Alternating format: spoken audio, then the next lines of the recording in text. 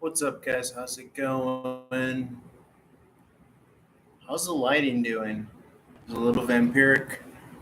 Because you got the yellow overhead, and then I have a LED right here. So, just wondering if I like it or not. Okay, the business. We're gonna do sign specific readings. I've been doing a lot of 1 minute readings lately.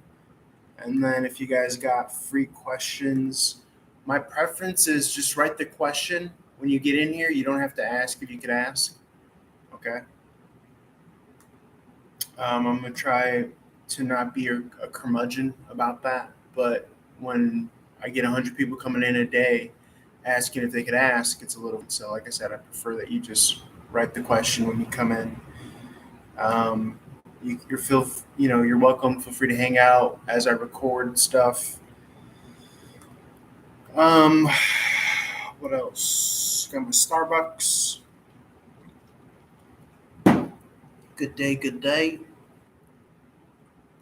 We're gonna have fun today. I'm debating someone on Instagram when the WWF Attitude Era officially ended.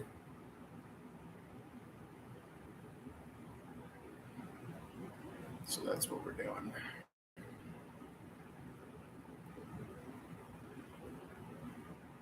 I think it ended in 2000. Wait, what is it? When did WCW end? 2001. Chris Benoit. I mean, you got crossovers from WCW with Chris Benoit. I don't know if I consider that the Attitude Era. Okay, let's get into daily signs. Let's see what comes out here. Let's click this on up. I like to click this on up.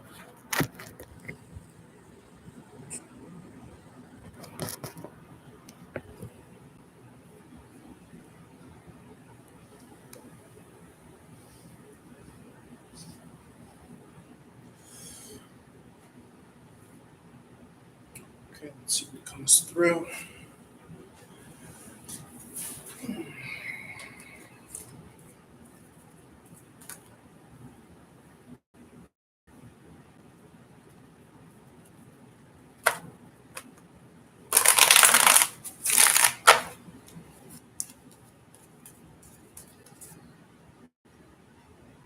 What's the brightness level here?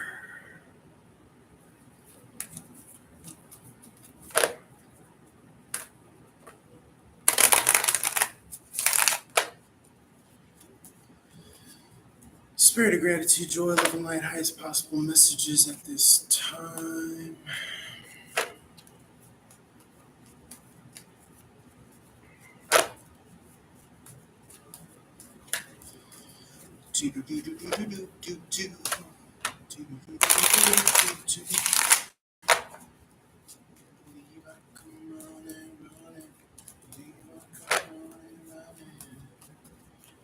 Is your man on the floor? He ain't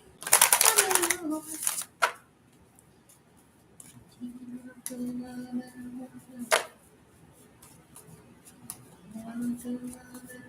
You already know, Spirit of Gratitude, joy, love, and light, highest possible messages that I may communicate the best messages.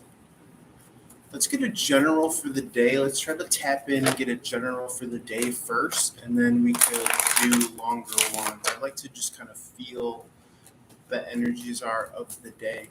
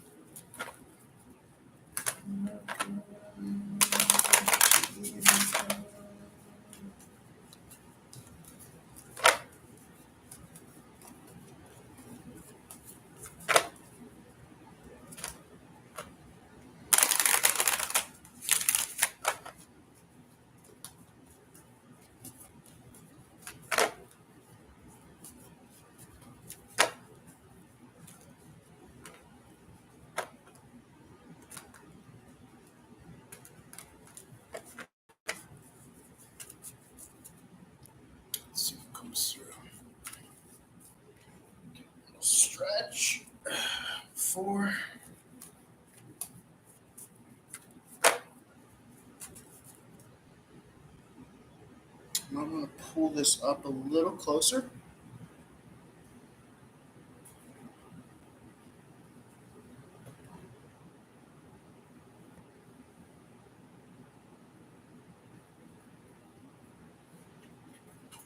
How does that feel?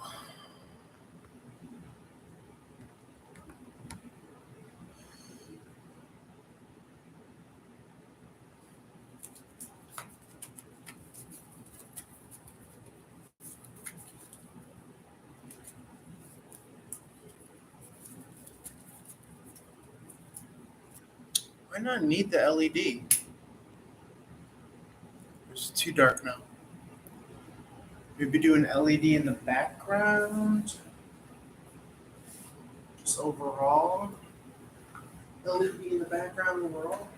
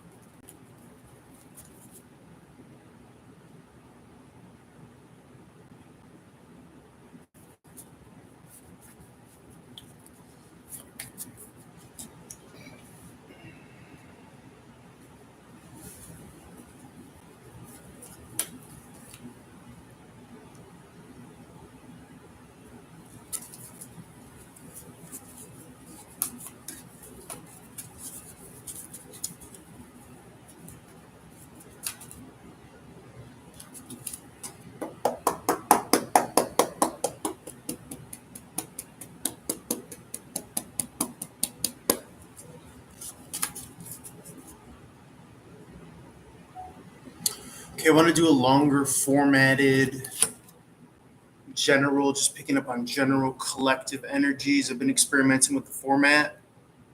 And the 1 minute readings are good, are awesome, well and good. They do very well with the views, but I just want to get more of a feel for the general collective energies here. So something is in a blind spot with the Emperor in the reverse, maybe even at times disempowered. Okay. Three of Swords in the reverse is grapples with the voices in your head, the thinking, logic, reason. The math is not mathing. That analytical side of us, right? That we're always in balance with. My nose is itching, so that's always a sign that we're good to go. Okay. Something could be in a blind spot here in regards to that aspect, though. Okay. Um, there might be a lot of soul contracts expiring officially, like in the 5D, like people handing you your papers and like, I'm getting that like you're either like tearing them up or you're not abiding by them, but like in the 5D. Um, but why is the Emperor in the reverse? Usually, when the Emperor is in the reverse, it's a disempowered aspect, or in some sort of upside down world, or he's doing some internal work of coming out of sadness or heartbreak that has to do with, like I said, the cerebral mindset. Um, Anything else on these three swords here, Spirit, on these three swords? And it's so funny, I was envisioning this energy um, last night. I usually get some downloads at night here. I feel as though that, I mean, what drew my attention is that the swords pierce from above, right? And in the reverse, they look like they're coming from below here. Um, this could also be speaking to jumping too quickly into the physical aspects of relationships. Okay, that's an easy way to get your heart hurt. You want to vet the person. Um, Anything else here that we're feeling out? I like the feeling out process. I'm old school. I prefer longer readings, but they're trying to train us to not have attention here nowadays. The world card in the upright, so very much so a completed energy. She's overseeing this whole process. Um, This could be also in relation to the new moon in Capricorn here, expired contracts, soul contracts. The devil card, the Capricornian Saturnian energy can represent contracts expiring officially. Okay. Um, the world card is also Saturnian energy, powered by Saturn. Discipline, restriction here. She's overlooking the high priestess in the upright. Notice that the high priestess, at least in this card, has some sort of element of folded hands over the heart space. Okay.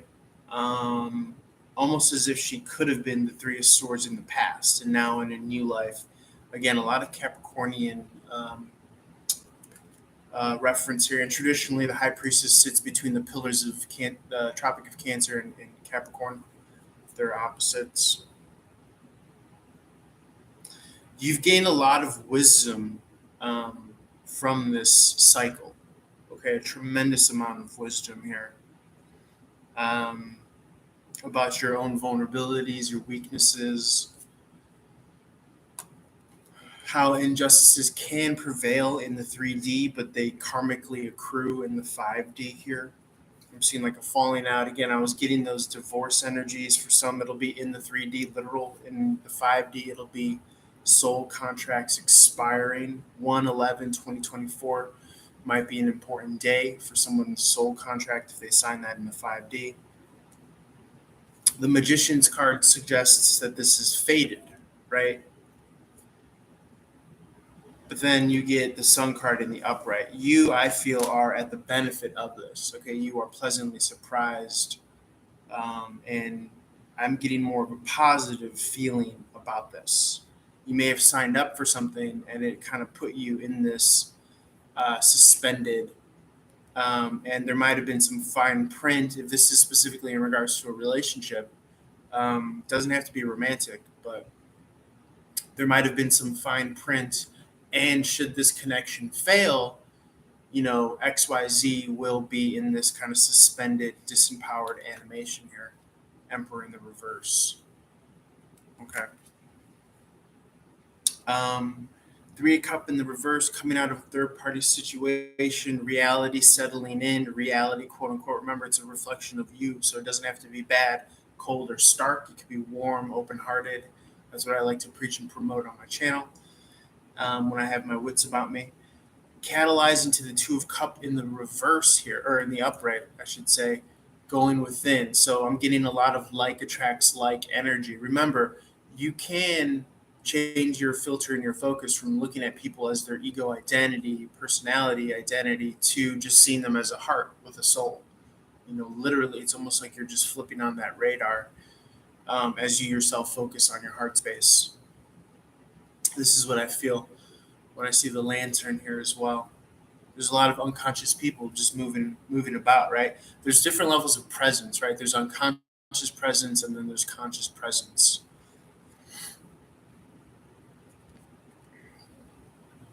And then what I like to practice at times is having like a mindfulness where I'm actually putting my attention on my heart space, opening up as though I'm a candle in the world, right? Sometimes the world feels really dark. Sometimes people don't feel or seem awakened. And you open the heart space. And then you'll come across people who are open-hearted. And it feels good to be around them, right? Let's see, Three of Pentacles in the reverse. This could be coming out of a place of business, studies, a school. This could be coming out of some architecture and or some third-party dependency here as well, to where you're finding your balance on your own 2 feet with the Two of Pentacles in the upright. There are endings to heavier work, burden-oriented lifestyles. That's been thematic, okay? And my apologies if the messaging has been so repetitive, but these things are thematic and not everyone's going to see every video every day. So they're little baby steps, But you've definitely been programmed and planted with your heart's desires here. So the Seven of Wands in the upright is fighting for that. Okay, remembering not to get lost in the algorithm, not to get lost in playing the game. Okay, whether it be likes, views, shares, comments, or whether it be time, money, all that stuff, belongings. Remember to stand for what you've been given as your kind of, whether you want to call it purpose or whatever it is that you've been kind of championing, attracted to want to champion in this lifetime. This Seven of Wands in the upright, it doesn't have to be this kind of hard, arduous thing. Okay? It could be wise and battle tested. It doesn't have to be a grind. So I think that there's a certain balance. I do see sudden change here with the Tower card in the upright. Spirit, you want to illuminate as to anything that this has to do with here? Okay, I see Two of Cup in the upright, rapid agreement overnight, new romance, new occupation for some here. Okay, definitely this is Capricorn new moon that we're in here. Anything else that the collective would want to know? Obviously, the storyline is going to change. What is this going to bring for the collective? I suppose give us the general answer for the general percentage. Okay, Nine of Cup in the upright. Wish fulfillment. This is based on the backbone of either your traditional work experience or just your life experience, your life resume. But typically, the Nine of Cup is a minor arcana wish fulfillment here. Anything else here, Spirit, as we wrap up? Ten of Pentacles. God damn.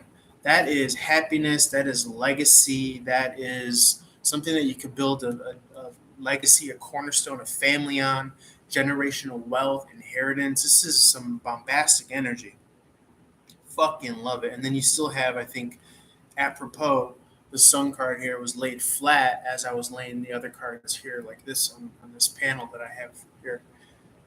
Whatever it is, it's going to bring generational wealth, stability, some real big business coming through here. I really like it. You could be signing with a company, well established. Holler for more. Peace.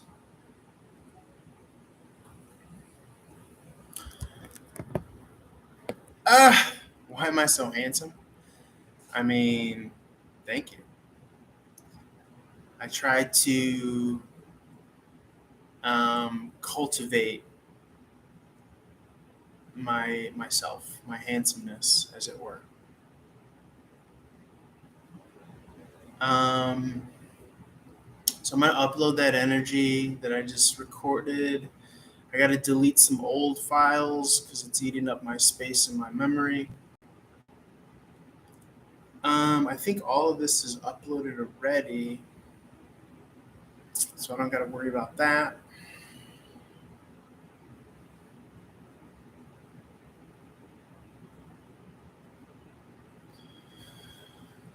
Yeah, all of that's uploaded. I'm just checking my social media content so I know if everything's uploaded.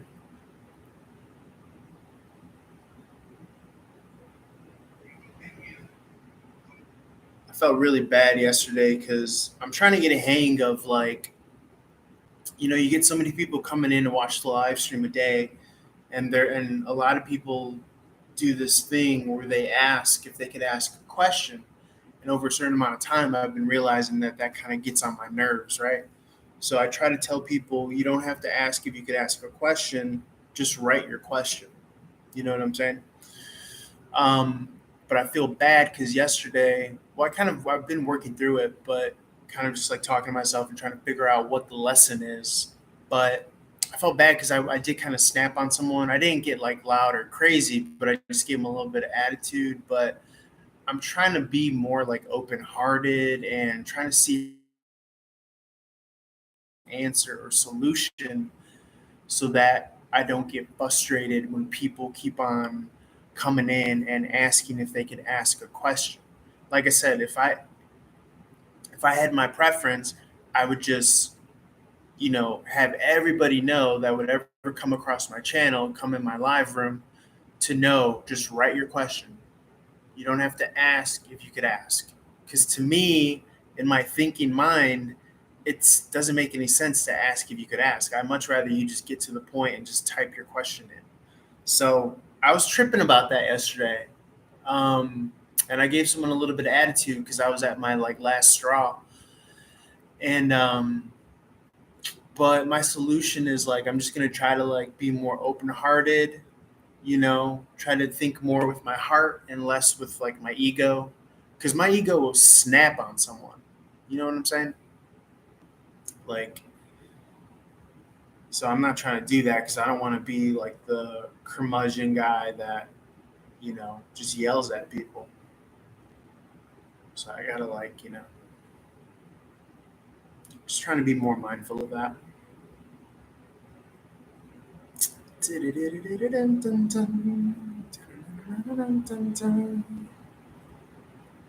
Leave like a running, running, leave like a running.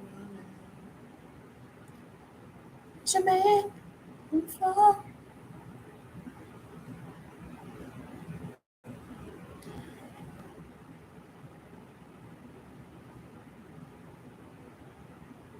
Yo, yo, yo, yo, check it. Check it. Beat the method coming at you. Yep, I'm on the.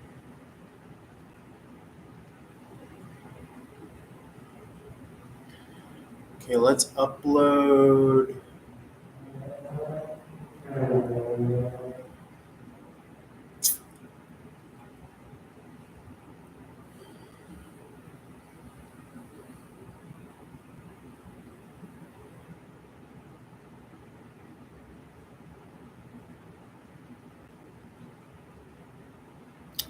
No, no, I know it's not that. I know that it's not that I haven't made myself clear. It's just like you said, yeah, everyone has their own rules.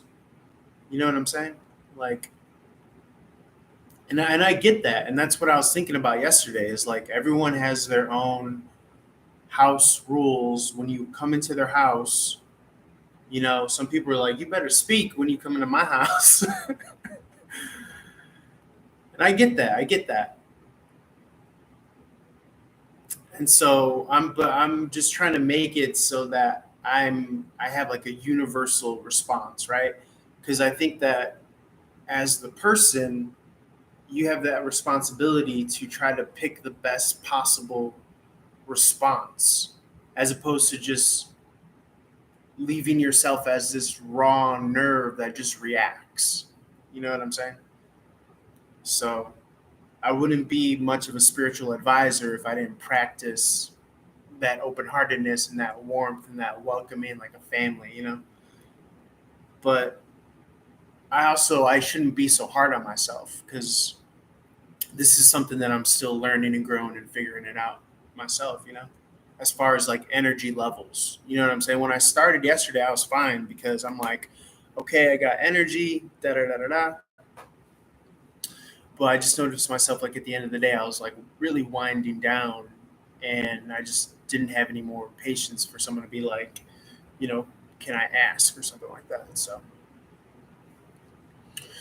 But so I think what I'm going to do is I'm going to start recording the signs here, the readings for the signs.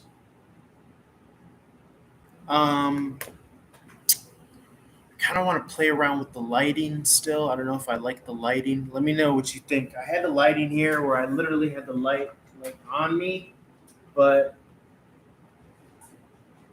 I think like I don't know if I like that because it might be too bright. What do you think? Is it too bright? Too much?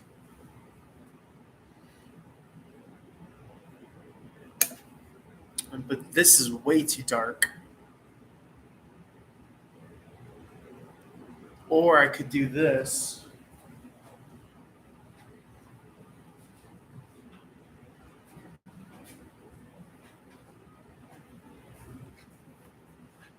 Where I just have another LED in the background, so maybe it's not so dark. And then I can turn the kitchen light on. What do you think? How's the lighting like that? Or should I just full blown turn this on?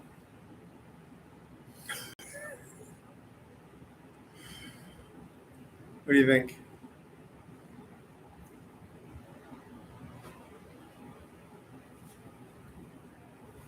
Or I could just put this one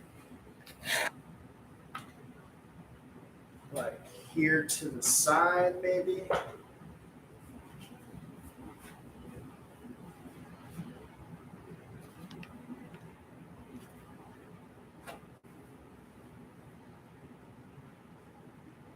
think that's a little bit more manageable.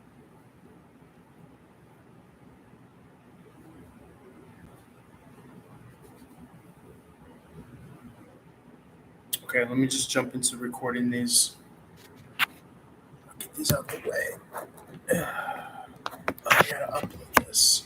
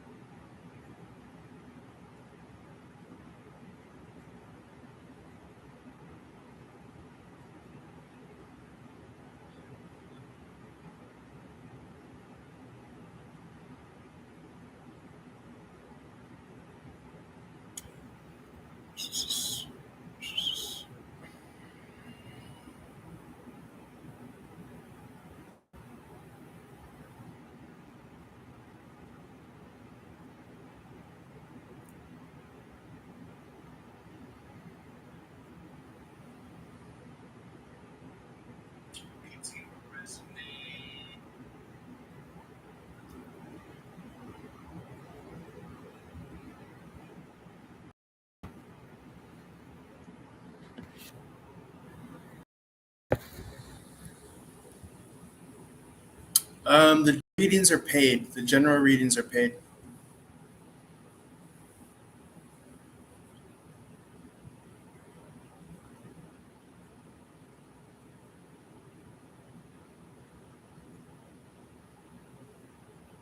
One second.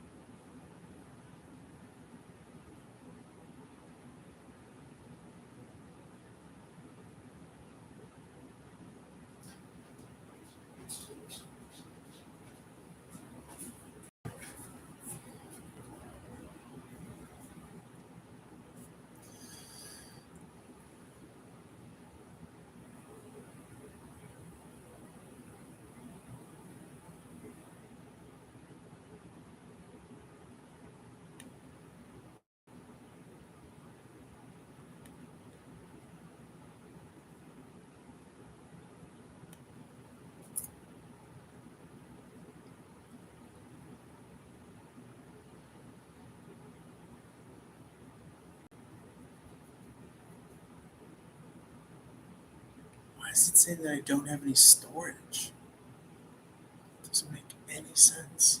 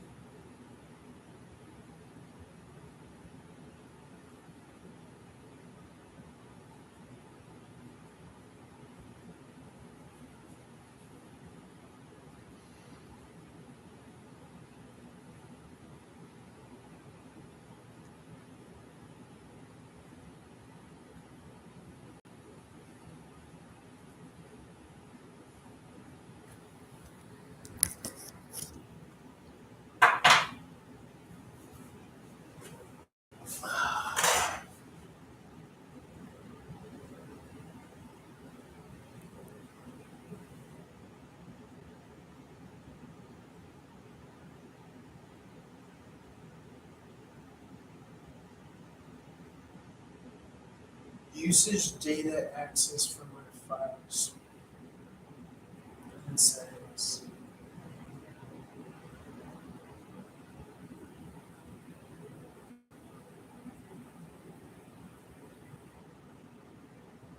What the fuck? Why is Instagram taking so much?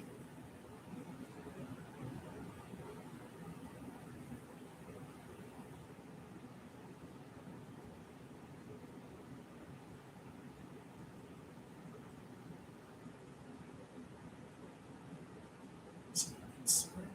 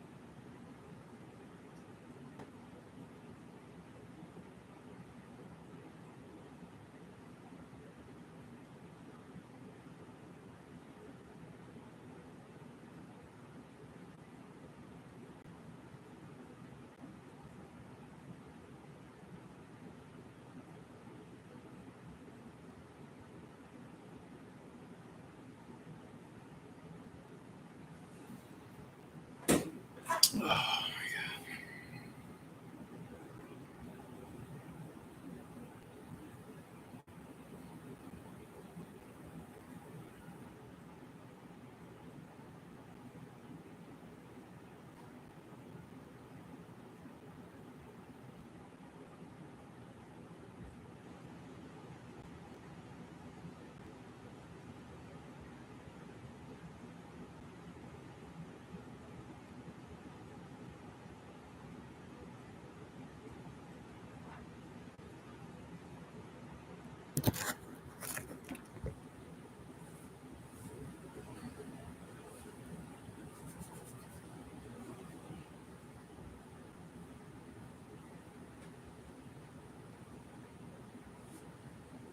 sorry, guys.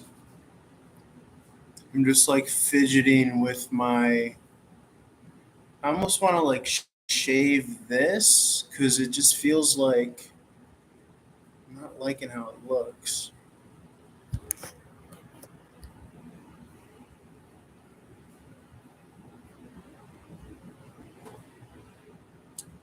But whatever, I'll just play through it.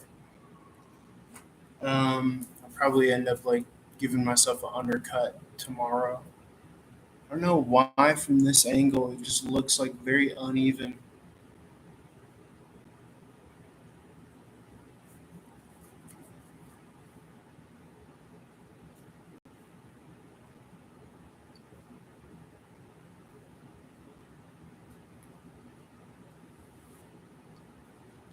It's a little better.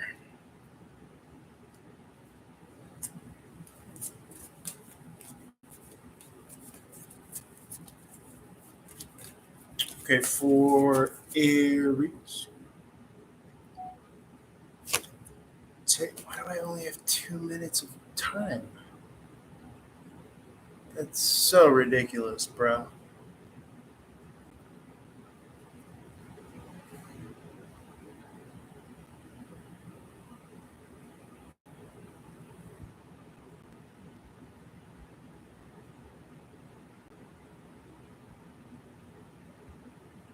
It's like my Instagram's become this fucking monster.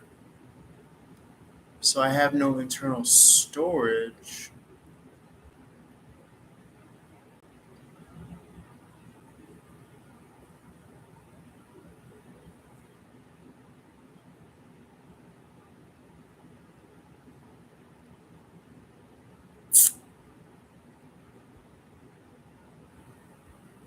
Yeah, I don't know. I don't think that that's sustainable.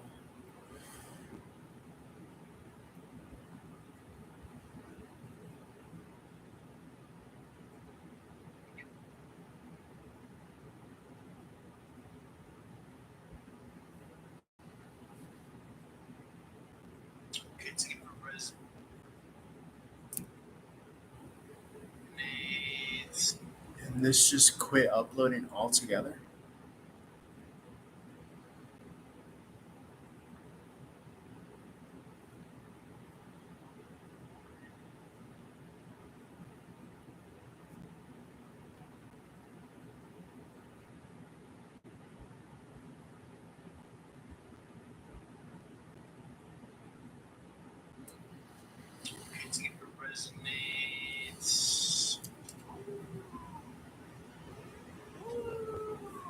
I almost want to clear my entire Instagram.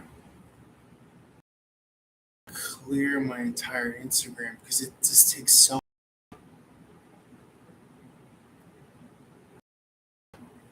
It's like fucking 30 gigabytes. For what?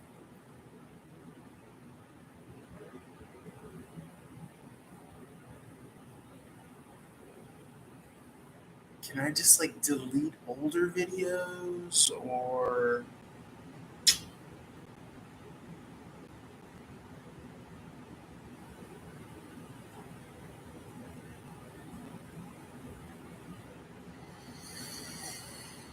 Hmm.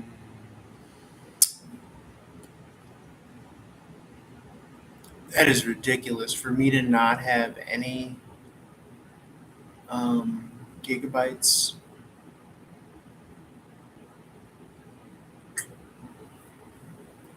any storage space to fucking upload.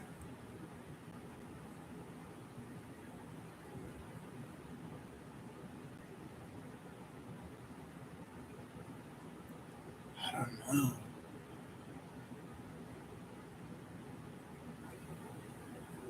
Will deleting videos work?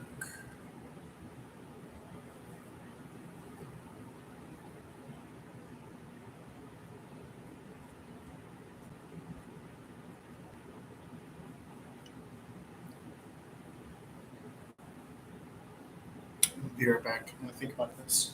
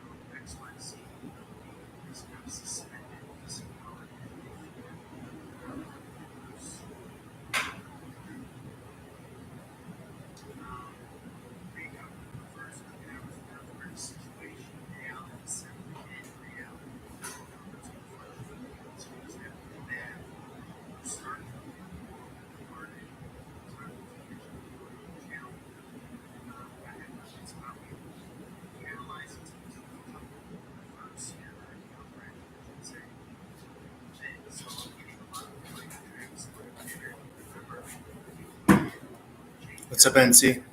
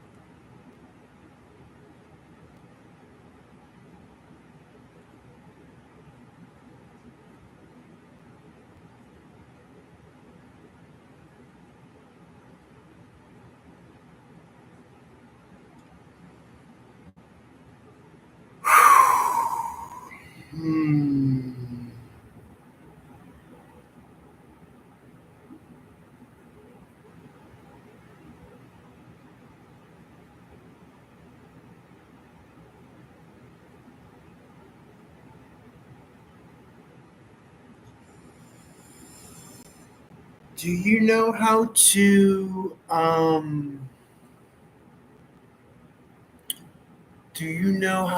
delete storage space for Instagram? Because my Instagram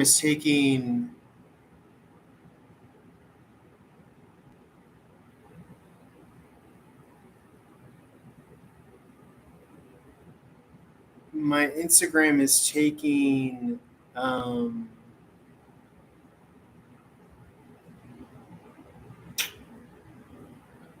too much of my data. And so I'm almost tempted to just delete the entire Instagram. You know what I'm saying? Like, you know me, dog. I don't give a fuck. I'll delete the entire motherfucking Instagram. It's taking up like 30 GBs.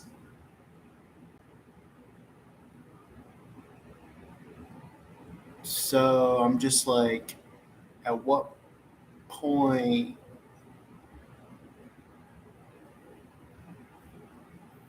If you delete from your phone, does it destroy your Instagram?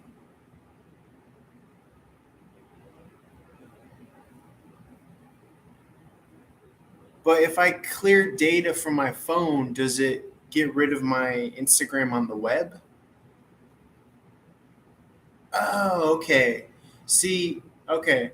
Because, but you're talking about like the data, not the cache.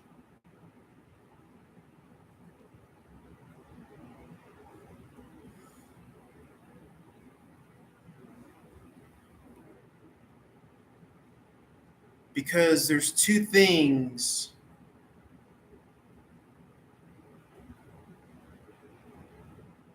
No. I'm talking about, look, for me, when I pull it up, it says you could clear the cache.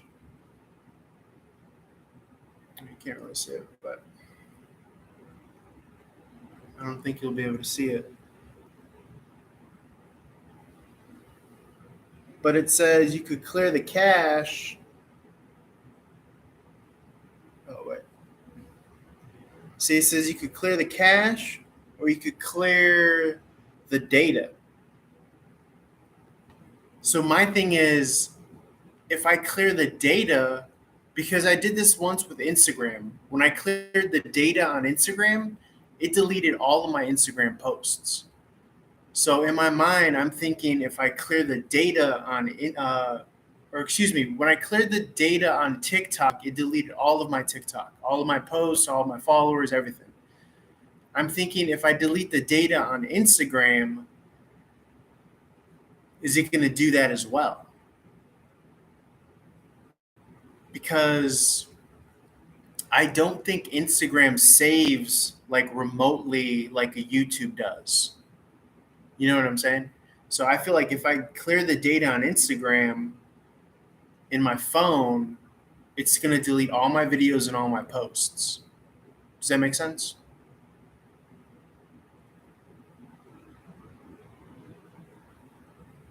Because right now it's taking up 28 gigabytes of data. I can't even record content to my phone to upload it. I'll try it. I mean, if it does, that'd be kind of shitty. But yeah, it says when I press it, it says this application's data will be deleted permanently, all files, settings, accounts, databases. So I think it will delete all my shit.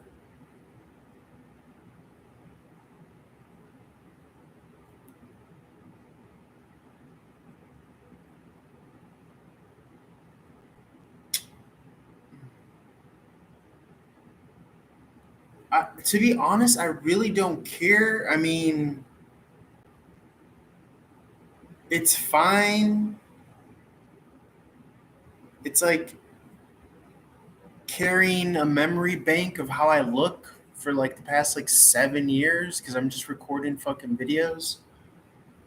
But it's like, I don't know.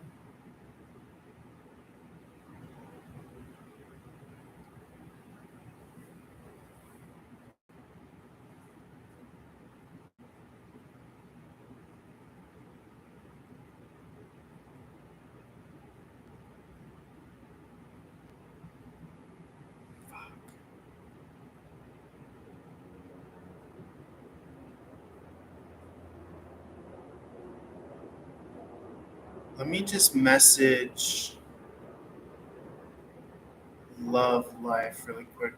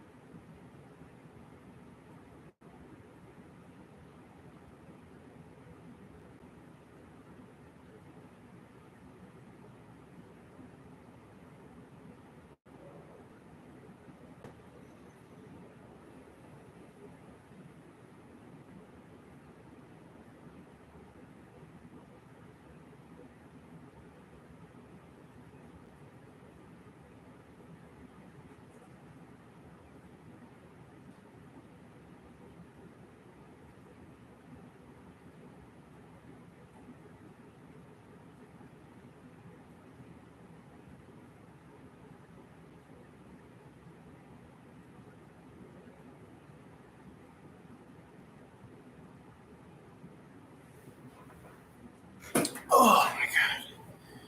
Dude, 30 gigabytes of.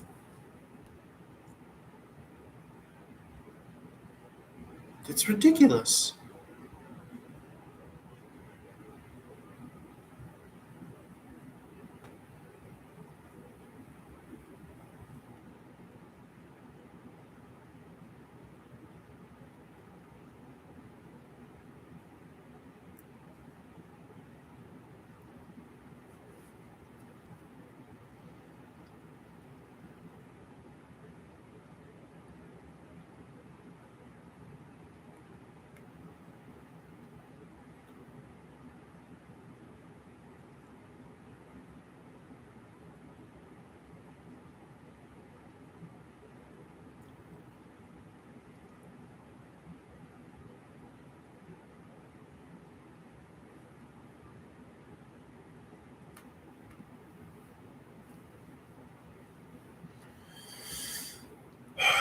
What's up, Josephina? How's it going? Welcome, welcome.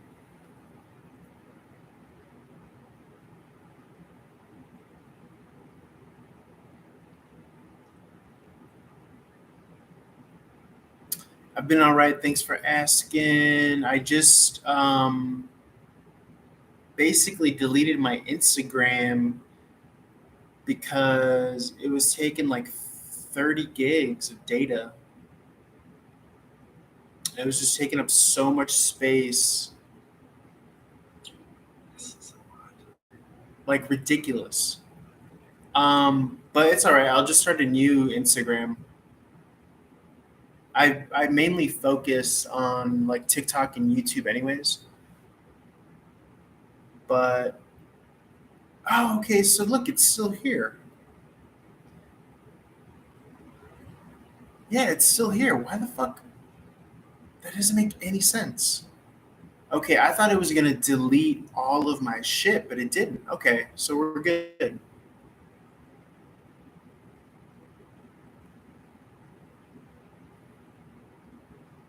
Wait. Because for some reason, when I did the same thing with TikTok, I deleted my data off TikTok and it got rid of like all my fucking content, all my followers. But for some reason, I guess it doesn't do that with Instagram. I guess there's external storage on Instagram. I didn't know that. Wow. But I have so much more data. Okay, cool. Okay, I feel better about this. I'm gonna retract this. So- Okay, okay, okay. Now we're cool. I don't know what the fuck that was. Okay, cool. We're in business. I was wondering what the fuck.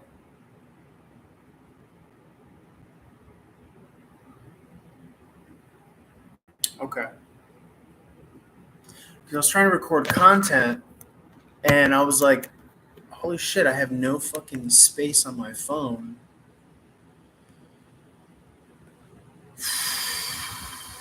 Okay, let's go through the signs.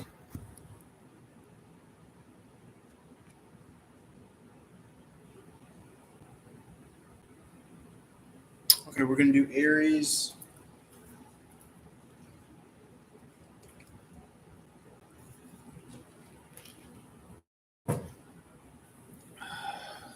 Hey Tiff, I deleted. So here's the deal. I deleted the Instagram data and all my shit saved. It's still there. I guess they have some external storage. But I got it in my mind that it might delete everything because when I try to delete all my TikTok data, it fucking deleted all my followers, all my content, all of it, everything. So I just got to make a mental note of that. It's okay to do that with Instagram. It's not okay to do it with TikTok because you'll lose all your followers, and that's what I'm trying to do is get to 1K followers. Um, but I feel so much better because now I have so much data that I can record content. I'm gonna do all the signs right now. Josephina just asked a question. Is my crush deleting me? Yes or no, Spirit? I'm getting a yes to that. I'm getting a yes to that. This is also your energy in the upright. I read the uprights as a yes when asking a yes no question. Um, so yeah, I'm getting like a yes. Why do you ask specifically if your crush is deleting you? Do you mean like off of social media or just like I'm not sure what that phrasing is. I'm gonna do a 1 minute reel right now, so but feel free to um, carry on in the chat. Okay, let's see. Let's do Aries. I'm feeling funky. Nine of Pentacle in the upright. So this is looking good, feeling like $1,000,000, smelling good, all that good stuff. Very independent energy. I'm trying to think here what the vibe is. It could be the energy of a single person. It could be the energy of somebody who is secure and stable. But an interesting note is that the security and the stability is not just, I know Pentacles, we think that it's just money and finances. I'm not really getting that it's money and finances. I'm just getting more so energetically from the inside out and back in again. Um, this is making a beeline, laser focus. You know what you got to do. You know what you're doing. You know what you're bringing to the table. Okay, very present energy. Getting a lot done. Two of Wands in the reverse, not looking ahead, not thinking globally, just being very present and productive. So yeah, I'm not sure. Josephina, do you mean like deleting you off social media or just like deleting you out of his life? Taurus. Okay, I see a rebirth energy. Rebirth energy. We say that a lot. It's a broad term, but this is like giving new life, new resurgence, and resurrecting. Okay, some of the downloads that I've been getting is that we are nixing contracts, cutting contracts in the 5D, cutting ties in the 5D, telling energetically the universe, no, I don't want more of this. I don't want more of that. I want that. I want this. And what that does is that gives new life into those certain areas and sectors within you that may have been seeing roadblocks or stifles. Two of Pentacle in the upright, looking good, feeling good, on your ish, on your balance, okay, in a flow state. Maybe had to tinker and figure out, the vibe for the day, maybe some sort of analytics, technological things, but ready to kind of be in business, do what you do best, illuminate in the future. Uh,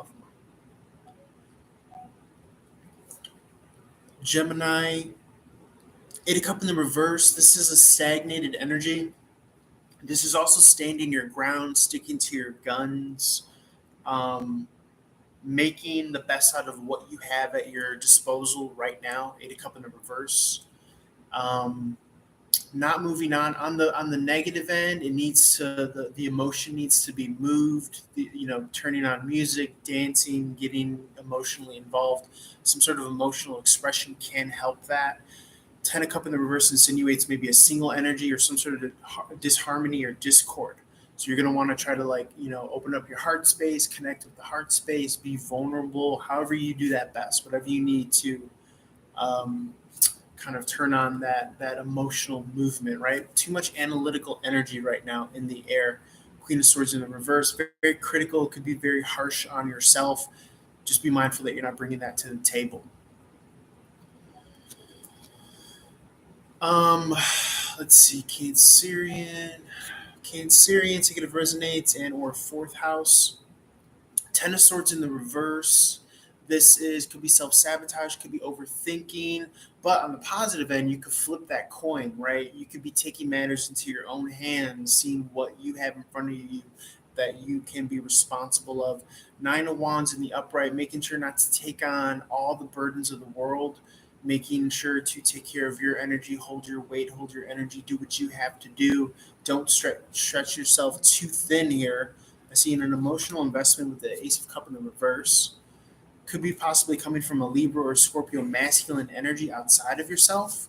Could be a father figure, an uncle, someone that helps recharge you. Five of Pentacle could be feeling on the outs. Remember, when you're working from the inside out, when you're turning on that heart space, opening yourself up, that magnetic heart space area, you're always working from the inside out. There's no you being on the outs when you turn yourself on. If that makes sense. Leo, we got Empress energy. This always bodes well, good for finance, for love, romance. Okay, they say with babies comes money. So that could be a literal maternal fertile energy about to give birth, or it could just be the birth of your new life, the birth of 2024. A lot of the cardinal signs here are kind of hitting their stride after this Pluto and Capricorn period. Full card in the upright. This is an era of fresh new starts, fresh new beginnings, fun in the sun.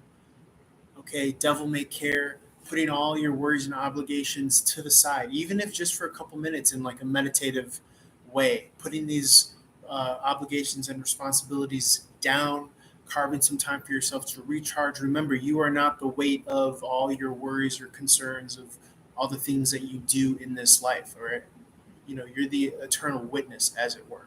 All right, infinite.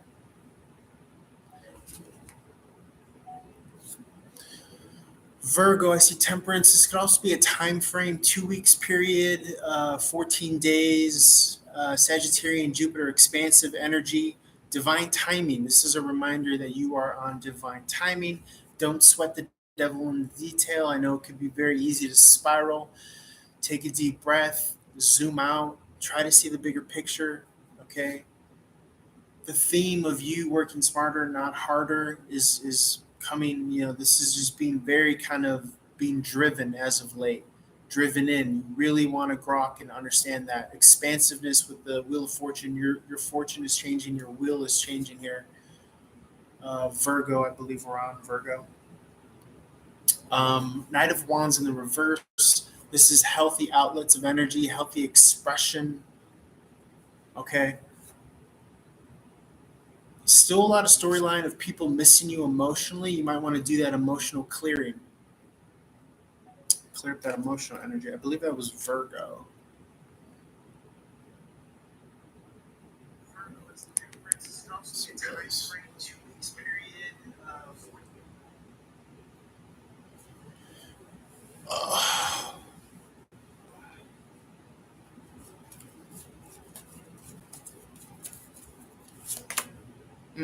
I'm getting a no, babe.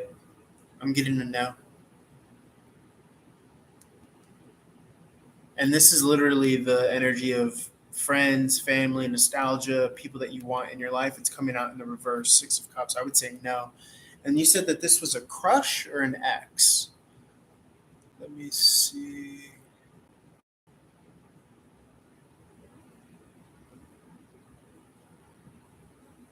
Crush. Crush. Uh, yes, my love. I don't know how many times you want me to tell you that somebody doesn't want you. It doesn't feel good to have to try to like keep on telling someone that. But yes, my dear. I don't know how many times you want me to tell you. Yes, he does not want you. He doesn't want you anymore.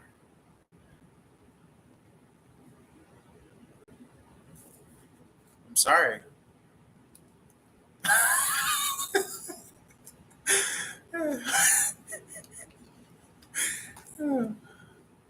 Josephine. Okay, Libra. Six of Swords in the reverse. This is how do you say like making the word peace a verb? Piecing the waters, like Peace, calming the waters. Um, but it almost wanted to come out like a verb, like you're actively doing, like it's something that you could do. You could peacify, you could calm, you could. These words are escaping me, but you know what I'm saying. The waters within.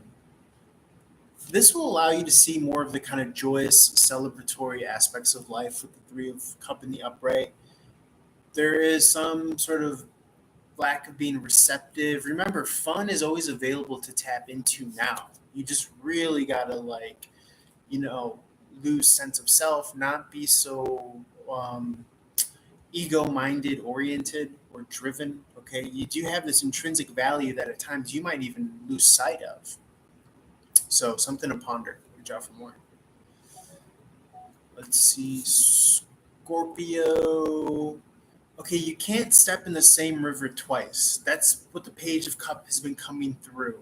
Okay, we're constantly in this um, kind of creation expressiveness. Okay, we're in this realm of creativity here. That's what the page embodies, right? Intuitive, emotion, creative. That's what this Page of Cup embodies here. But it could be that you might be losing sleep, Scorpio. You might be losing sleep. You might be thinking too seriously about something that should be more intuitive and more fun. Okay, it doesn't take work to be open-hearted. It doesn't take work to turn on that light. I can't say it enough, and I'm always gonna preach that till the day I die.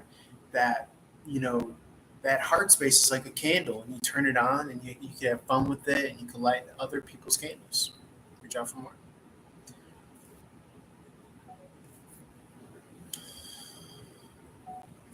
Just a little bit on that last reading for Scorpio, there was also this wish fulfillment. It's this paradox of you having a North Star, but then you also being your own North Star. So you could have fun and enjoy through the creative process as well.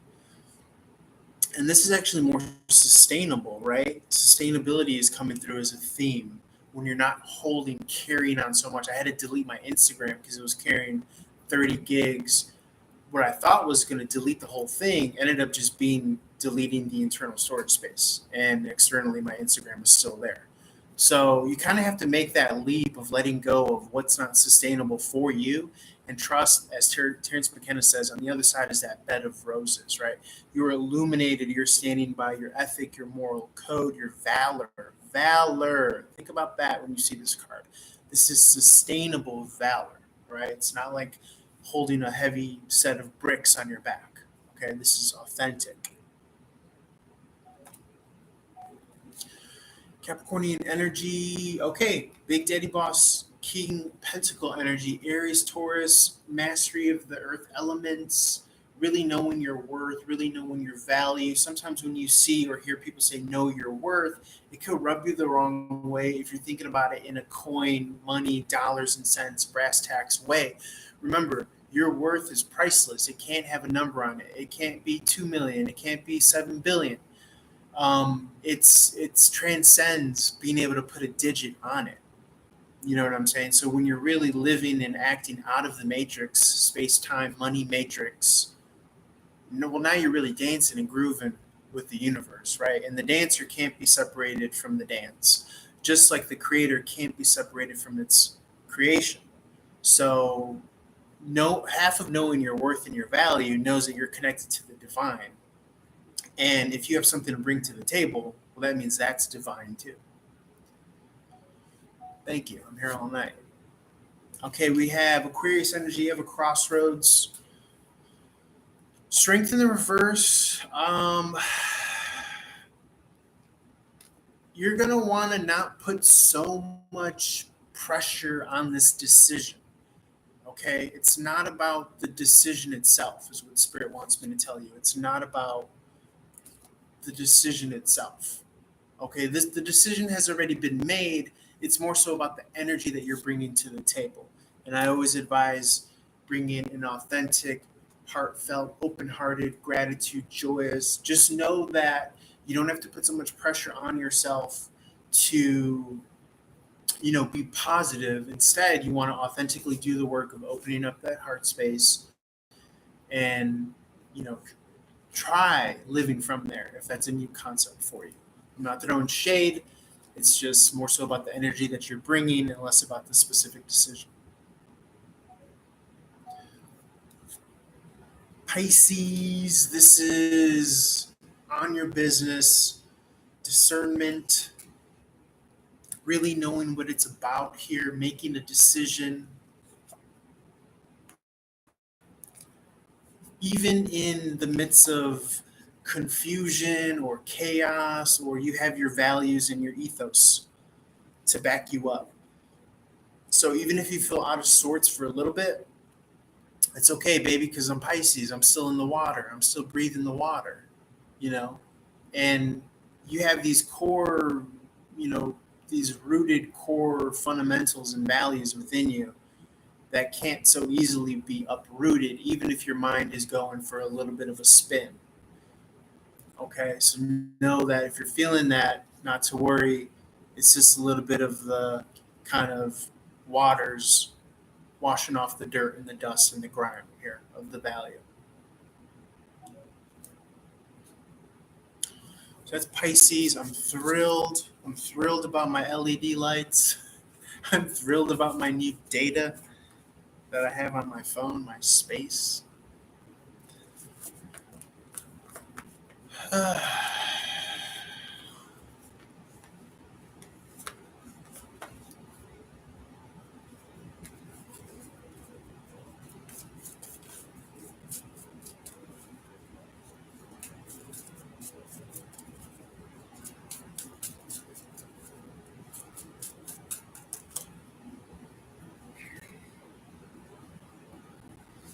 What else could we do? What else could we do here? I mean, I could chill and upload. I got all this new goddamn data. I'm gonna shut these windows because it's getting a little cold here.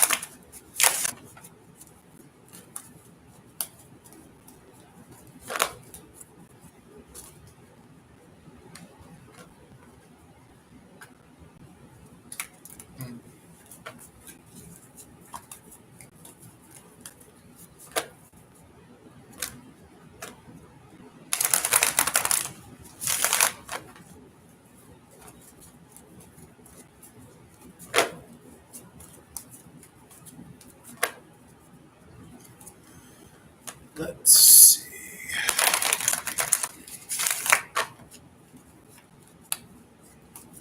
Do another long formatted reading. You can do some longer readings for YouTube on the fire signs, water signs, air signs, earth signs. I just like to fucking read, man.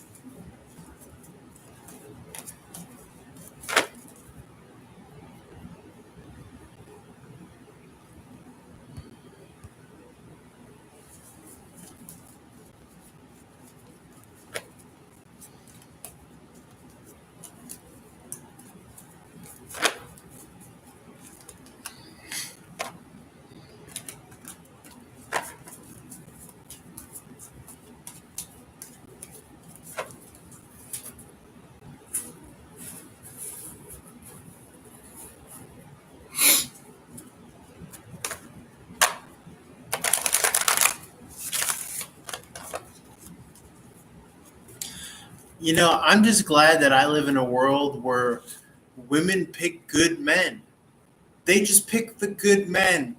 They pick the right men for all of society in the world. That's why we've been able to make it here this long. That's why I feel confident and good. Because I know that women are right about the men that they pick. You know, we have these boxes to check for a reason. And even all the down and out on their luck men get picked by good women. There are so many good women in the world.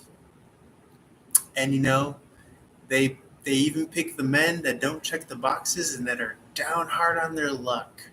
Because they really have their mind's eye and their heart in tune within themselves. They don't settle for the mainstream messaging. They don't settle for what looks good and just checks the boxes or what's trending. No, women go for what really matters, and that's values. And that's what I love about this world is that women that they really see through the money. They really see through the cars. They really see through the physical, and they really see through the social status. They see through all the bullshit. That's why I really love women. They're so intuitive, and they have their values intact and their priorities straight, and they see through all the material stuff. And that's why I really, I just love them. Get a response. I just love them. Customer has 4 minutes. Please hold. What's up, Queen? I know you see me. You are now connected. Hi, this is Dylan. Hello. Hi, I'm Tabitha. What was that name again?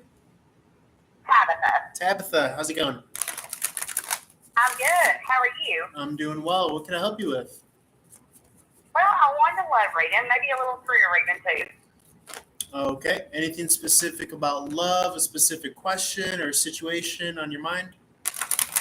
Well, yes, I have a boyfriend. He is at rehab right now, and I just wonder, I guess because I haven't got to be around him too much, because he's been in jail and he's been in rehab, and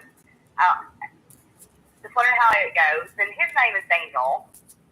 Can you say that again? You're just wondering how it goes? Yes. Just, I guess I wonder if it's going to last, if he does care. Okay, let me look into that for you. 1 second. I'm just picking up the energies here. 1 second. As I shuffle.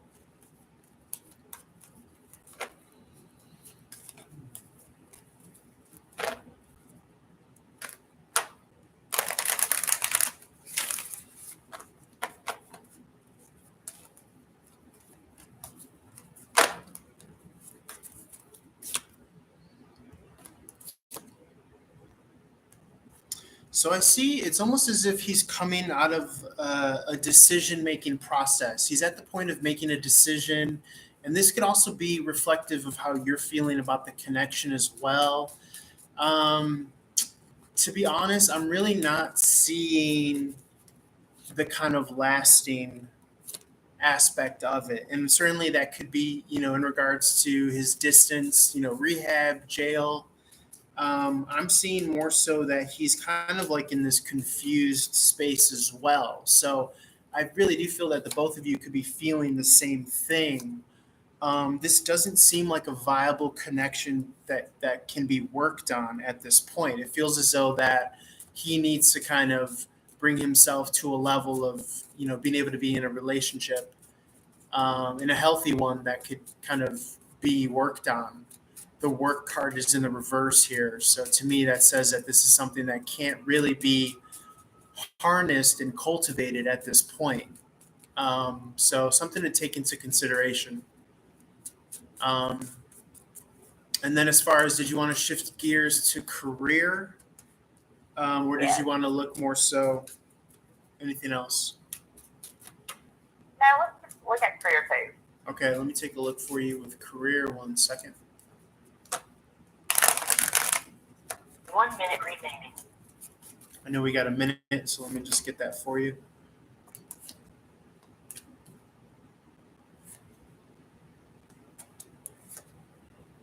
Well, certainly the resourcefulness and the value that you're bringing to the table is there. So that's always a good part when looking into career.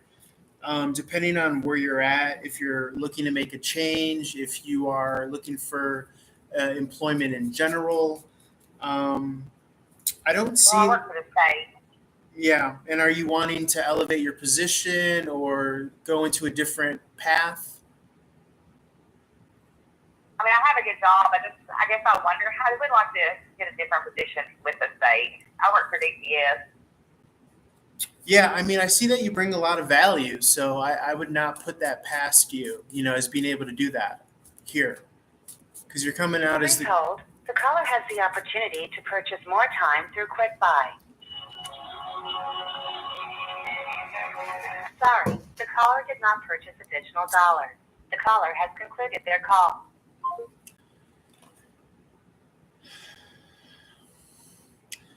Was I not just talking about how great women are? Hey, you see these boxes here? You can check them. You can not check them. We're going to check you in rehab, though. Oh, my God. No. I'm not going to downplay. I'm going the other way. Okay? I'm going to start talking positive.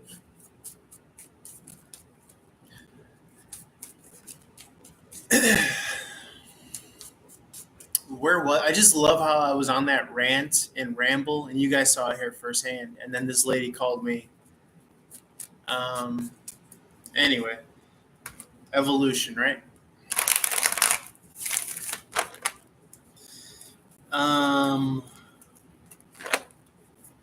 Let me pick those rough and tumble, in and out of jail, in and out of rehab types. And don't get me wrong, my heart's open to them. I'm very compassionate, but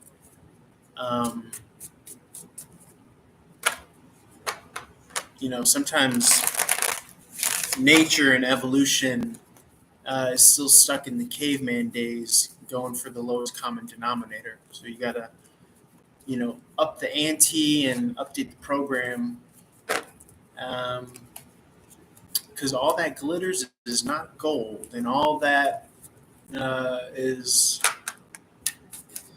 at the bottom is not worth digging up.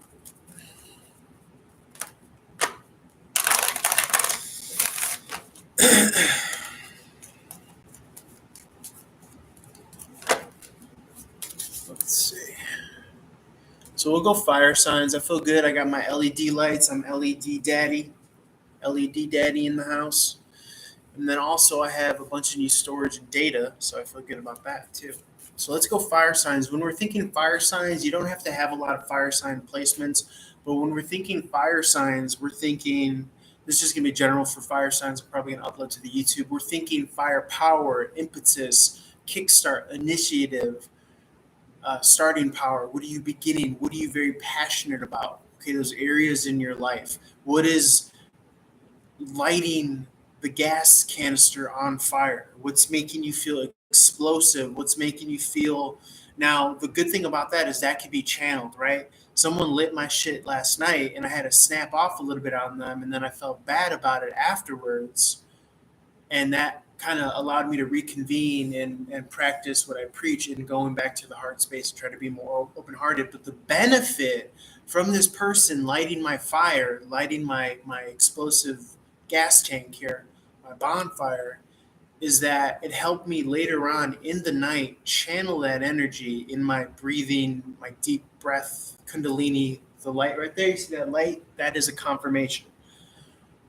It helped me channel that fire, that passion, right? Almost like I don't know if you want to call it like a rage, like a primordial rage, but you channel it into your Kundalini deep breathing. Now, the Kundalini deep breathing is when you are squeezing your abdominal muscles, squeezing your pelvic lower muscles, and you're breathing in.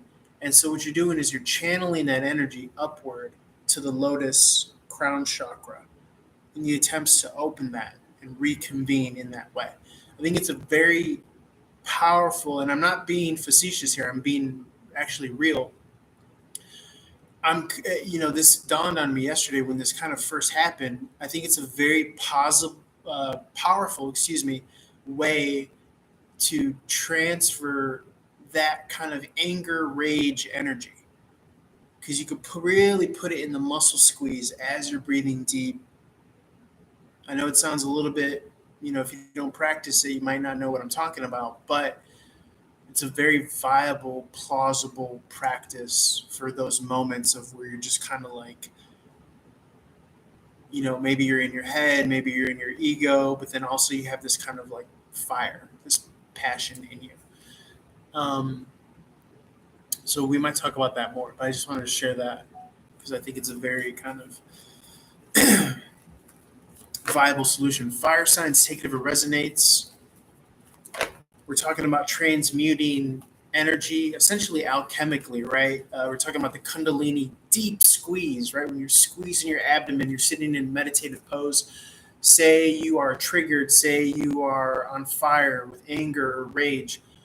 That Kundalini meditation, deep breathe, squeeze of the abdominal, that little getting in the meditation pose, using that anger moment, given the set and setting, right, the right circumstance, and really channeling that fire that you're feeling, that anger, into the squeeze, right? You're squeezing your abdominal, you're breathing up, and you're sending the energy upward to the crown chakra, opening up the lotus.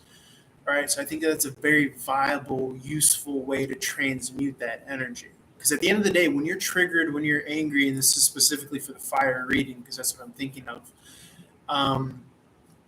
with fire signs, even anger is just raw energy. It's just all energy at the end of the day, whether it's love, paranoia, neuroticism, it's all just energy at the end of the day, which can be transmuted. Another really good way to transmute your energy is just deep breaths in general. Deep breaths in general. All right. So don't think that you're just left stuck with, the plop of whatever, energy spoonful that you're being given or thrown onto your plate. Okay. You are an alchemist at heart, and we're meant to transmute that energy. All right. So just being a little preachy there. Eight of Cups in the upright. This has been coming through as a magnetic energy, right? Looking at the moon. Remember, the sunlight is electric. The moon is magnetic. Likewise, you have electric in your thoughts that you send out into the quantum field, and then you have magnetic in your emotions from the quantum field as well. And that's how you create a feedback loop. So be mindful, because that's your superpower, the Eight of Cups in the upright. So we're talking more about the magnetic emotion, right? You don't necessarily want to throw logs on the fire of those sad energies. Let me reach out to the X. Let me dwell on the past.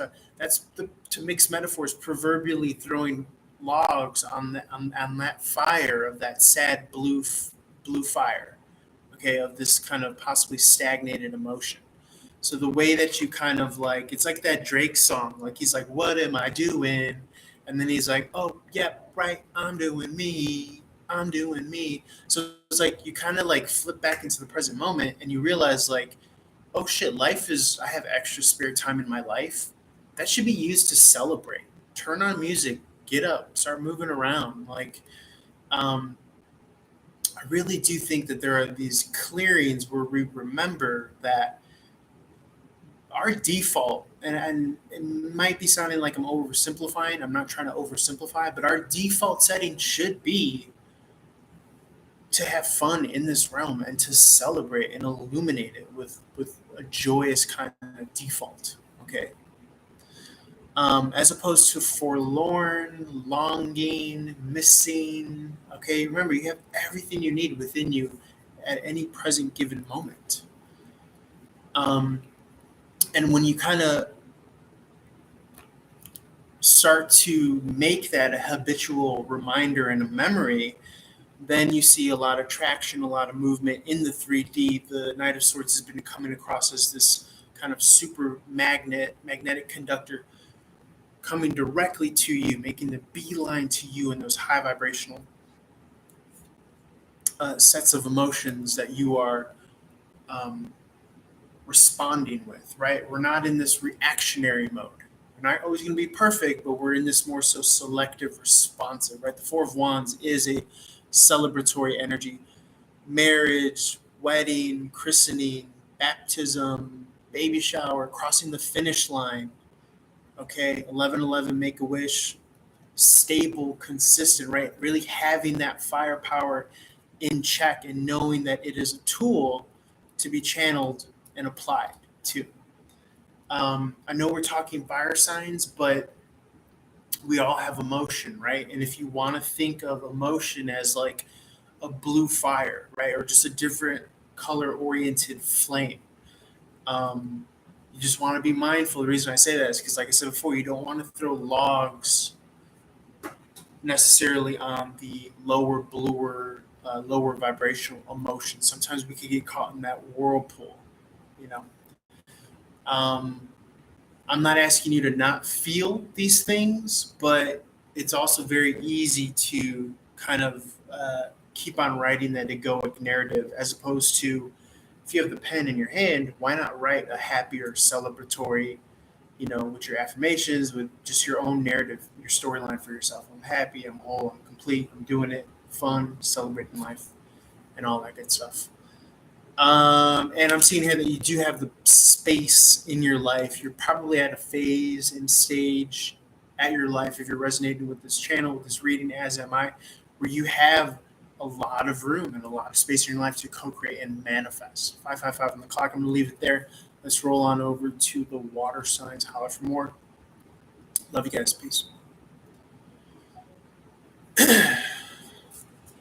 What's up, Nada?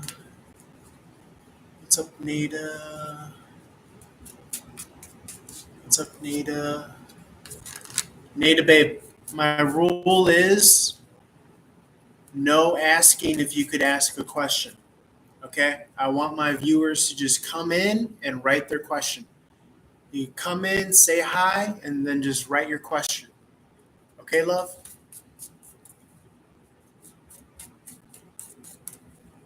Let me know if you understand that. You get that message?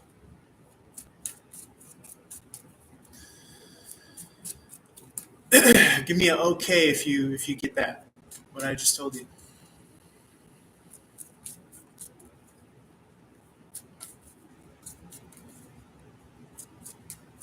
Give me a okay if you just understood what I just told you, and I'll answer your question. So I'm going to do the water signs.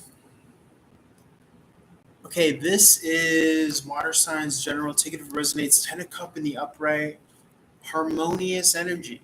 unified within the self energy. Might even be in a relationship where you're hitting a positive streak in your connection with someone else, with family, friends. Ten of Cups, usually it's not just uh, a singular connection, right?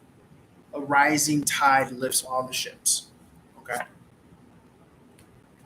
Queen of Pentacle in the upright.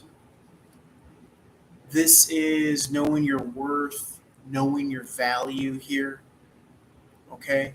Water signs, knowing your worth, knowing your value. And again, worth has been coming through thematically as something intrinsically, right? Especially in where some people's realities are that they're not seen as much USD dollar income finances, brass tacks. They're not seeing that at the level that they want in their personal affairs, their bank accounts. But no need to worry, because again, this Queen of Pentacle, this is an intangible, priceless value that you can still take to market. So you have your foot in both worlds there. The King of Wands is a reflective illumination, right? So a lot of what you're able to bring to the table is going to be on accounts of you reflecting and doing that work and that processing. And you want to remember that when you are processing, you're going to want to write the best possible narrative, right? Anyone could just write anyone off and say, oh, they're being an a-hole. That's why they're like this. That's why you want to write with a compassionate pen. If you're like me, where I love to pace around the apartment, really kind of just think out loud about what I'm going through, what I'm feeling, my encounters, my experiences. What could I have done better? Where was there a miscommunication? Where was I acting out of ego? Okay, that self-reflection really brings value to what you're doing. Even if you're just doing nuts and bolts, even if you're a car mechanic, even you still have to exchange and orient with other people and interface with other people. Let's see, the Judgment in the reverse. This is in regards to a lot of space to operate. Okay, I'm getting that. Also, your daily efforts, there's really not a whole lot that others can say to you at this level. Okay, I'm getting that you're like a well-oiled machine here.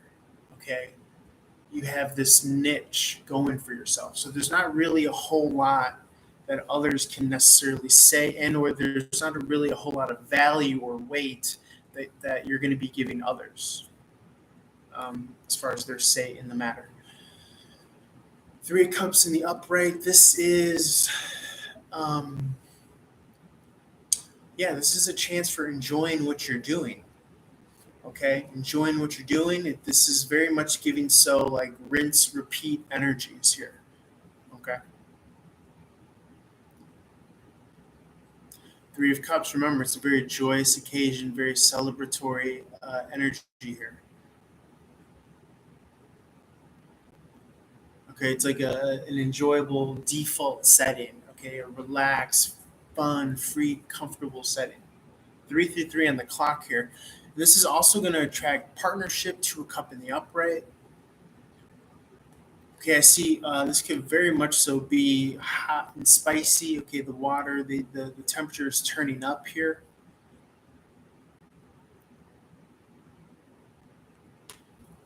Okay, the Ace of Wands is coming through as more of a, getting into the physical. Okay, being in touch. Okay, it could be that at times you want to overthink a connection. Okay, you just want to be mindful that you're not getting ahead of your skis, that you're not chasing, right? One of my moderators spoke to it earlier on the YouTube live stream. Check it out, by the way, where you're going to want to attract, Gone are the days of overthinking and overcalculating connections. It's positive if it's in this kind of self-reflective, trying to better yourself. But when you're trying to kind of connive and manipulate, that's really when you know that you're out of your depth. Okay, with the Nine of Swords in the upright, there could be some tendencies of guilt too. Sometimes the Nine of Swords is read as guilt, holding on to too much. Okay, just remember to give yourself some leeway. Don't be so hard on yourself as well. could be coming out of a third party situation where you're relying on yourself, your own rhythm, your own balance. And that really, when you are in rhythm, when you are in balance, that's when your personal relationships shine. Okay, 10 of Cups in the upright. That's when your personal relationships thrive, when you're bringing the best out of you. And so you know what upkeep and what conditioning you have to do for yourself to be able to get the best out of yourself, right? That's one of the joys of being a professional in whatever field. And no matter, what you do in life, there comes a point where, that famous Hunter Thompson quote, when the going gets weird, the weird turn pro. So what you really are about consistently becomes your profession, even if it's not something that exists already as far as occupation or a job. But point being is that you are able to understand and get the best out of yourself. This becomes routine and habit in a good way. 10 of Cups in the upright. So you're no longer on the reliance on the receiving end of this is going to be a good day. It's like, no, I know how to prime myself. I know how to talk to myself. I know how to take care of myself enough to get consistently good out of myself. And that's going to be your trademark. That's going to be your hallmark. Okay. All right, I'm going to leave it there. I feel good about that. Let's go to the air signs. Holler for more. Tiff, I'm not answering Nada because she's not answering me. So if it can't be an exchange, then, or if there can't be an understanding, I don't care if it's language or anything, then you know what I'm saying? It's like a feel, right? I pay attention to you, you pay attention to me. You know what I'm saying? But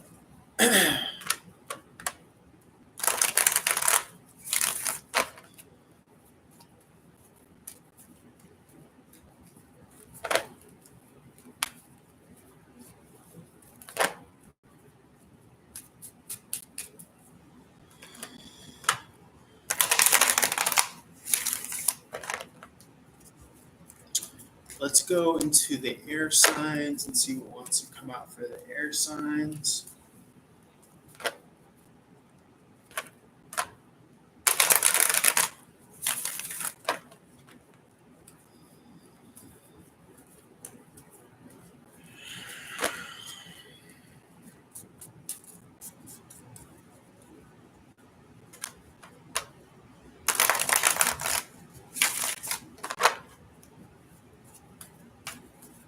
No, Tiffany, it's not even that. I mean, you missed the point as well. Both of you missed the point of what I was saying.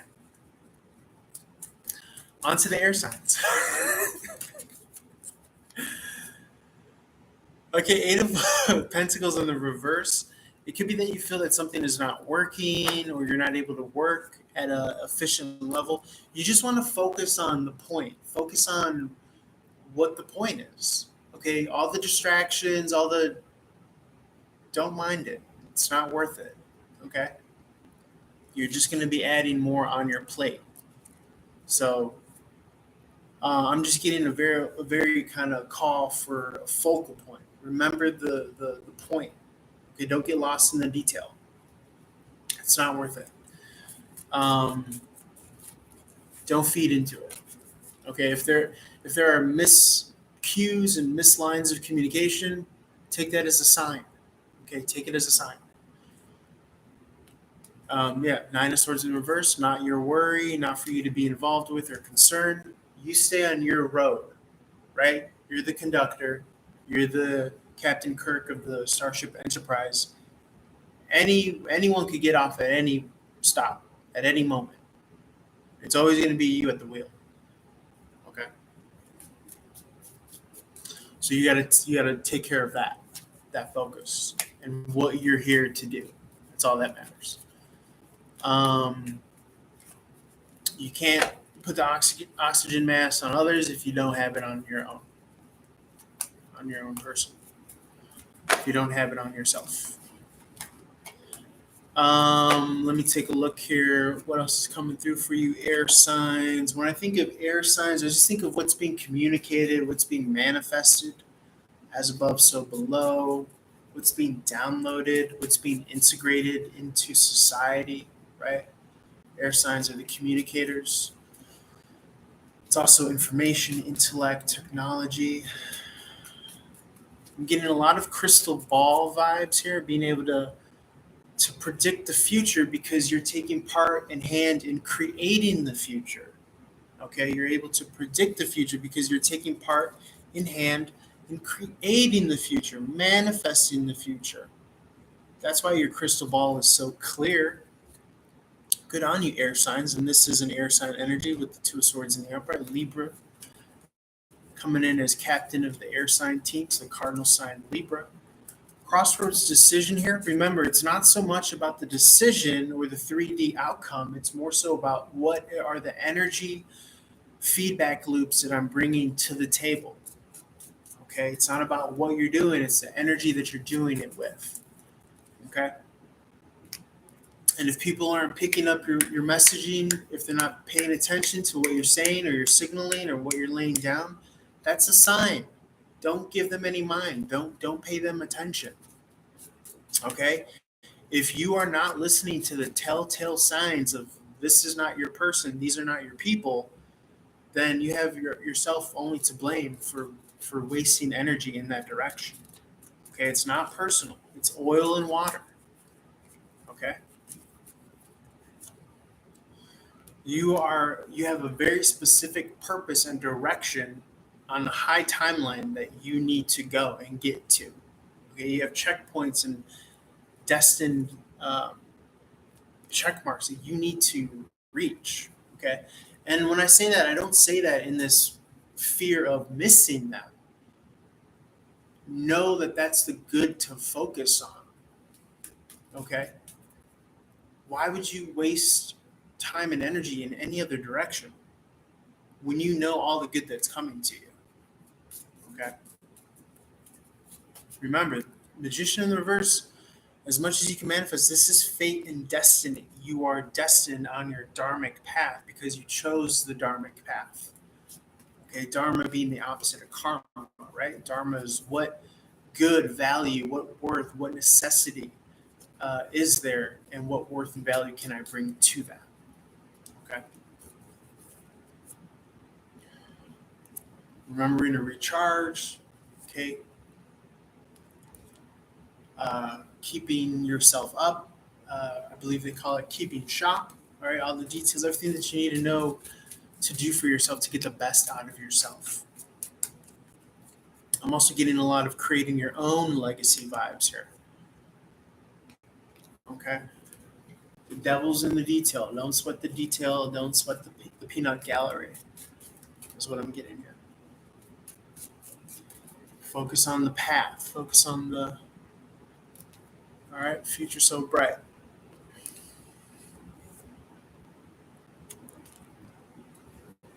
Remember, everyone's being judged by the higher ups on their own journey. Okay? You don't have to put the weight of being the judge, the jury, and the executioner on yourself. And you also don't have to be turned out of sorts. Queen of Swords. Okay? Remember, 2024 is the year of working from the inside out. We're no longer letting the outside in turn us out of sorts. Okay? And this will be your truth, your trust, your divine guidance and support, and ultimately your victory. Okay, throughout this year and the years to come with the Ace of Swords in the upright. Holla at your board.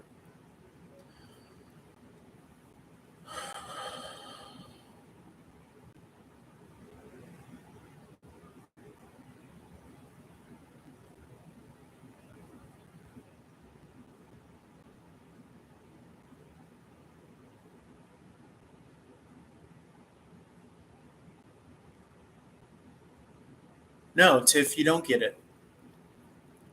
I was telling Nada When you come into the room, just write your question. You don't have to ask if you could ask.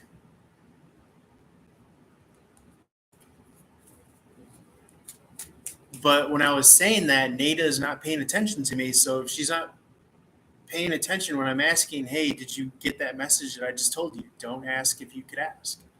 She's not responding to me. So why am I going to answer her question if she's not paying attention to me? So that's the point that I was making. And you weren't paying attention to that either, is what I'm saying.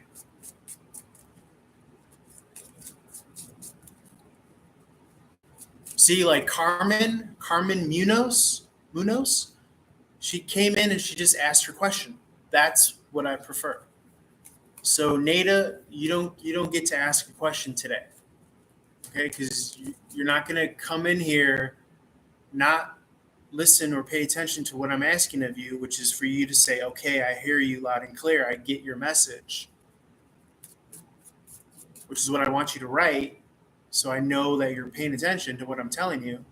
So that moving forward, you could come in and write your question and get your question answered. I'm trying to help you out to let you know how I run the show. But you're not there. You're not at that level. So I can't work with you. Okay? Carmen, if you're still here, thank you. This is how I like to run the show.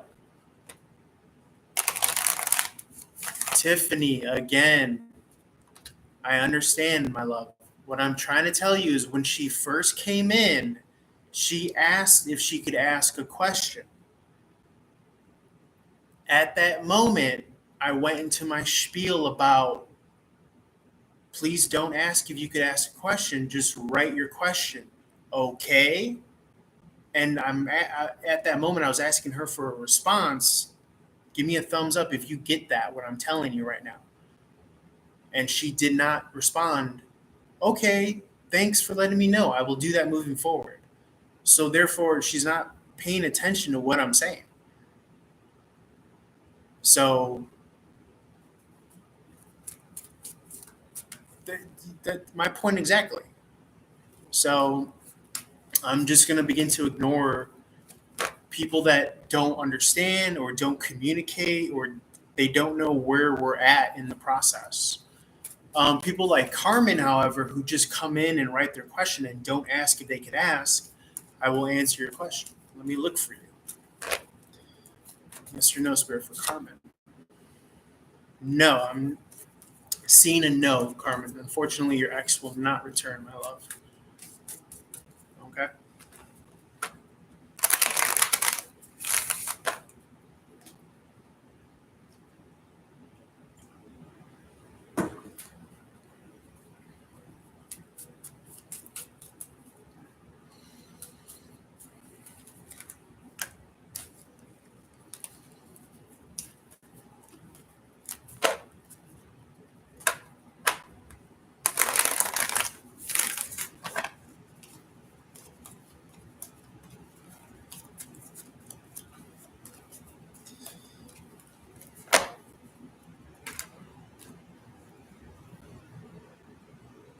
See, this is a telltale sign. If they retract their message, I know they're not for me. I know they're not my people. Okay? So I'm just letting y'all know. I'm going to block Nada because that's one of my telltale signs.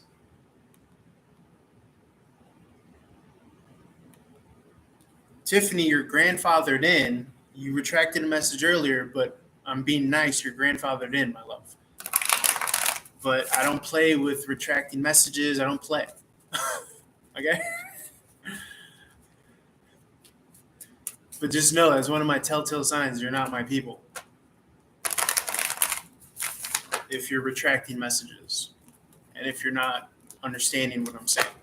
Sorry, I don't have time to be English as a second or third language. You don't know where we're at.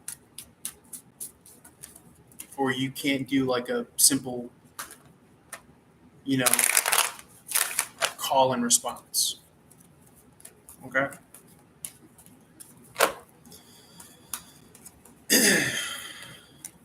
I don't make the rules. That's what the universe gave me as a download to look out for certain telltale signs. And one of the telltale signs is people that are asking if they could ask a question. They're not my people. I'm not supposed to fuck with them. Now, I will go against that as long as they have an understanding moving forward not to. So I will give them the benefit of the doubt. And that's what I was trying to do with Nada. But she wasn't even at that level. So either she's in La La Land, she's not paying attention, or she has English as a third or fourth language, and in which case it's not going to work. I don't care how simple she's trying to make it. Okay? Because what's going to happen is she's going to come in here tomorrow or the next day, and she's going to keep on doing the same thing, which is asking if she could ask a question. And I'm not trying to grow that kind of following. I'm trying to cultivate a following that just comes in and writes your question. No, you're fine. I get it. You're not. I understand. I'm just letting you know where I'm coming from. This call, press any. You are about this caller is new to you. Customer has 10 minutes. Like you were trying to tell her something, which was not my point at all. So that's why I'm clarifying it. You are now connected. Hi, this is Hello. Dylan. Hi, this is Dylan. Hi, my name is Rose. Hey, how's it going, Rose? I'm good, actually. I have a friend named Peter, and we've been friends for 11 years. Well, we're very close, connected. And now he's seeing a girl, and I wanted to know if that's going to last. He said he's only seen her 3 times, and she has kids. But she still wants me around, as in, like, a really great friend, like, emotionally invested in that. Okay, but you feel as though that you can't have both? Him being with her and you being a friend? I'm being a friend, yes. I think I'm not ready for that kind of type of relationship. Where the guy that you're a friend with has a full-time woman? Well, it's not really full-time. She basically has kids. They don't really see each other that often.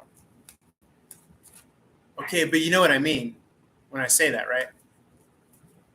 Yes. Because it's basically pointing to the fact, why are you not with him full-time? Is he putting you as a second option, or are you putting him in the friend zone as a second option?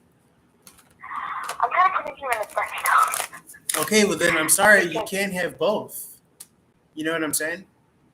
You just can't have both. Well, what do you mean? I mean, I don't understand.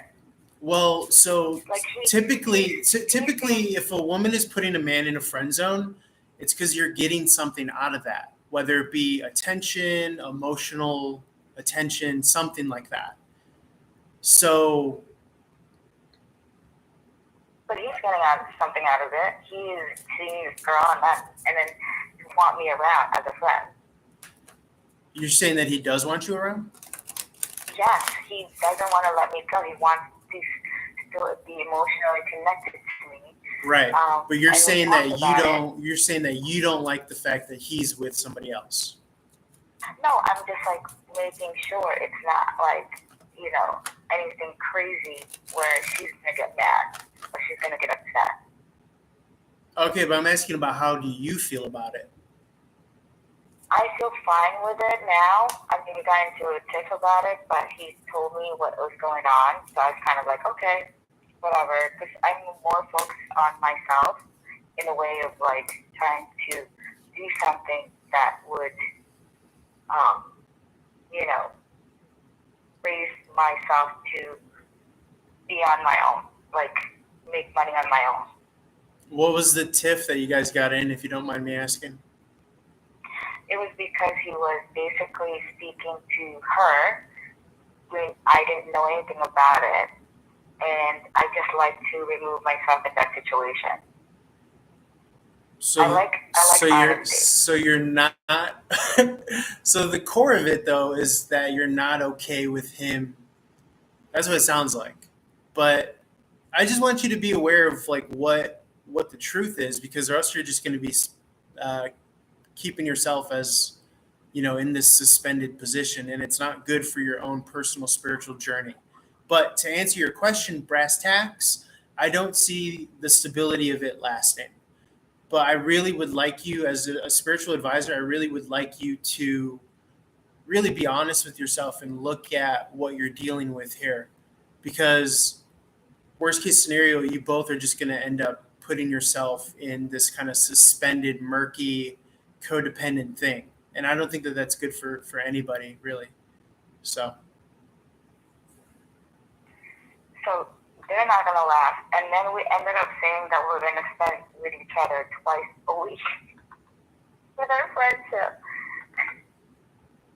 yeah, I mean, I just think you're playing yourself. You know what I'm saying? So as a spiritual advisor, I don't want you to play yourself. That's all I gotta say. But you're saying what's gonna happen between the two of you? Yeah. Well, it tends to be that these things play out as long as you let it play out. But let me check the cards. If they say anything specific, if we pick up any specific energies of how it plays out. 1 second. But yeah, I mean, it just kind of tends to be that it's kind of like kicking the can down the road, right? Like that'll be allowed to happen as long as you allow it to happen. Yeah, I mean, I don't really see anything coming from this, to be honest. I just see more of that kind of kicking the can down the road here. Because you have the relationship card, but it's in a inverted position. So it's at a negative, meaning no relationship, but still that kind of dynamic where you guys kind of feed each other emotionally or attentive wise. But I really don't see that kind of, my worry is that, if you're holding on to this connection, then what it really does is it prevents you from finding that perfect match, that you guys are really looking for. So that's where I'm coming from, is just trying to see the best for you guys. But to answer your question in simple terms, I don't see this panning out as leading to a relationship.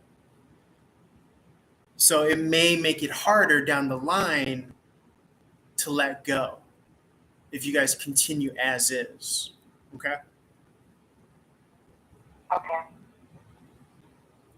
Okay, thank you. Okay, thank you so much. I appreciate you.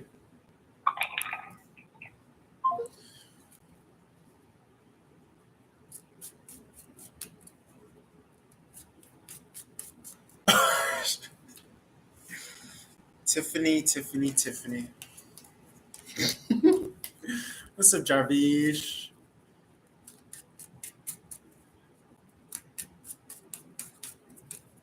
What's up, Jarvish?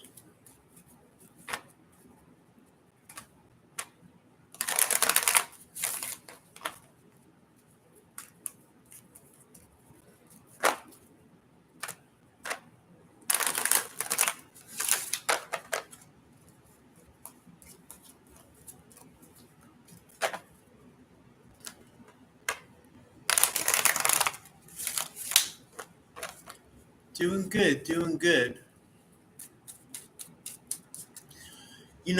Every day brings with it its certain tensions, its certain astrological alignments. Okay, so today feels a little bit like a squared off energy.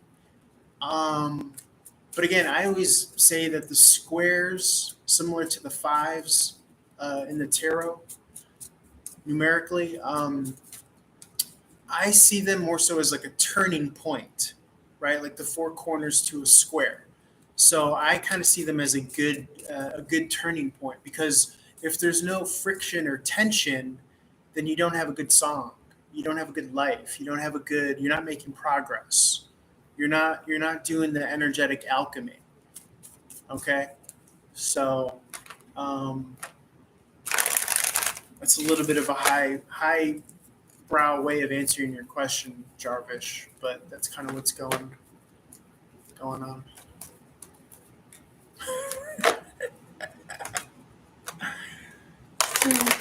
Hey, Tiff, didn't I go on a rant earlier? Didn't I go on a rant earlier about how women just pick how they, their picker is all fucked up? Sorry, I don't mean to be like so like aggressive, but um I'm just laughing because I was ranting about it earlier. And it's just like I'm getting all these situations. It's like it's strange. It's almost as if I know what I'm talking about.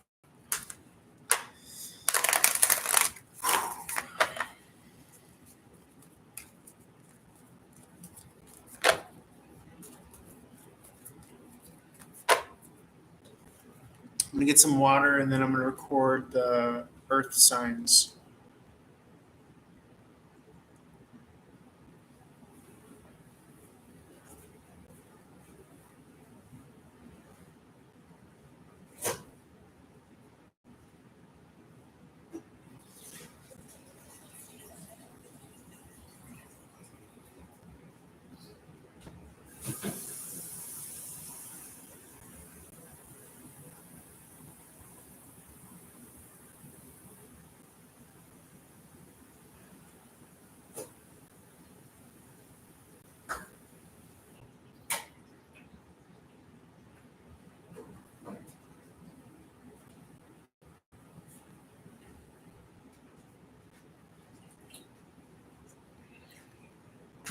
I'm also gonna take a seat. I'm gonna transition to a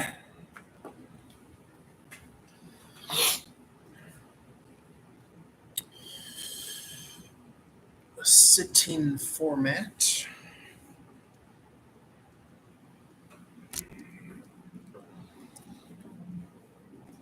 Pardon the interruption. Okay.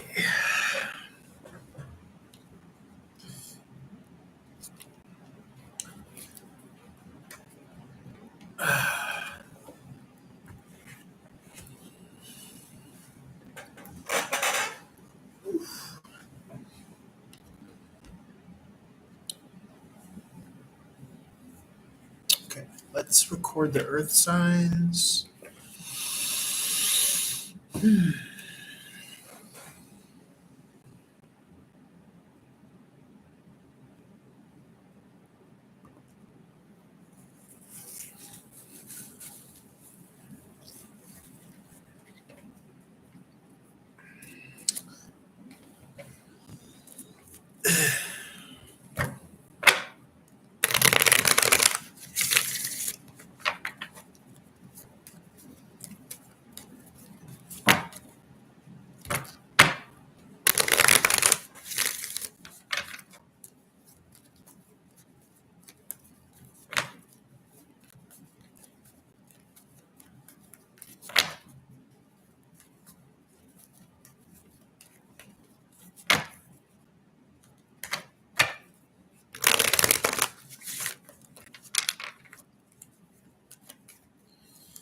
Jarvis,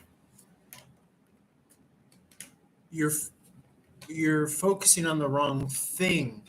Okay, this is why you're feeling what you're feeling.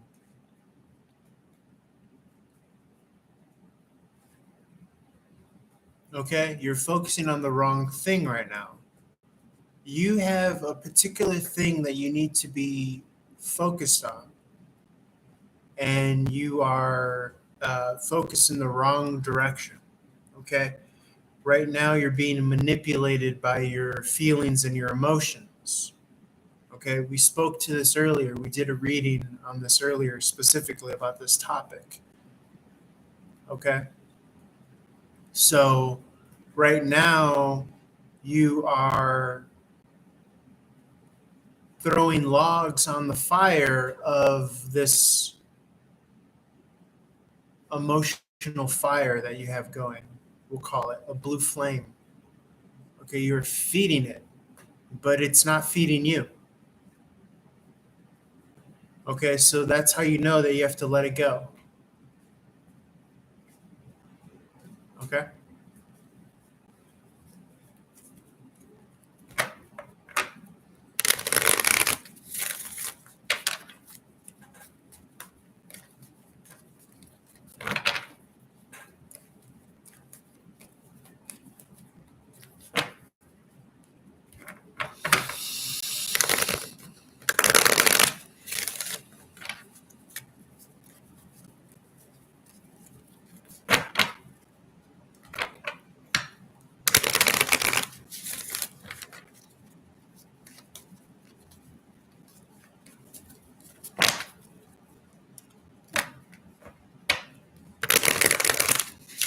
happy and I'm grateful because I got my $10 roll of quarters. I got my LED lights. I'm the LED daddy. I got my Starbucks. I might turn on the heat because it's a little nippy.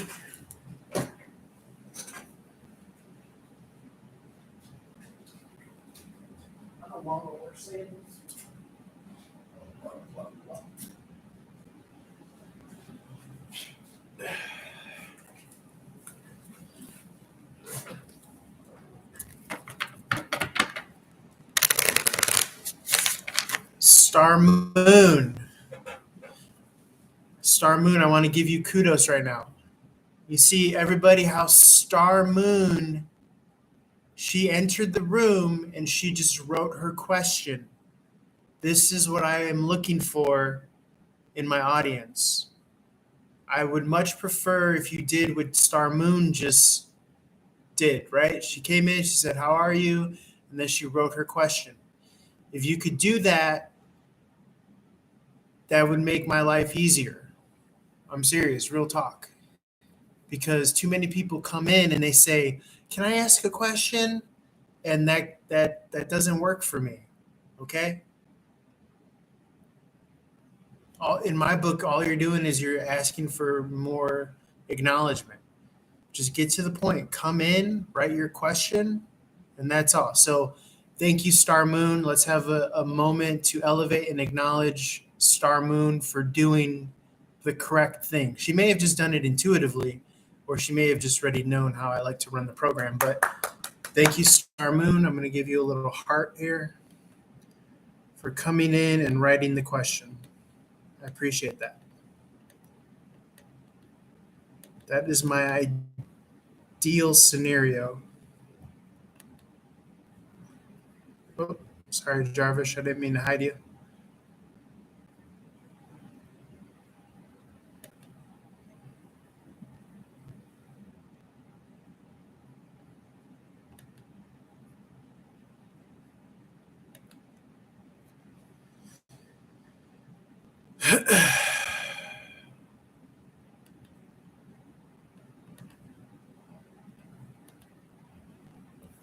What the fuck?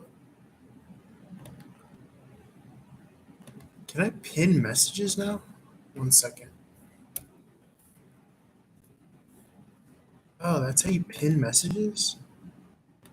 Or no? So is YouTube purposely like messing with me to where I can't pin my own message? Or is that a privilege that I gave to my moderator? Tiffany, can you pin my messages or no? Can you, when you get a second, dear? I know that you're you might have things going on that end, but can you see if you could pin one of my test messages? Because I used to be able to pin my own messages, but for some reason I can't do that. So I'm wondering if that's because I have moderators now, or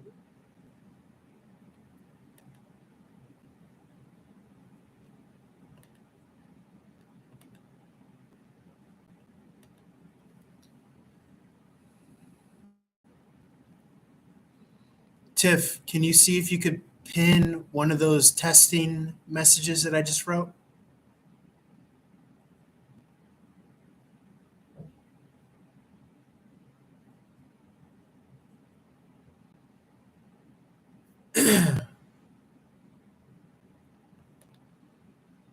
Again, Tiffany, let me know if you hear me.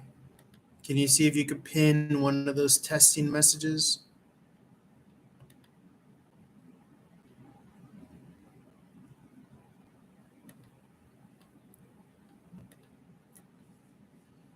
Tiff, I just typed a message that said testing in the comments section. Can you see if you could pin that for me?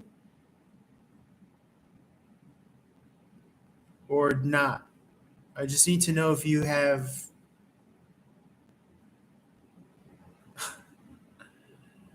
I just need to know if you're able to pin that message that I just wrote that says testing.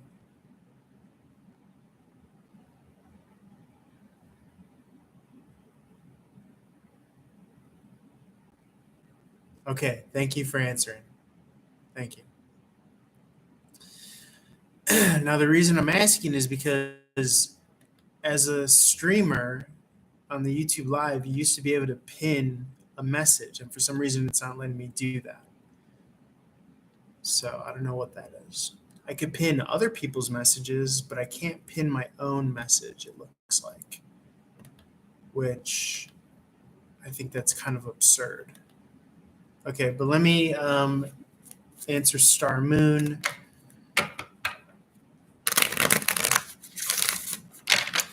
What is Courtney's feelings towards me? What is Courtney's feelings towards me? And then I will answer the second one, or the second half of the question.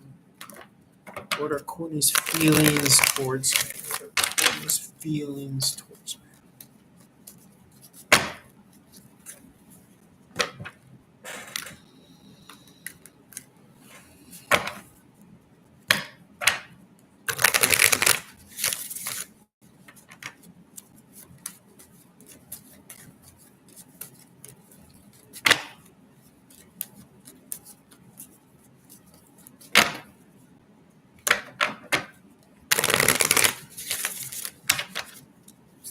If you can, Tiffany, just reply to me in the comment section because I'm not looking at my text messages.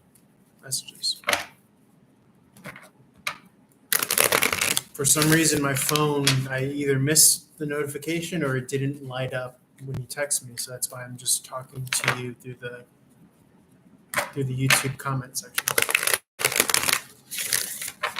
For Star Moon, what is Courtney's feelings towards me? So I do see a romantic energy towards you from his energy. Okay, it really does feel like romance energy towards you. I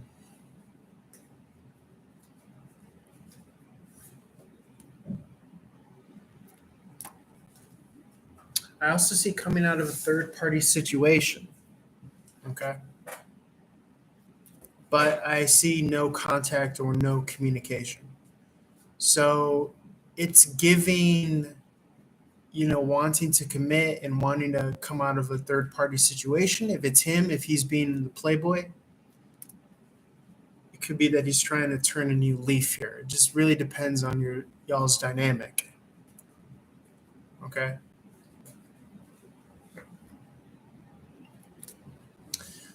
I do see it could be that he's paying alimony or some sort of child support or maybe trying to pay you.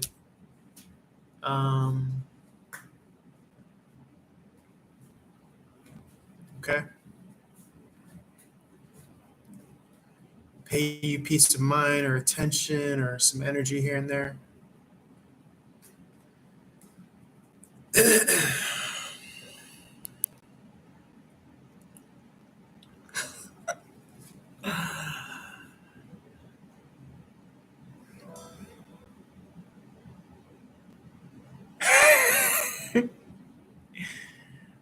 I see your message. I see the screenshot. I'm like this.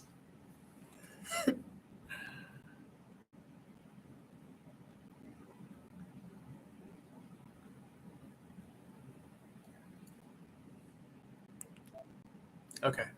So let me know if that works for you, Star Moon. That's what I was picking up.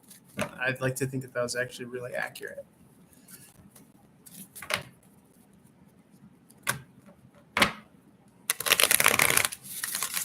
Okay, we gotta do earth signs. We'll do earth signs here.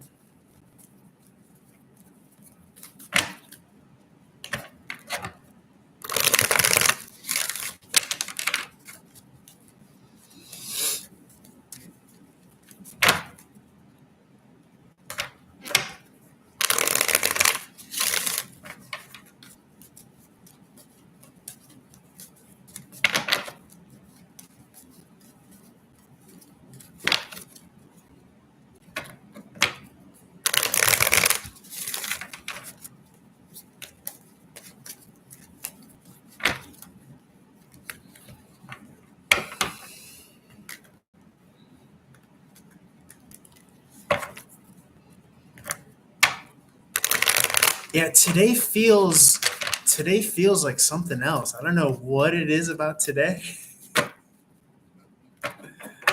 Let's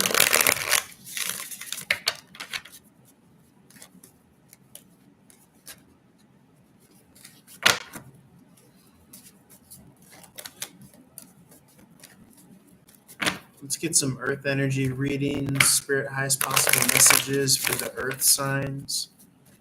Highest possible messages for the earth signs. If you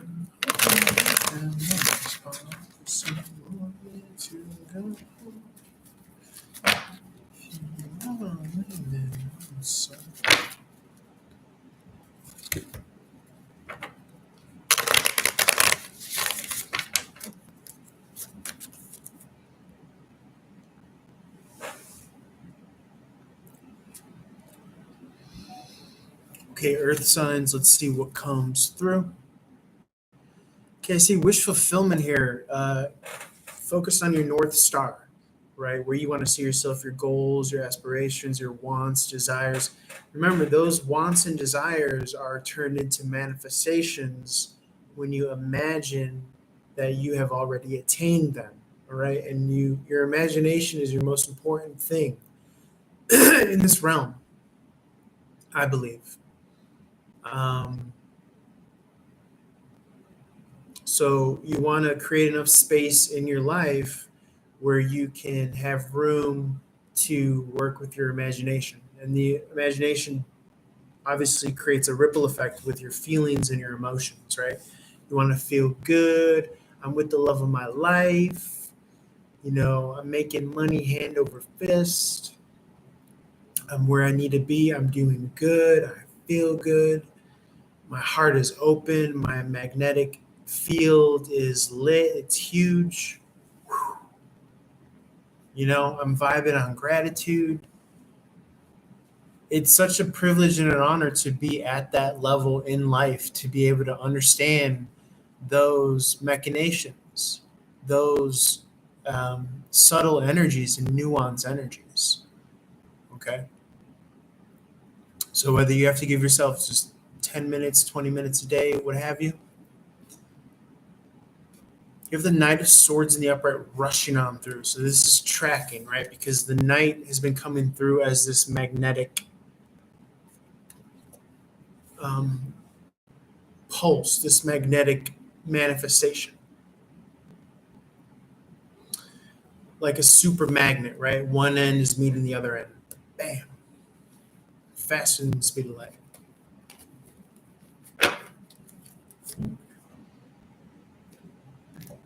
Page of Cup in the reverse position. The koi fish is turning upward, though. So this is an air of your luck taking a turn for the good here. Building good luck, positive momentum, dharma here.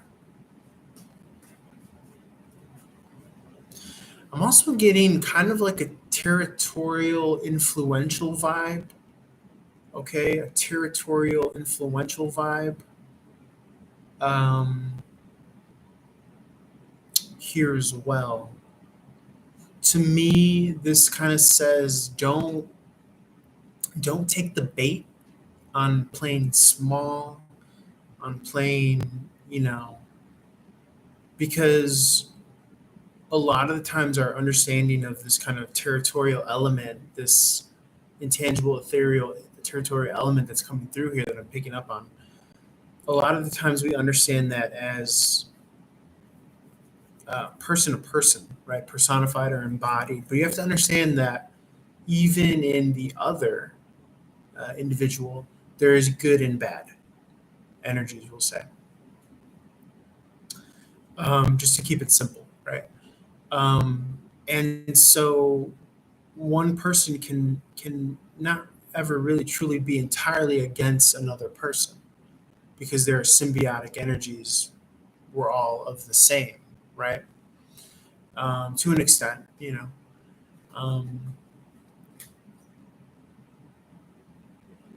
and so what you're dealing with are the projections that you might have in dealing with others, okay, which are reflections of your own path.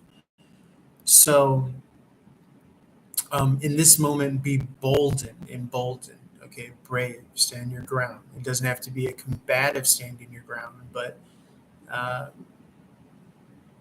if you're magnetically expanding from the center of your being, your heart space, which is the seat of the soul here, then the good in the other will resonate with that, no matter where you're at. Okay. And then also, so then if they're not resonating with it, then we're going to draw a line in the sand and we're going to have to go to war. I'm joking. But in the very least, you then know where you stand with someone. I'm also getting to trust. Okay, trust, because it's in this space that we can get confused by the ego. So trust.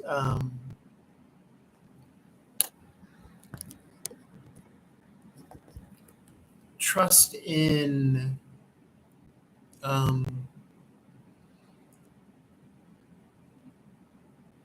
I don't want to say as easy as trust in the higher self, but know that if you have little bats with ego, which we all do in relation to others, um, trust what you really stand for in relationship to others. Okay, don't have the negative egoic force have you believe that you're not really for someone that you actually have a lot in common with or that you really resonate with. Okay. 5:55 on the clock. I'm gonna leave it there. Holla at your boy. Peace. What's up, Jen? Welcome.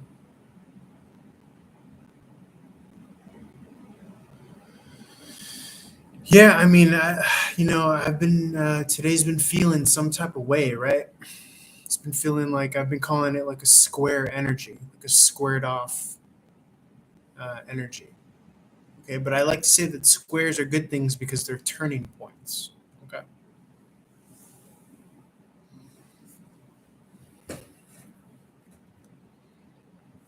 You know what I'm saying?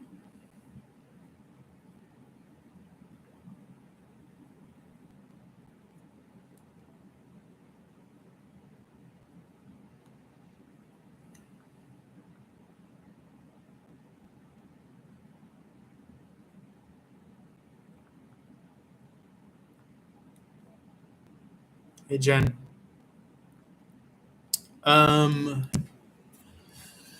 Jen, may I bestow upon you um, thy most honorable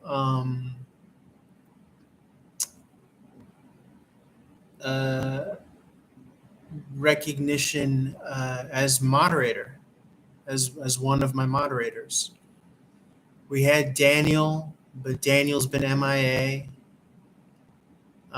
Tiffany is my first, um, and I just want to, you know, is it okay if I could bestow you as a moderator? Let me know.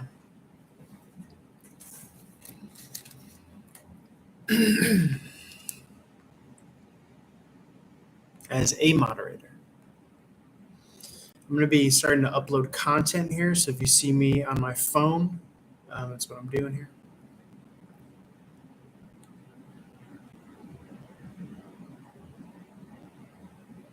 Damn, I recorded a bunch of shit today.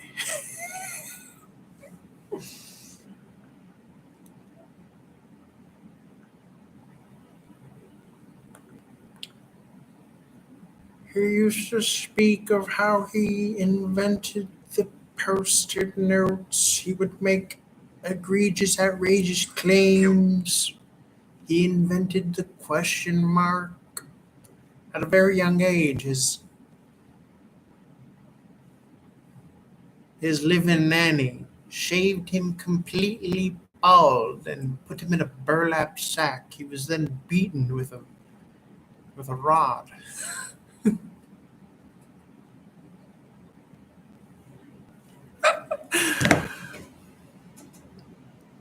What's Peter? What's that mean?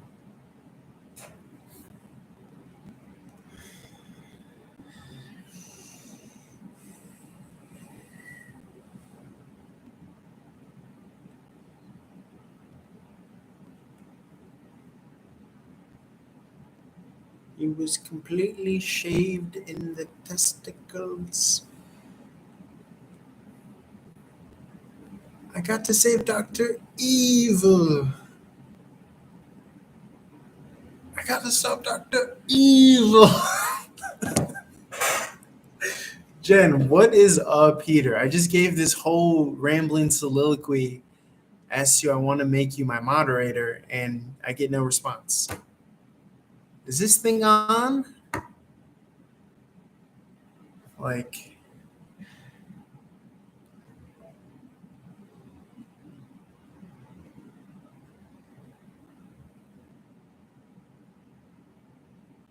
what is happening with what?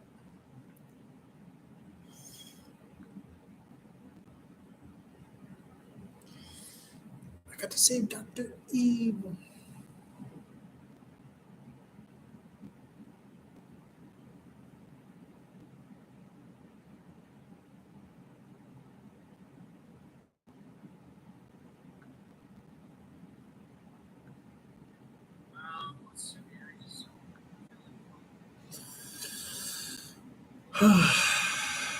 I'm telling Jen I'm trying to make her a moderator and she's not answering. So I don't know.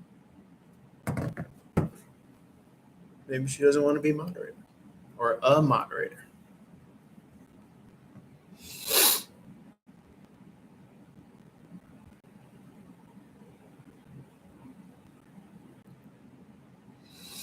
Jen, did you hear my whole spiel about making you a moderator? Do you know what a moderator is? I'm not sure if you can understand what I'm even talking about.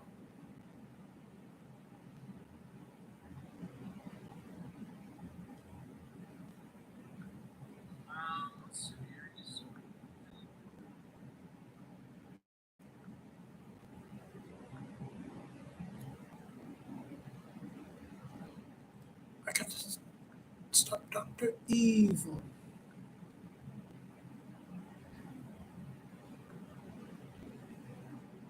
Okay, I want to do a long.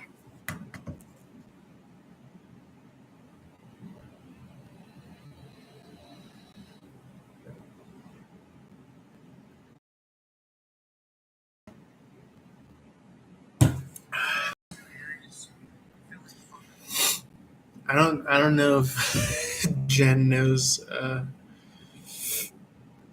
if she's coming or going.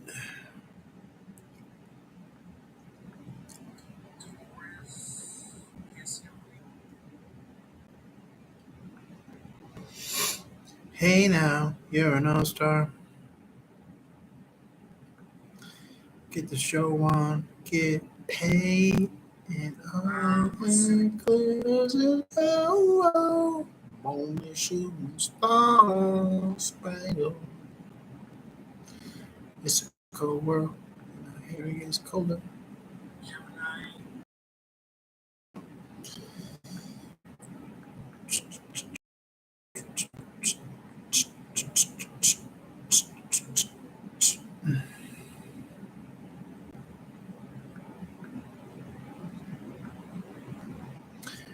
Just uploading content here. If you see me looking at my phone.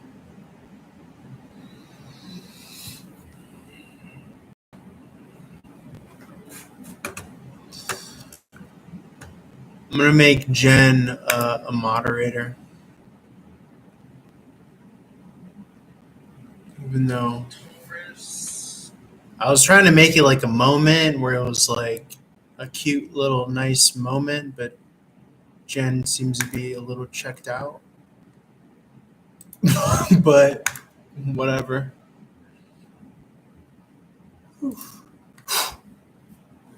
Fucking just gotta chill.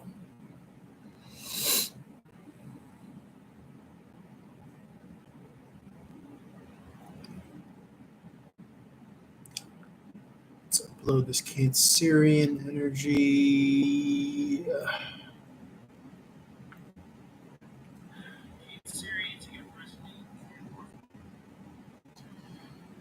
And all that glitters is gold. Only shooting stars.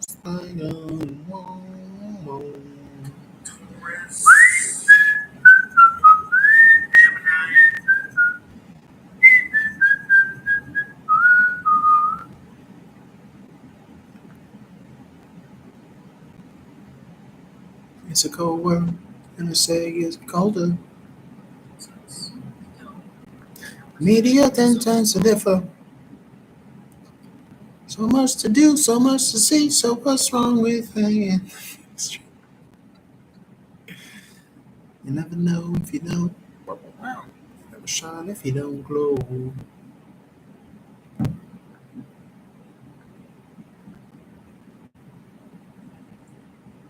Gemini, come in reverse. This is a stagnated energy. This is also standing your ground, sticking to your guns,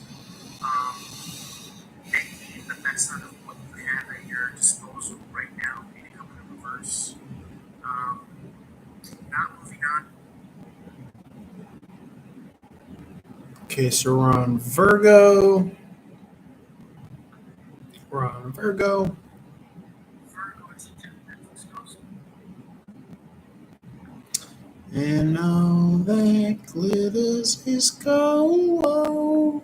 Only shooting stars. You know, also what we might be feeling is that new moon in Capricorn energy. So I always liken the new moon as to like things are in perfect dark. You're in a dark room. You can't see if you're coming or going. You don't know what the fuck's going on. You know what I'm saying? So that to me, I think is also what we might be experiencing with this new moon in Capricorn. Okay. No, baby girl, the free list is open.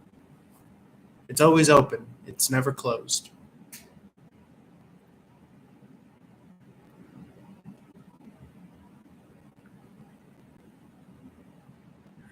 Serious.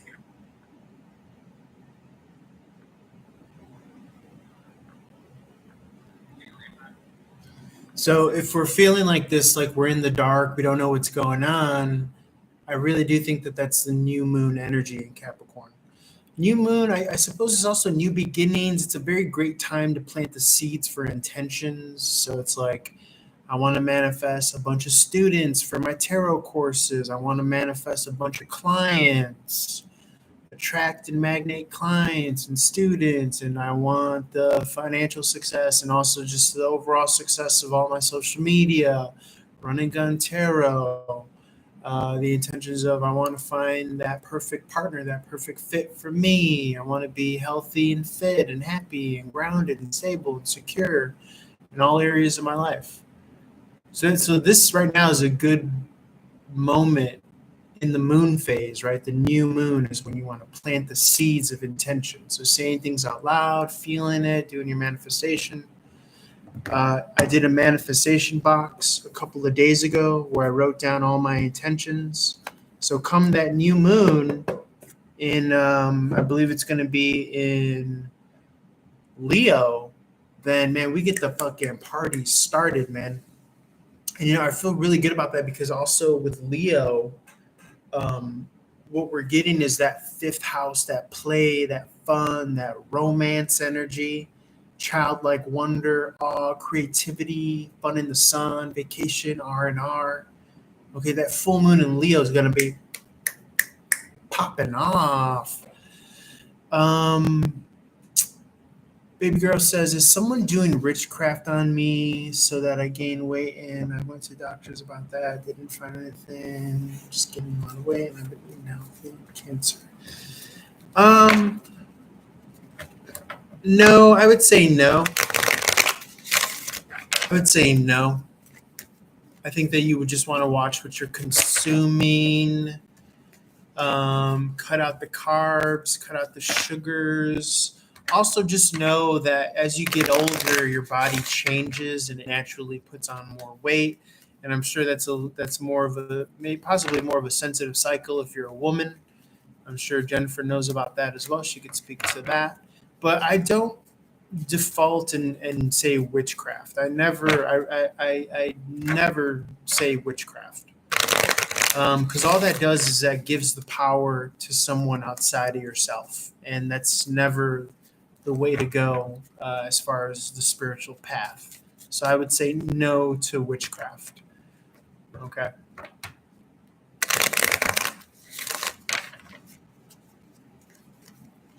I would say no to witchcraft, baby girl. I don't think it's witchcraft. I think it's just your body's changing and all that stuff. And you want to cut out the carbs and the sweets.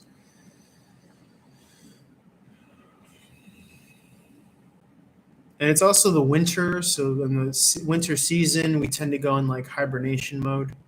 Okay. I know I can speak to that. Virgo, I see temperate. It's a cold world, and I hear it gets colder.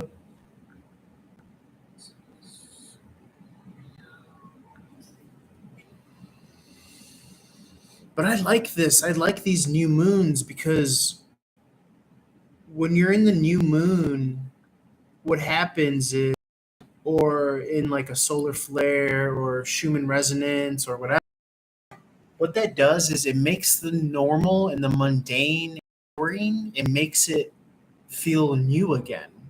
And so those boring, mundane, everyday tasks, they now become your handle on reality. They become a good grip on reality for you.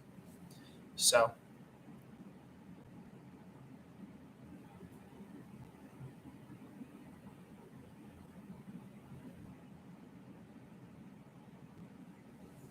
yeah.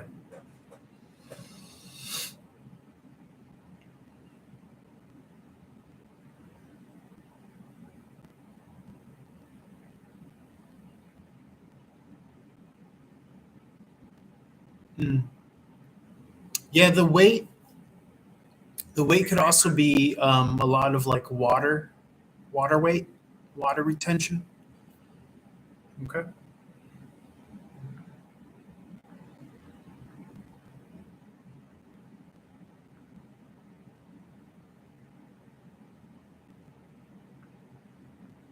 Just a little bit on that last reading for Scorpio.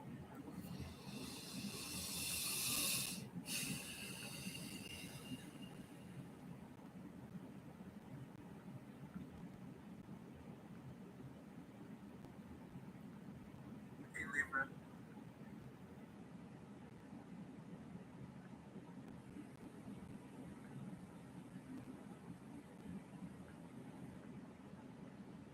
Energy. Okay. Let me shut these windows because I'm getting a bit nippy.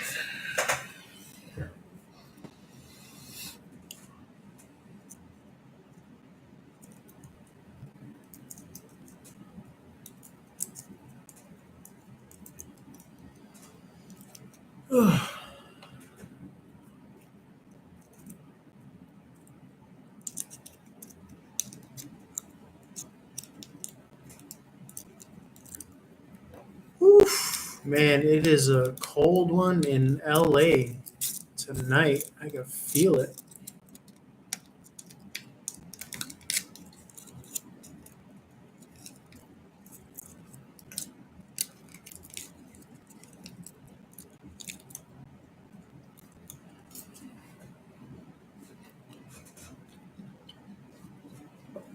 Jen, part of the protocol as moderator, if you could let people know, like Militia, just let her know. Just write your question. Okay.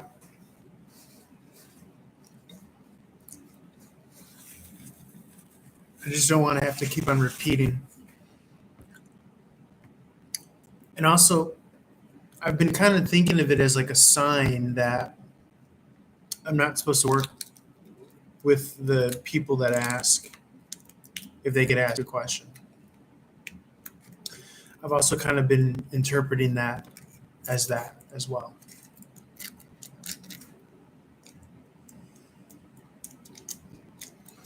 As opposed to the people that just come in and write their question. I think those are more so the people that I'm supposed to work with, if that makes sense. So.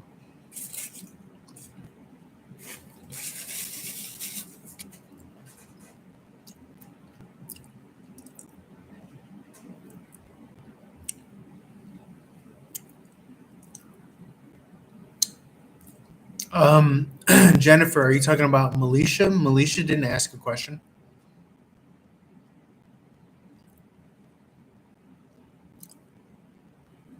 She wrote a comment. Her comment said, "Can I ask a question?" But that's what I'm talking about.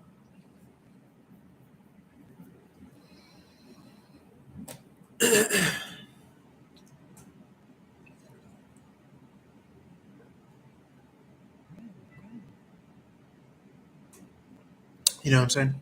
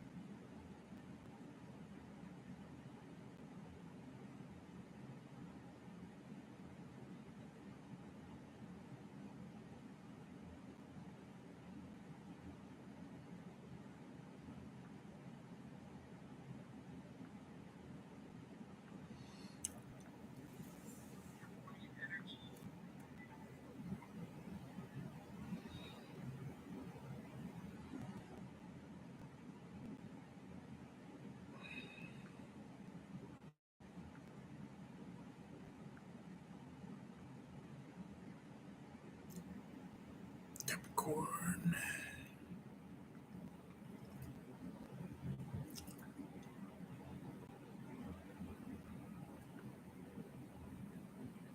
One second, Militia. Just uploading this content.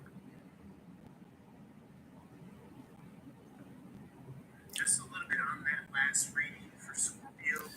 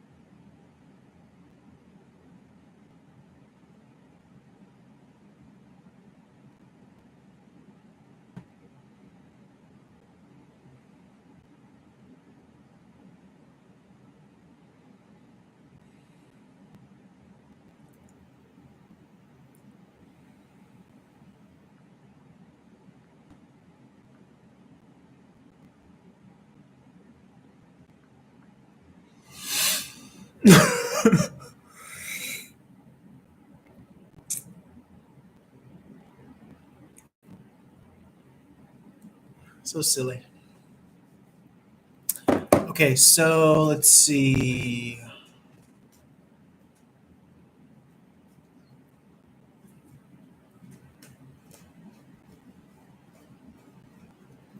Okay, thanks for waiting, Militia.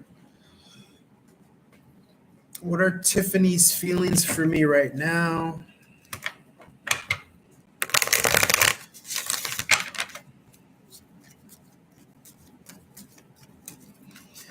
Militia, what are Timothy's feelings for right now?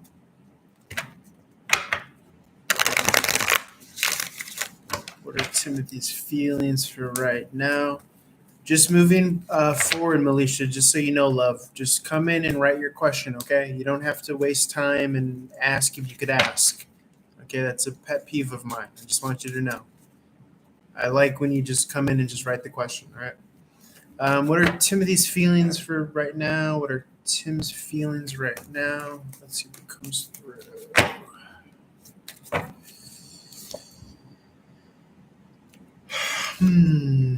I'm seeing more of a fresh start energy, definitely leaning into the new year, not wanting to carry any burdens or anything of that nature. I'm not going to lie, they do look like I'm also seeing unstable energy. I almost want to say that they do look like endings.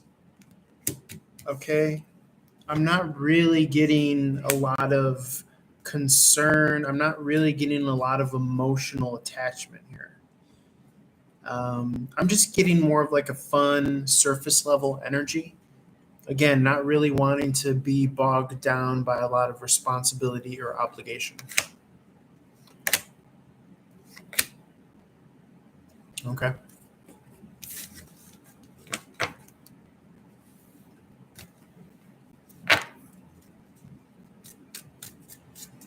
Yeah, Militia, I totally get it. I totally get it. But, you know, people also need to understand that different shows are going to be run differently.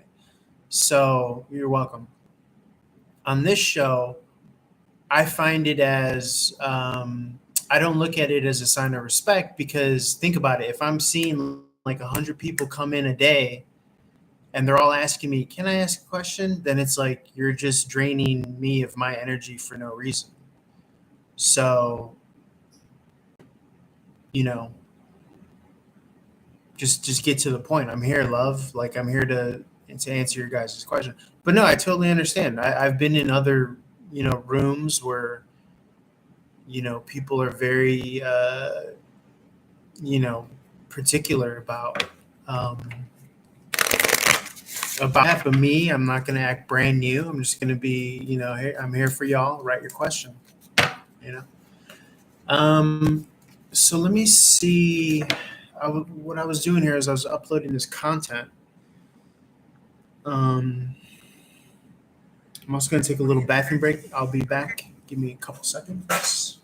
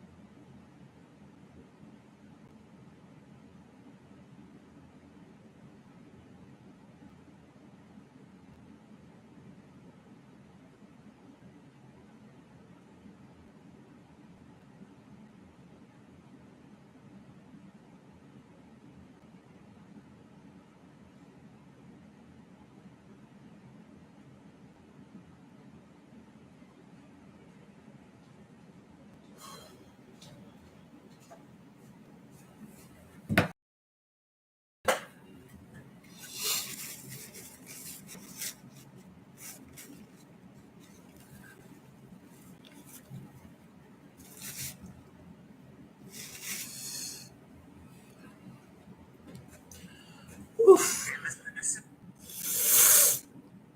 I don't know why it's fucking cold.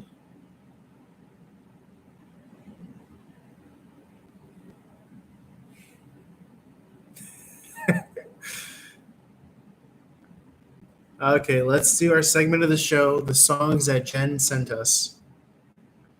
Okay, we have Neil Diamond's America. I've never been into Neil Diamond.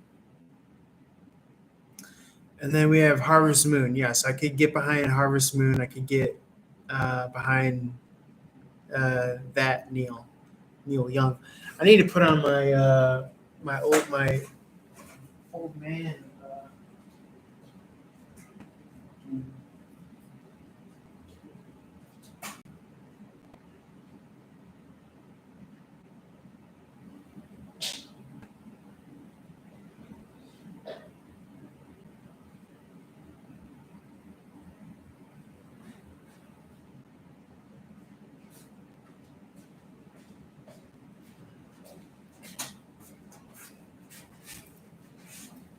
Why is it so cold?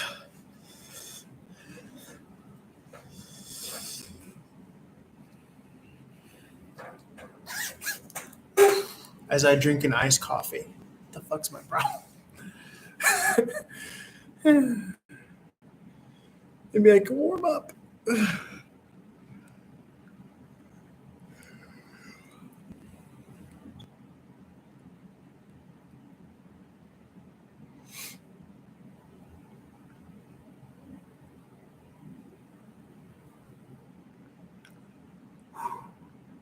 Okay, so TikTok is done. TikTok is donezo bananas. We're gonna do some Instagram.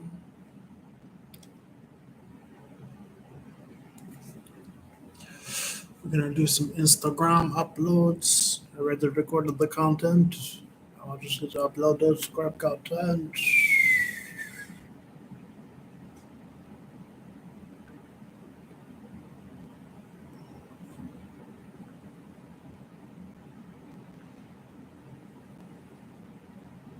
I recorded a lot of content today. Tarot channels that I read for are quiet today. All is quiet on the Western Front. No news is good news, and I suppose that creates space for the manifestations.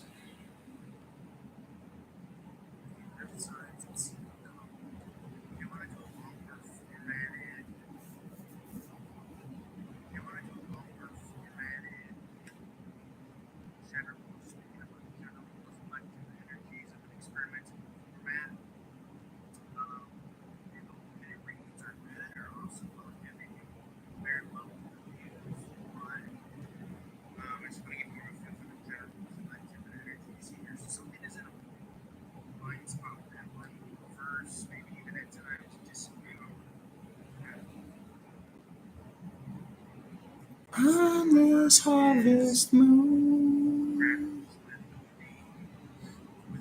There's certain artists that I just don't like. I don't know. Like you sent me something from Gordon Lightfoot. You sent me something from Neil Diamond, and I just don't like. I don't make those leaps where I just listen. I'm just not very open. I'm kind of a music snob when it comes to that. Just so you know. You know what I'm saying? La ring and the round, Gunther.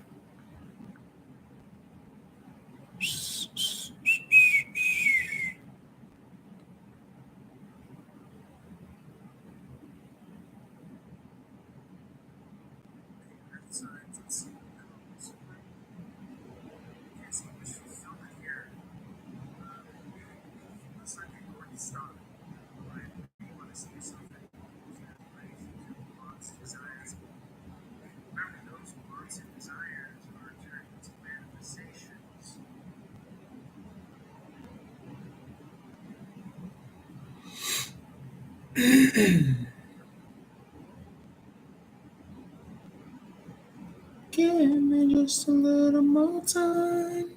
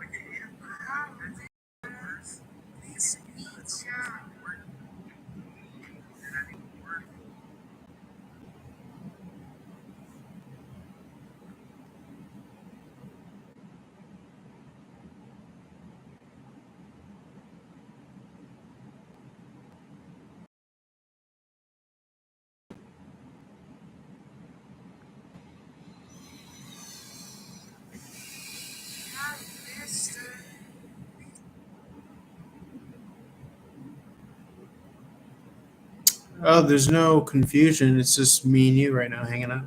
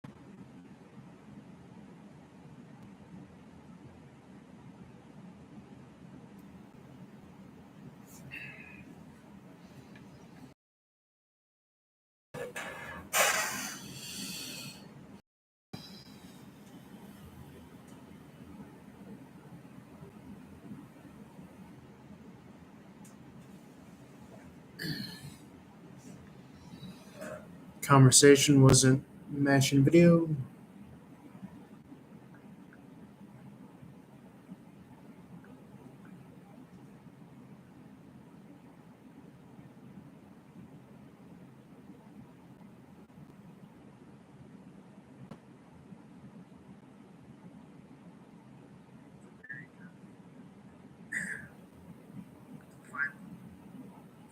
Fireside seat in the resonates. About transmute.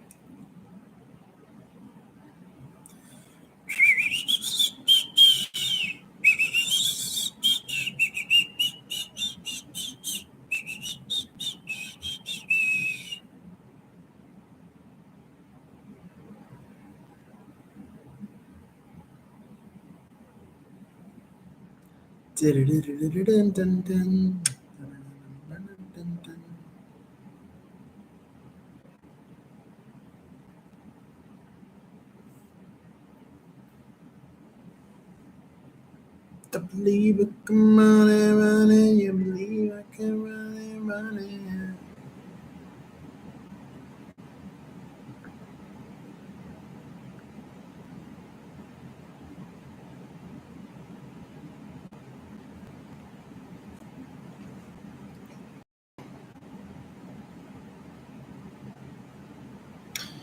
He's a man. Oh. Okay, you're gonna reboot? For sure.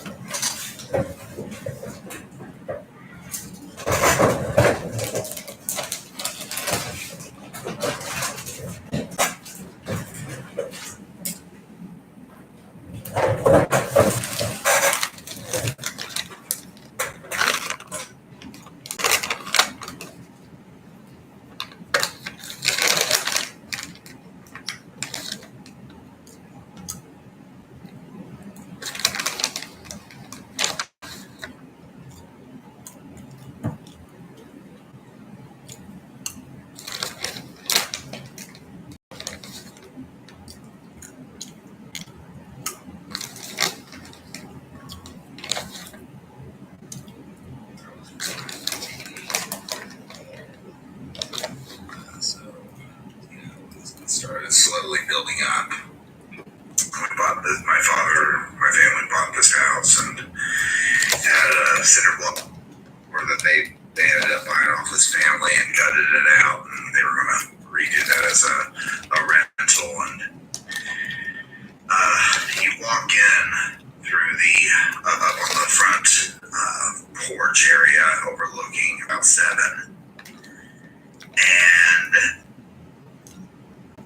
there's 3 windows and then a front door, and the 3 windows look into the dining room, and then you go out into the front door and you're into the living room. And in that living room you have a fireplace with 2 small windows on either side of the fireplace, and you have 2 doors one door walks down the hallway into the 2 bedrooms and the bathroom at the very end, and then you can walk into the kitchen through the hallway into the dining room and then back into the living room. So that's where the second door came out. And I was in the middle bedroom, or I was in the first bedroom closest to the living room.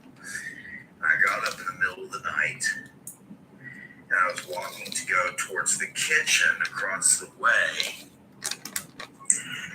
And those drawstring lamps, and you could turn the light on and off. Well, we had those lights on, and I heard it click on, and I saw the light turn on.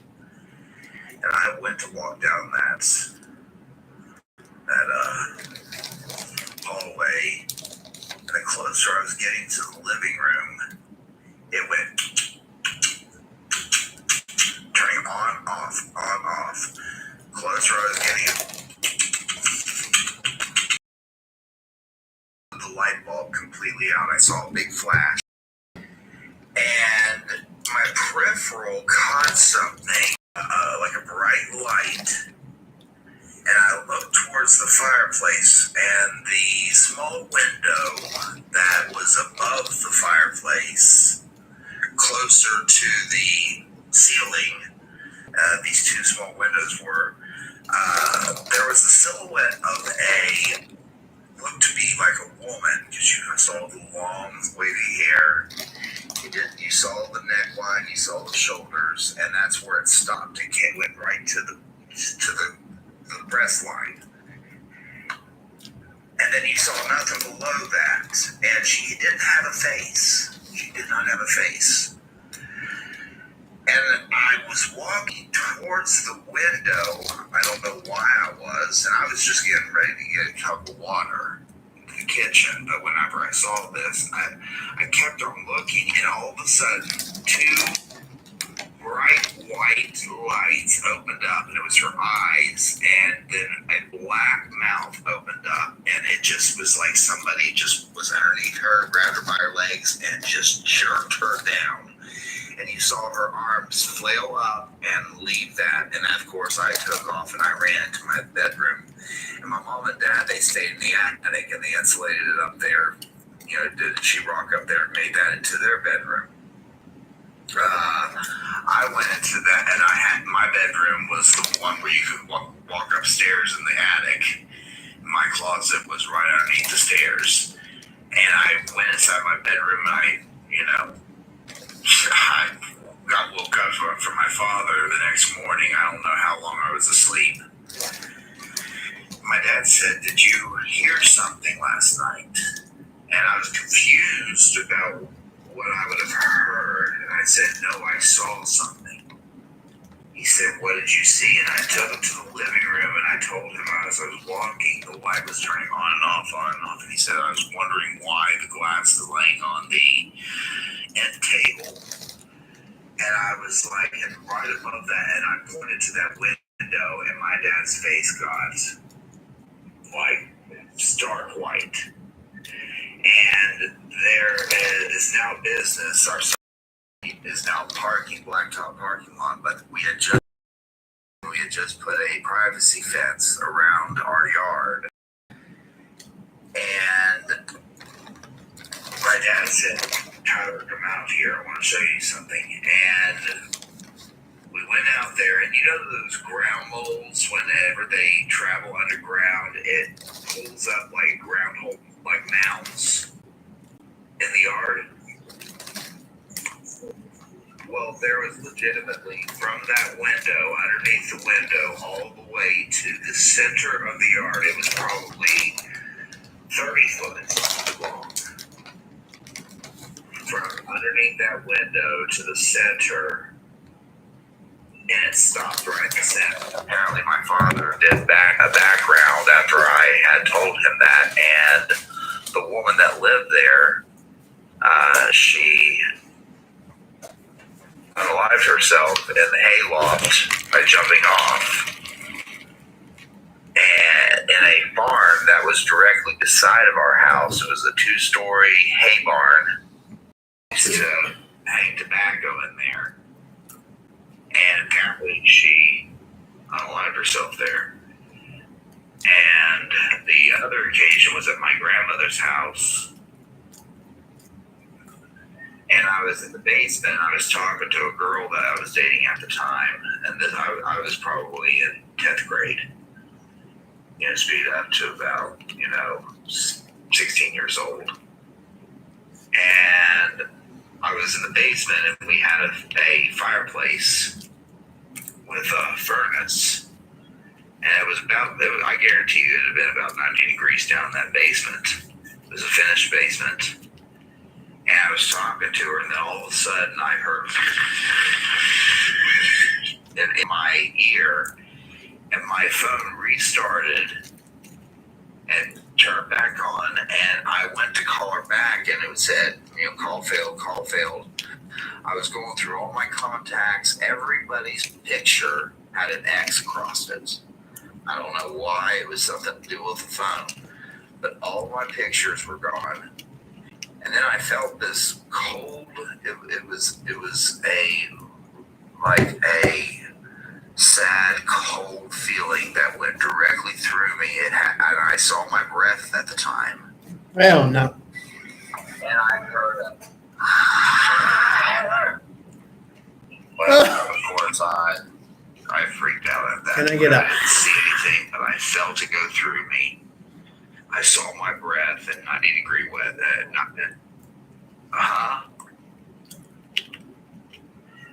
What is it? Oh, I thought I heard somebody. But anyway, yeah. So, and I was on TikTok the other night, and I actually saw an exorcism actually happening. She was possessed. The woman was possessed. I saw that. I saw a bruise actually appear on her face. Yeah, there was a lot of crazy stuff that was on that TikTok as well. But yeah. Oh, it was insane. She was like, sorry, Speedy. That was kind of creepy. Cool, but kind of creepy. It scared the crap out of me when I was 6 years old. That one scared me. That one scared me. Yeah. I bet. Thank you for sharing your story, Speedy. I'm going to let you down so that way the next person can talk. But thank you for sharing your story. And if you ever want to share another one, you can always come back up later. Thank you. Thank you. Hi, Swags. How are you? I'm doing pretty good. One time I was in the woods and I saw a big old Bigfoot with big old titties. Wow. Okay, Swags.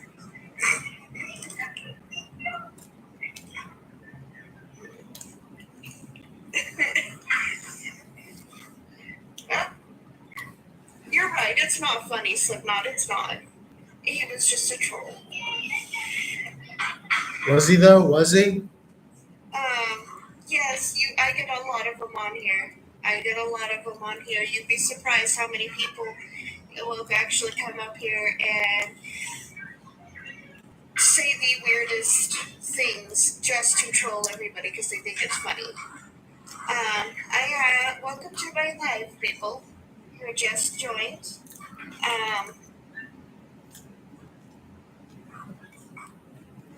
I have two rules. One is don't be rude, and the other one is no politics, because nobody wants to, because nobody writes them down. Everybody is too scared to write them down, and every time they try to show video proof, everybody says, "Oh, it's not real," because it's not real, you know. Everybody says that they're lying or something like that. And, you know, you can't always sit there and say that everything that you see is fake. Exactly.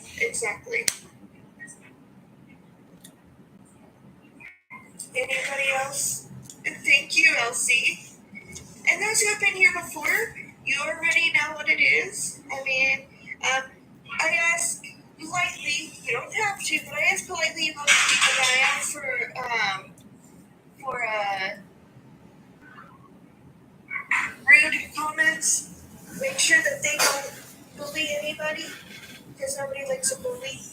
And because sometimes the comments are going by way too fast for me to see. So if you guys can help, help me acknowledge that, hey, this person's bullying somebody, I greatly appreciate it. Because nobody wants to come to a live where there's, bullies.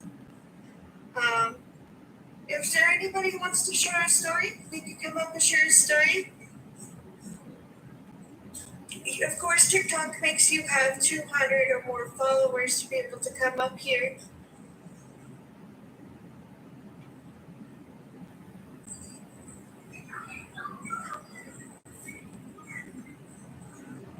I'm sorry, Steve Gillis. You do not have 200 followers, hon. If you could get 200 followers, Slipknot, I honestly think you might have gotten bandana.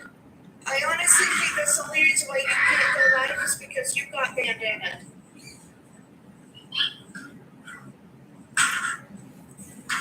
That's awesome, Michael. Hello, Hobbit. Hello. How are you? Doing alright. I got a cold right now. Oh, I'm so sorry, Hobbit. Yeah, I have a story about this time me and my buddy Caleb. His grandparents owned a church in Upper Michigan. I'm not sure where at. I kind of forget, but we ended up going in there one night, and our batteries on all of our stuff died like as soon as we entered the building. And then like I asked him where's the like most haunted spot in the building because they were talking about how it's haunted. So we went down to the basement and there was like a crawl space and I crawled into it and we have this all on tape somewhere. I'll share it on my TikTok eventually, but I was sitting in the crawl space and there was like a person sitting right next to me when I turned my head and I got out of there so quick and then we started running up the stairs and we felt something run on all fours like behind us, like we could hear it and we turned around and saw it and we ended up having to sit against the door for like 5 to 10 minutes while the door like violently shook to try to open up and we were like sitting against it so it wouldn't come up. Whatever it was, and then it stopped.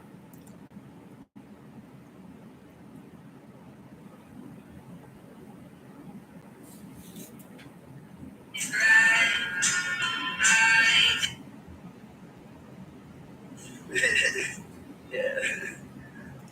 So yeah, that's probably the scariest one that I have, and then I have like one other one I can remember. Me and my buddy were sitting at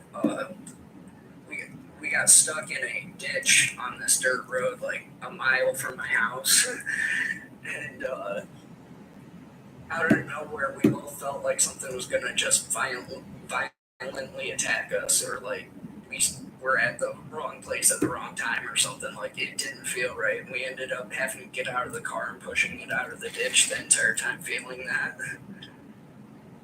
But we never saw anything. Out of here ASAP. Yeah. Well, Thank you for sharing. Thank you. Sharing your time. Have a good night. You too. You're welcome to listen to more if you want, though. Like in the comments. Definitely. I find things really interesting.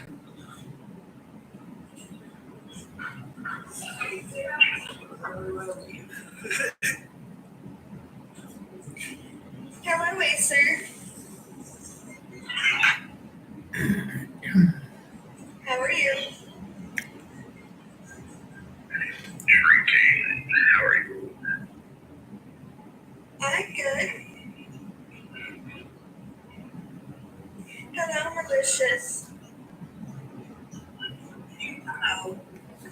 I gotta go pee again. So One what's second. your day want for us today? I'm from Texas.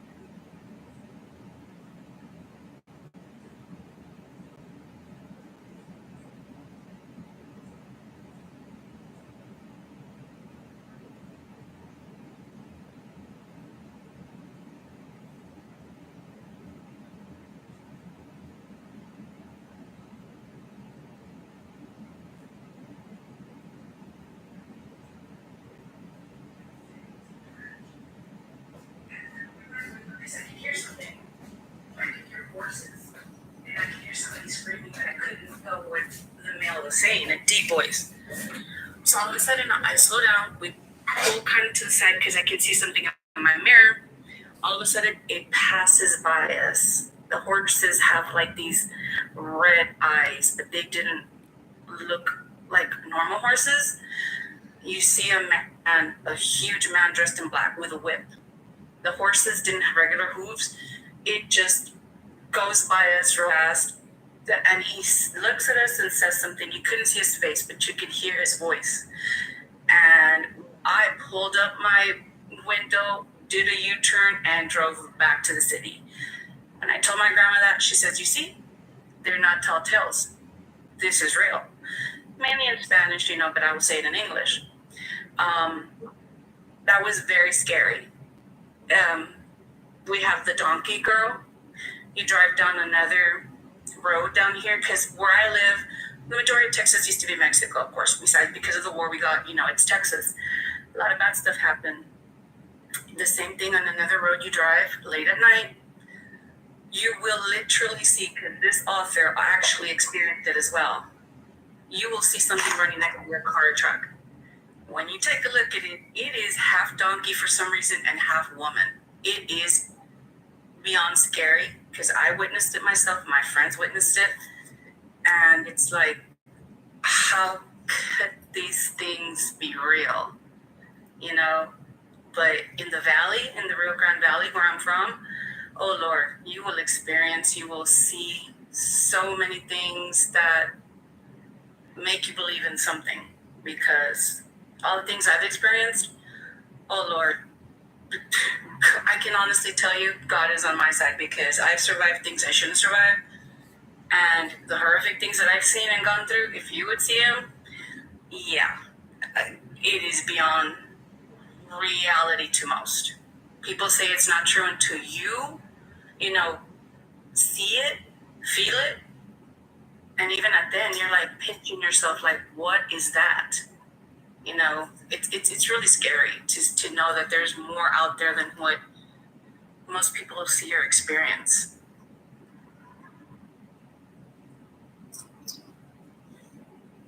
Crazy.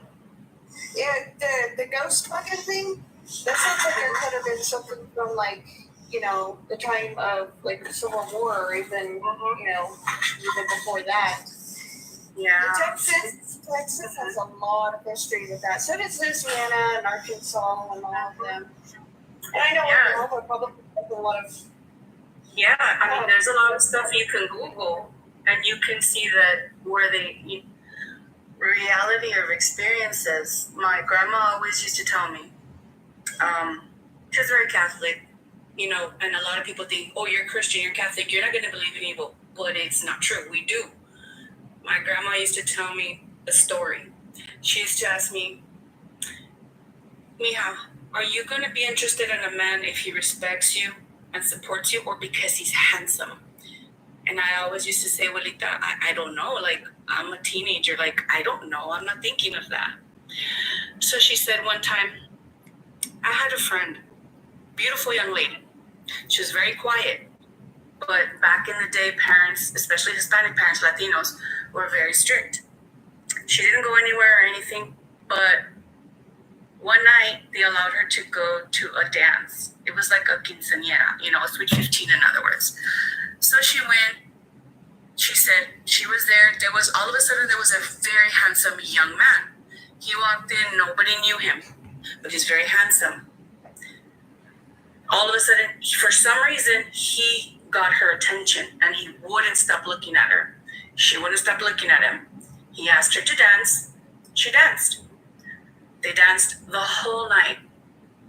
Come midnight, she said all of a sudden it got really cold. They were still dancing, she says. It got cold. All of a sudden, we could see kind of fog inside the dance floor, in the hall. But the DJ wasn't. Back then, the music, there was no fog back in the day. In the 60s and 70s, there was no. She says, all of a sudden, I could we all started yelling, because they were both floating about a foot above the floor dancing. And she was mesmerized. But in Spanish, of course, just staring at him. All of a sudden, you see his feet, but they're not feet. He has a chicken foot and he has a hoof. All of a sudden, the girl comes out of it and she looks down, and when she looks up, everybody's yelling because it's not him anymore. Screaming, she kisses him. All of a sudden, the front doors open and they're gone. They never found that girl again. She was gone. I'm sorry. Lot of bad stuff down here. Scary stuff. But Constellation, if you want to come up here and tell your story again, because if I remember right, you came up here before and told one of your stories. this is the first time I joined your page, and I like it. But I already followed. All right, thank you, Malicious. Thank you for sharing your story. That's crazy. Never heard of that one. All right, for those who want to share your story and have 200 followers, TikTok will let you up here to share your story verbally. If you do not have 200 followers, TikTok will not let you up here, so you'll have to tell your story in the comments. For those who just joined my live, I have 2 rules. Do not be rude, and no politics, because we're here to have fun, not discuss real world stuff.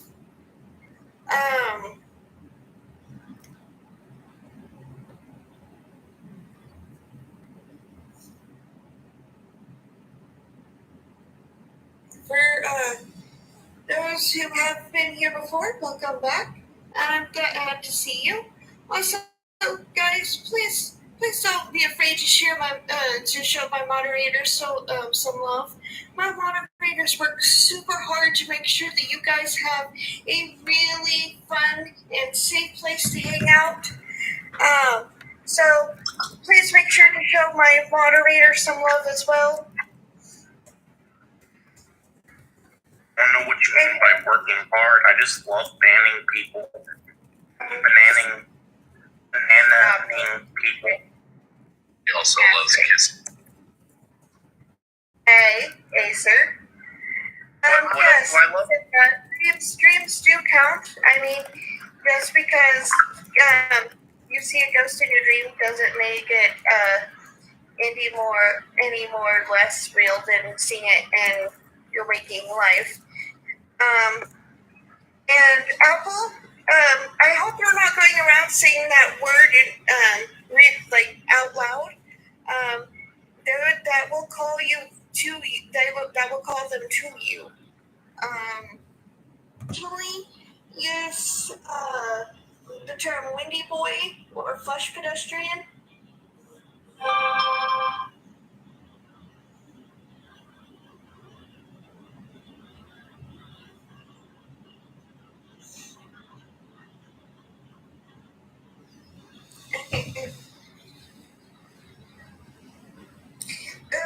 I don't say the real word out loud.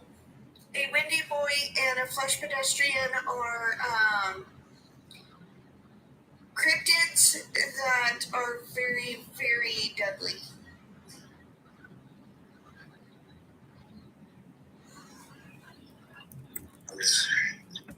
I have to hop off here. Take care. All right. Hopefully we'll be able to talk to you later, Acer. I'll message you. Discuss the building. All right. Have a good day, Acer. Have a good night. Well, I mean, you have to think about the ones who have seen them and never came back, Andy. I mean, you only hear about the ones that survived.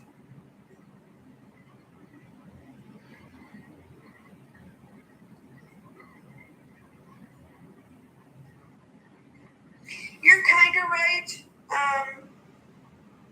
Hector. Humans do have the ability to summon or make stuff real. That's why there's such thing as tulpas.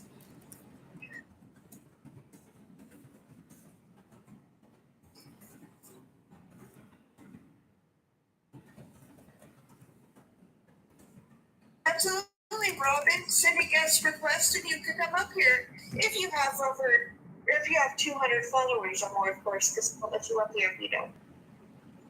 When did I first become a Wiccan? At the age of 19, I became a Wiccan right after I was forced to go to a private Bible school. It's Tulpa, eclectic witch. It's Tulpa, Tulpa. It's a being that was literally willed into life.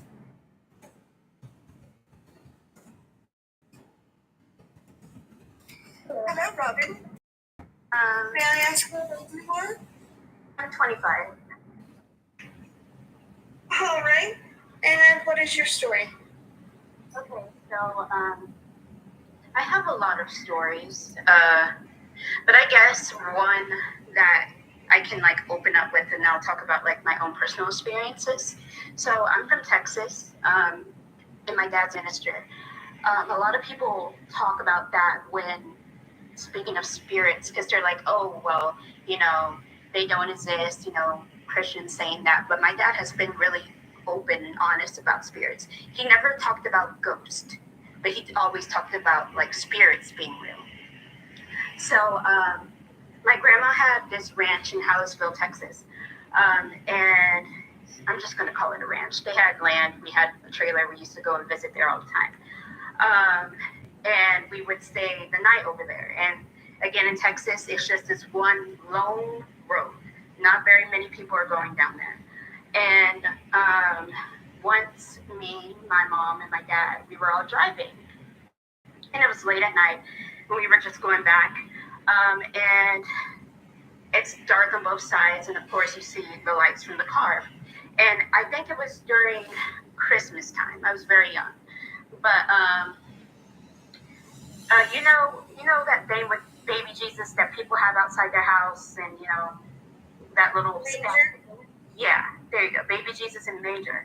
So we were driving up to that like area, and there's this man, and like we can only see him from like the car and the lights, and he was a tall man. He had like a coat on, very long, and he had like a top hat. And then my dad, he starts to slow down because he's like, oh well, I don't want to like hit this dude. The guy looks into the headlights and just disappears. And then we were like, okay. And my dad was like, okay. So it was kind of interesting, like seeing that for the first time. And I talk about that because a lot of my experiences, I was never gaslit of when I spoke to my dad about them. I always have dreams about certain things before they happen, and some of my experiences that I've had, my dad was like, oh no, you're not thinking, because he believes in it. So let's see. My dreams vary. My mom was assaulted. I had a dream about that before it happened twice. I've been super like terrified of going to sleep sometimes because I've always had vivid dreams. So the night when my grandmother died, that was a really hard time for me. She was on hospice. She was dying of cancer. I was speaking to her, and of course, she wasn't able to speak back. But the night when she died, it was kind of like a shock because that was the first time someone I was so close to passed. And I called my best friend, and I was on the phone with her until like 5 o'clock in the morning. And then my mom, she comes in my room. She looks at me, and she doesn't really say anything. And I just think it's so interesting how my mom knows some things before they even happen. And she looks at me and she goes, you can go to sleep. She's not going to bother you. And I don't know how she knew that was the reason why I didn't want to fall asleep, but she almost knew. Like she said, she's not going to bother you. And ever since then, I've been a lot less scared of those experiences of having dreams before they would happen. And when things come out of my dreams, I mean, things I experience in real life, of course, I have disabilities and I'm disabled. But when I was young, we lived in this house. And I remember right before moving into it, I looked at my dad. I said, "This house is haunted." And I was like 6 years old. And he was, and then he was like looking at me. I was like, "Dad, this house is haunted. Like, I don't want to live here." But you know, they signed it, whatever. And we lived in this house for a few months. It's kind of weird. I was super sick in this house, unlike everything else. And I realized when I'm in places that have very high spiritual activity, it starts to affect me in my stomach. I have really bad stomach issues. Told me not to. I'm sorry, what happened? Oh, sorry, I was talking to my husband. I apologize. I thought I muted myself. It's okay. I'm just really sensitive when it comes to spirit. So I was way too scared to sleep alone. Like I would vomit repeatedly, passing out. My parents would take me to the doctor. They couldn't figure out what was going on. They'll try Pep-Bill, and I'll just run to my parents' room. I'd be like, "I have to sleep with you tonight. And it wasn't until we moved out that house and I grew up, I was like, "Mom, you remember that weird house we used to live in? The one that I said was haunted?" And she was like, "Yeah." So my mom looked up the address of that house, and the owner didn't tell us this, but it was next to a college, and there was a party there, and a couple of college kids, trigger warning, they unalived and they OD'd. And the way that they were found, of course, matched the symptoms that I was experiencing in that house. And my mom found it, and it was like an article from years back, and the owner never told my parents before moving into the house that happened there. Since then they've tried to tear down the house and rebuild it, but it never sold again. I think we were the last people that lived in that house, actually. Yeah, so a lot of experiences that I have experienced in real life has affected me through my health that I didn't realize, but now I realize it more. Yeah.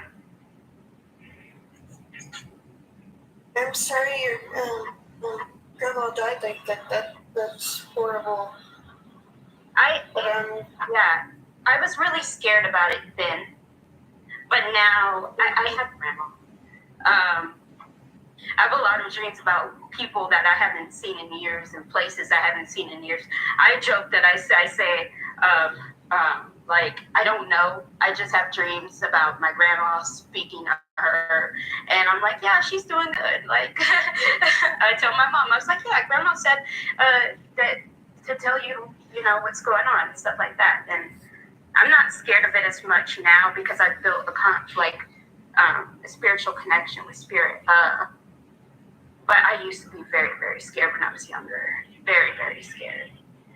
Terrified, honestly. It was to the point of, like, I had this weird bad dream. Like, I would sleep next to my grandma, and I would wake up and I would put my hand on her chest to make sure that her heart was still beating. But now, it's more comfort. I feel more comfort when it comes to my ancestors than anything. When it comes to other spirits or other spirits trying to connect to me, I'm not that comfortable yet. Because I'm like, I don't know you. I have no idea how to help you. I don't know where you know me from. But that just happens when you start to connect. Thank you for sharing your story, Robin. It takes a lot of guts to come up here and tell people your story. And thank you for telling yours. Thank you, no problem. Okay, I'm going to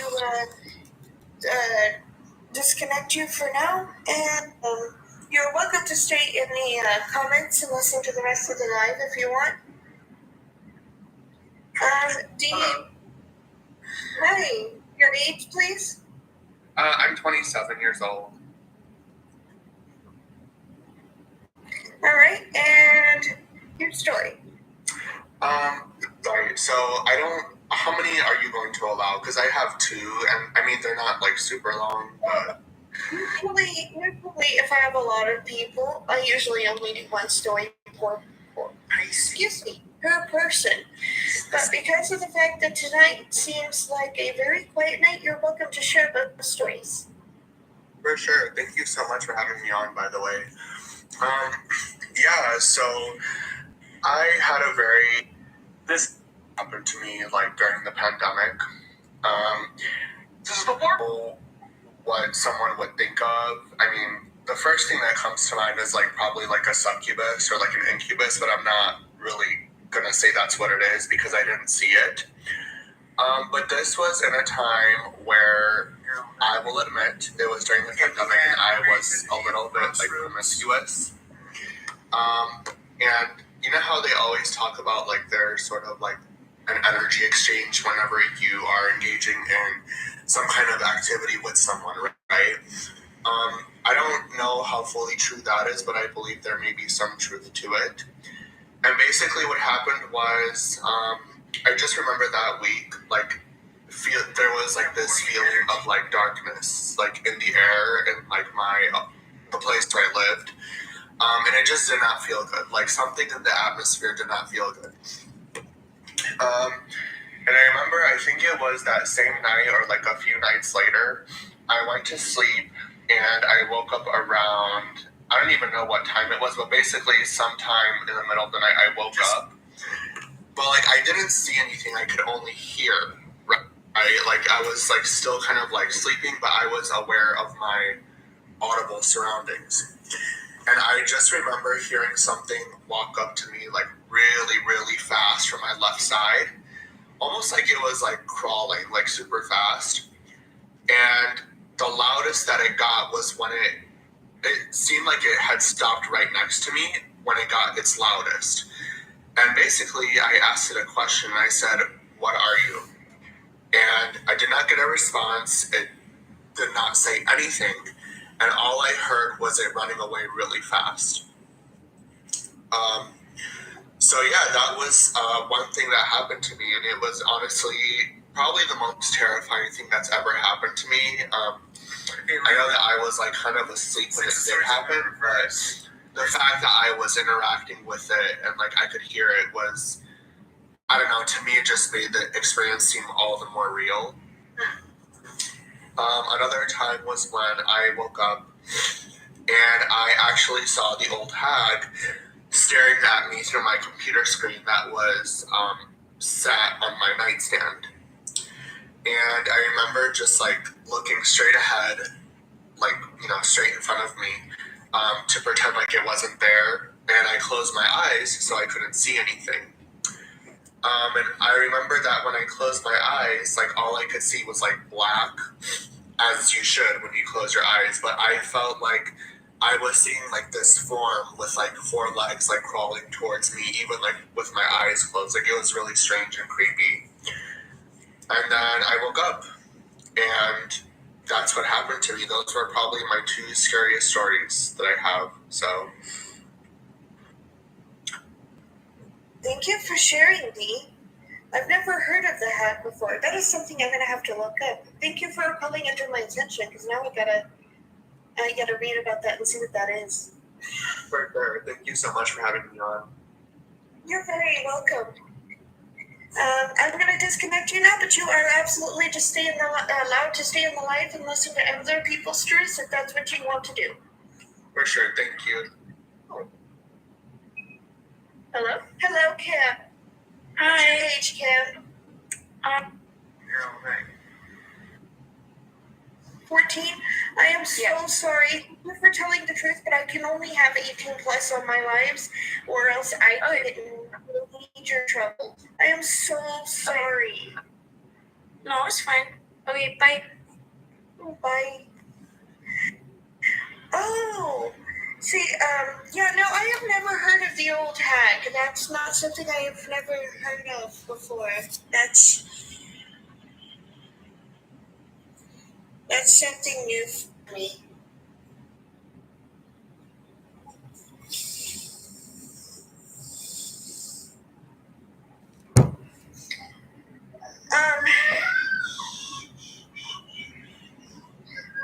As for Alex, if you are still here, if you want to send a request to come up to tell you one of your stories, you absolutely can.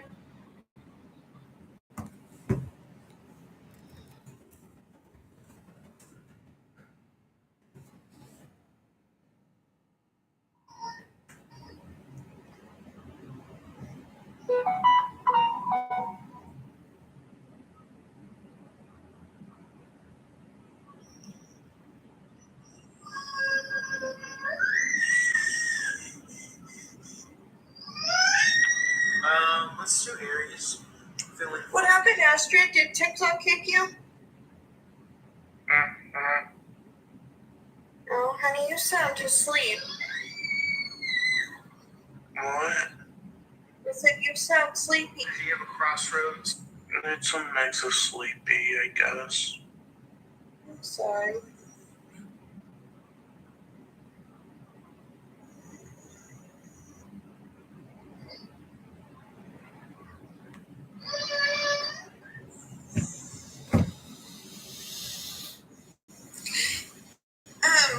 I was always told that if,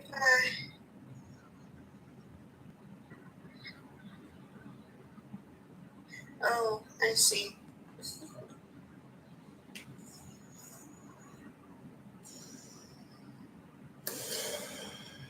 Hello to those who are just joined my live. If you've never been in my live before, there's two things that two rules besides the TikTok guidelines that I have, and one is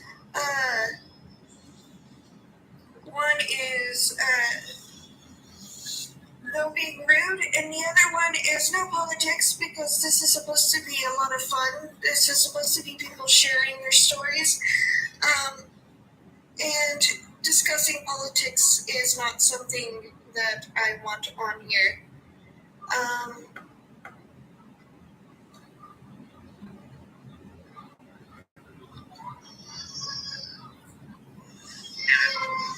happy to kick you off the live and banana you off of the live, so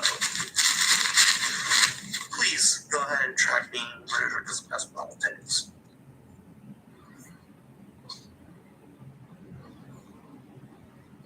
You know, welcome maps. Believe it or not, that's all the spirit needs. If it's outside your home, that's considered bringing those in. You don't even have to say it. You just need the map. I'm outside my house to wait, no, never mind. Guys, if you have 200 follows or more, you could come up and share your stories. Today seems to be a very quiet night, so It's probably because it's Thursday. it could be. I also started my live really later than I normally do.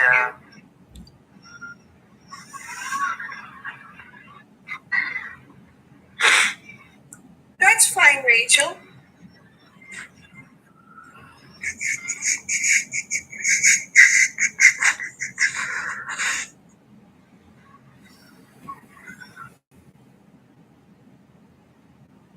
Hello, Running Gun. Hey, how's it going?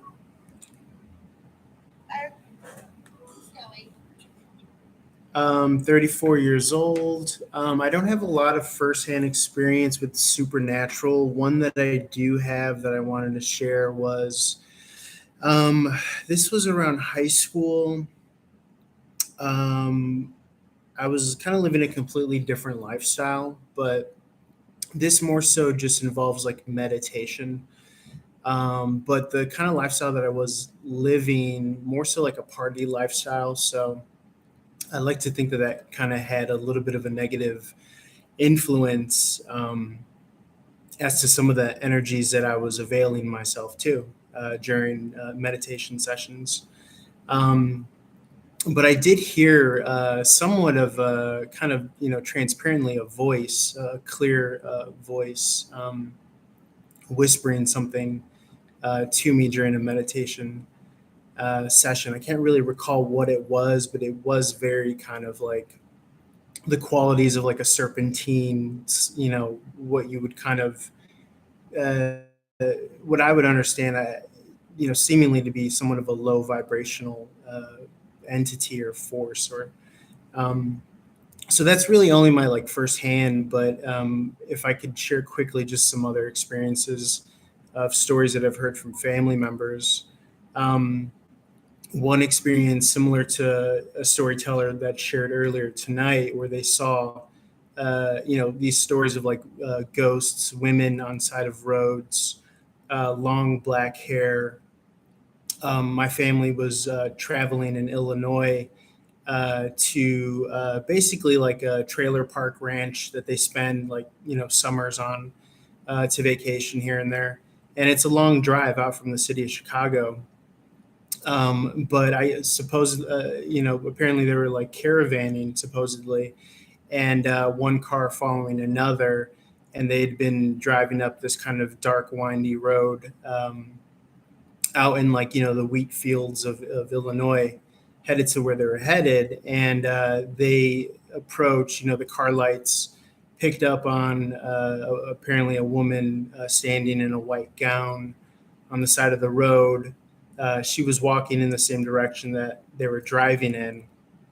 But just like the telltale signs of, the car approaching with the woman on the shoulder of the road, and my mom being in the passenger seat, just kind of when she's recanting, she's always kind of expressive of the fact that like she just felt chills and shirking, feeling this energy as they're approaching. And she made like face-to-face contact. She looked at this person, and this person didn't have a face. And she just, remembers, grabbing my father's arm who's driving, squeezing the hell out of it, and just telling him to like, step on the gas and get out of there. So yeah, I've heard similar stories being on this channel of that since I've been listening to you guys for a couple of days now. And then just the other ones really quick if I have time. One famous family story is my cousin Danielle. She's a bit older than me, so this is like in the 80s, I want to say, mid to late 80s, when she was a baby. I think it was at my grandmother's house. They all lived in like this duplex, shared levels. And somehow she got out of her crib after being laid asleep at night, and the adults were playing poker in a front room. And so they come to find that Danielle, the baby, has been pulled underneath one of these like old school bathtubs that are standing up above the ground on iron legs, and she's just jammed in the back of this bathtub. And according to them, the adults that are telling the story, they had to unscrew the tub from the ground and pull her out from under there. She was jammed, pretty far back there under the tub. And when asked how did she get there, she said a little green man dragged her under there. So, supposedly she had seen this entity and followed it into the bathroom, and then was somehow, I guess, pulled under there. And then just lastly, so my grandma lives in Chicago in the old Pilsen neighborhood, predominantly Mexican-American. A lot of ghost stories and entities and energies there. It's just like a lot of old buildings in that neighborhood. And their building in particular, they've experienced some supernatural phenomena in the top floor level that should be empty. There's been times where they're hearing like footsteps running across back and forth when the family that lives there are on vacation, or they're just known to not be in that unit. One story in particular where they had a baby swing set up in the middle of a doorway. I believe it was just my mother, my father, and my grandmother, my father's mother, in the kitchen, and the baby swing that was set up in the doorway, somehow, how they explained it to me, just started swinging on its own in a very kind of creepy like way. So anytime I hear ghost stories, I kind of think of those main three kind of family stories that always come up. But thanks for having me, and just wanted to share with you guys. Love your page and love your content. Ronnie Gunn, before you leave, Hippie Chat asked you a question. They asked, were you on a crossroads when you were telling your first tale?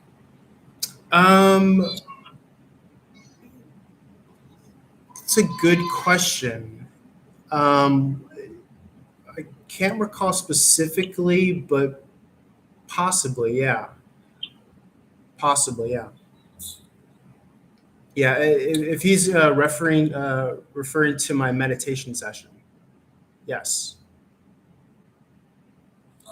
So the first one that you told, you were talking about a woman with no face. Oh yeah, that one, yeah. That was Were they near a crossroads, or were you near a crossroads when that happened? Again, this isn't my firsthand experience. This is family telling me, but to my knowledge, I'm unaware of if they were at a crossroads. To me, it was always explained as just on a country road, her being on like the left shoulder or the right shoulder or something like that of the road. That would be perfect placement for Hecate. That's why I'm asking. Yeah, most definitely. I have a personal experience where I actually got to see Hecate at a crossroads in a town that was known for ghost stories. Mm. And I wasn't the only one that saw it. My atheist friend acknowledges it, even though he's an atheist, and acknowledged the fact that he saw it as well. And mine, I couldn't see the face. She was veiled. Oh, wow. Which is unusual for the story of Hecate, because usually she's not veiled. So a pale face is a common thing that's mentioned when mentioning Hecate specifically. That's why I was kind of curious. Now for that second one where the child was pulled underneath the tub. Yeah. If I were to go back in like some of my traditions, I would honestly say that sounds more like a faith folk thing. Because they tend to really like to pull jokes, and they like to do things. Certain ones like to do things that involve, kids, and maybe putting them in a situation that we wouldn't typically find them in, if that makes any sense. Right. That's interesting. I didn't know that.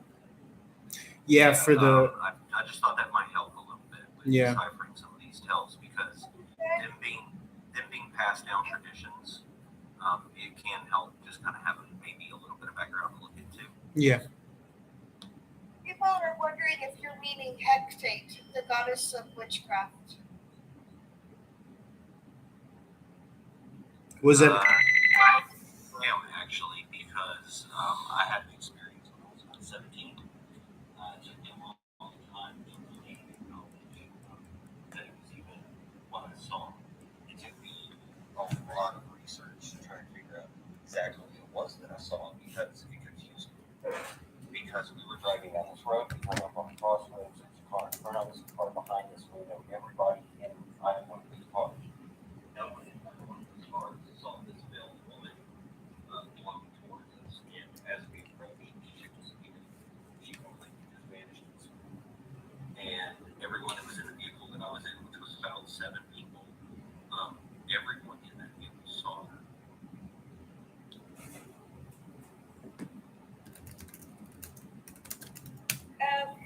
To answer your question, Rachel, I don't remember exactly which lore she's from. I want to say she's from Roman, but I could be wrong.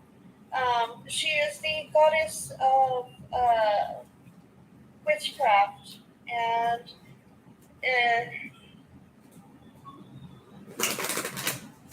oh, is it Greek? Okay. I couldn't remember if it was Greek or Roman. It is Greek. She's known for walking the crossroads of the earth as part of her punishment, with a hellhound at each side. Now, not everyone mentions a hellhound being with her or anything when they see her. Sometimes it's just her. But yes, definitely, I pulled strongly from a very Celtic strong position. But with seeing what I've seen and being acknowledged in that way, I've come to actually gain a really nice relationship with God. And I'm sorry I missed it before, guys. I'm usually pretty good about that, and I apologize for getting the Lord wrong. Please don't be mad at me.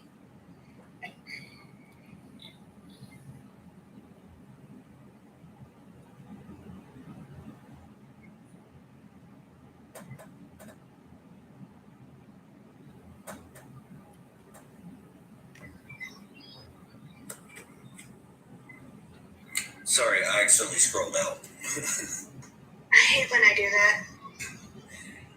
I am practicing witch, have been for a while. I do have a huge community, mostly online actually, of people that I continue to learn from. And the way I look at it is it's never too late to learn. The whole part of our journey is to continue learning, because we'll never learn everything there is to know, but maybe we can kind of come close to learning ourselves.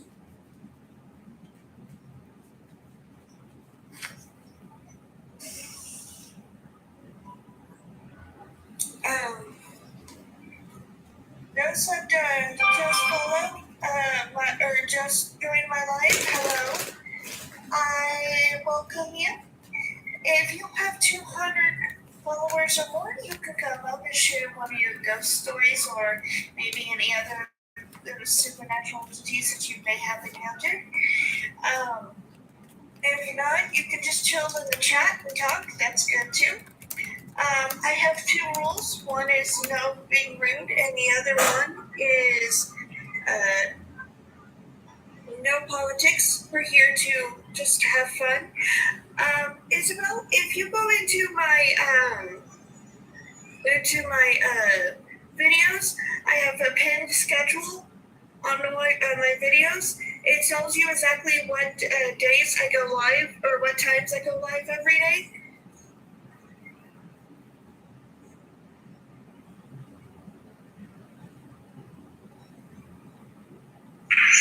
If I may really quick, I'm sorry for interrupting if I am, but my mic will not let me mute for some weird reason on the screen, so I'm going to hop out. All right. Hello. Hello, Belladonna. When I was at the very beginning of my practice, and I just started learning about the wheel of the year and practice and doing the Sabbats and things, and I had my first Beltane. I left an offering to the Fae and put out flowers and fruit. And when I went outside to spread bird seeds in the woods next to my house, I was just dancing and feeling the moment and spinning. And in like an instant, there was a child with blonde hair and small antlers. It was the horned god as child form. I was so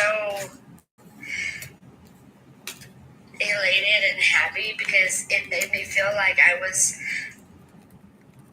on the right path. And I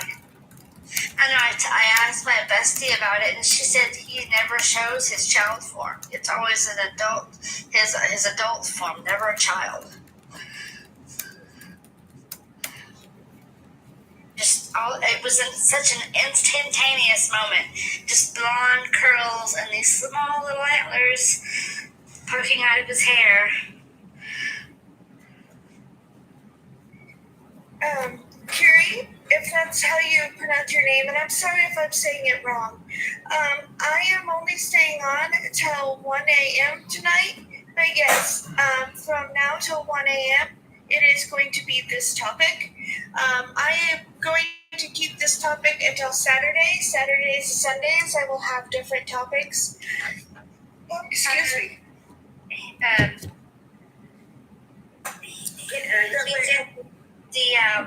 My best friend told me that it was possibly Cyrano, but maybe it was a Pan. I'm not sure. Like I said, it happened only for an instant. He was there and then he was gone.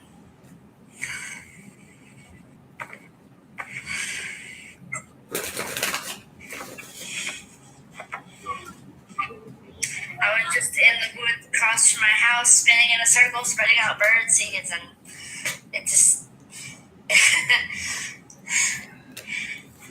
another instance that I had was around the time that I started my path. I accidentally picked up a Fae gift, and I brought it in.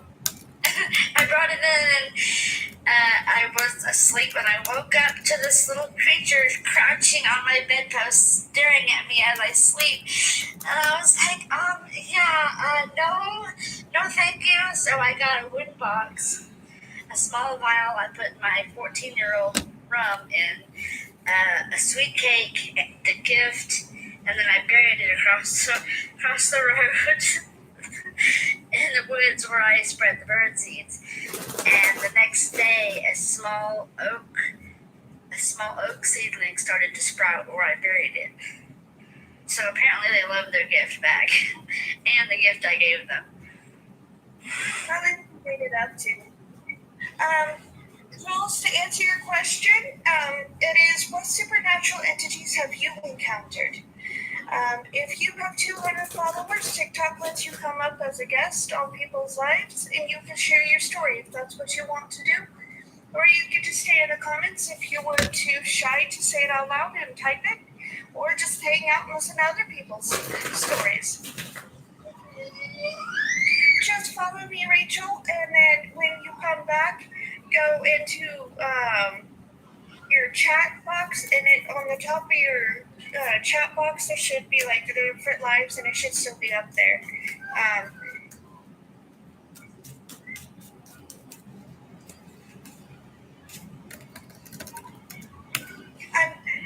How are you doing, Eric? Good. Just coming in here to share another story. You know, I got millions of them. Yes. Belladonna, would you finish with your stories, my love? I think I have one more. There was a time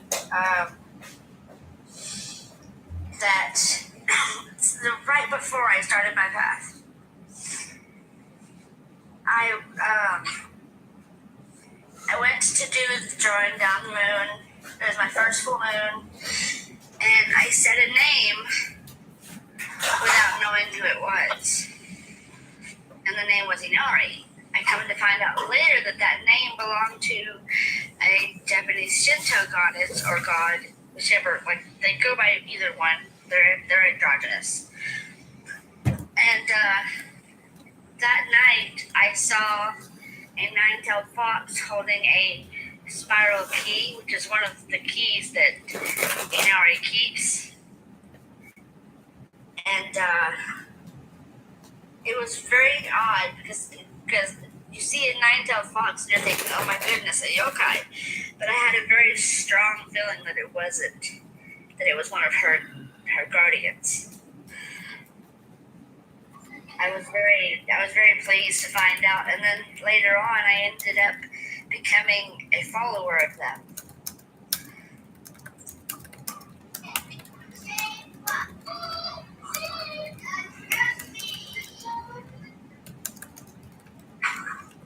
What's going on, Urbix, with Matthew?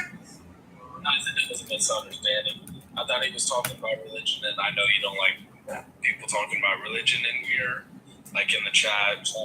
Right. Well, I don't like preaching. Yeah, I don't like preaching. I don't like it when people start preaching.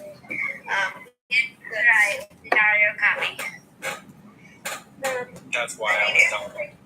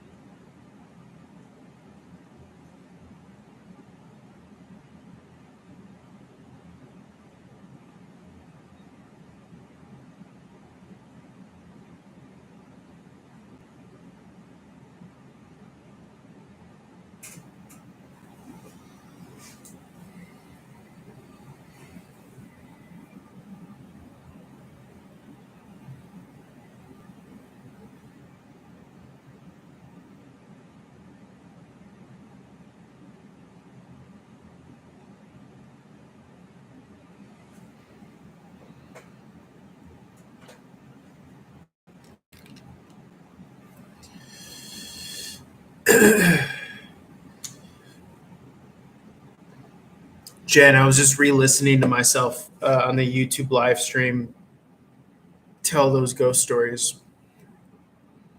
I just wanted to see how I was like coming across, because I don't really tell those stories, so I just wanted to make sure that I was like clear in telling that. But I listened to it and it wasn't bad at all. I think like we always like think that we come across like a lot worse than we are. So I was curious re-listening to it.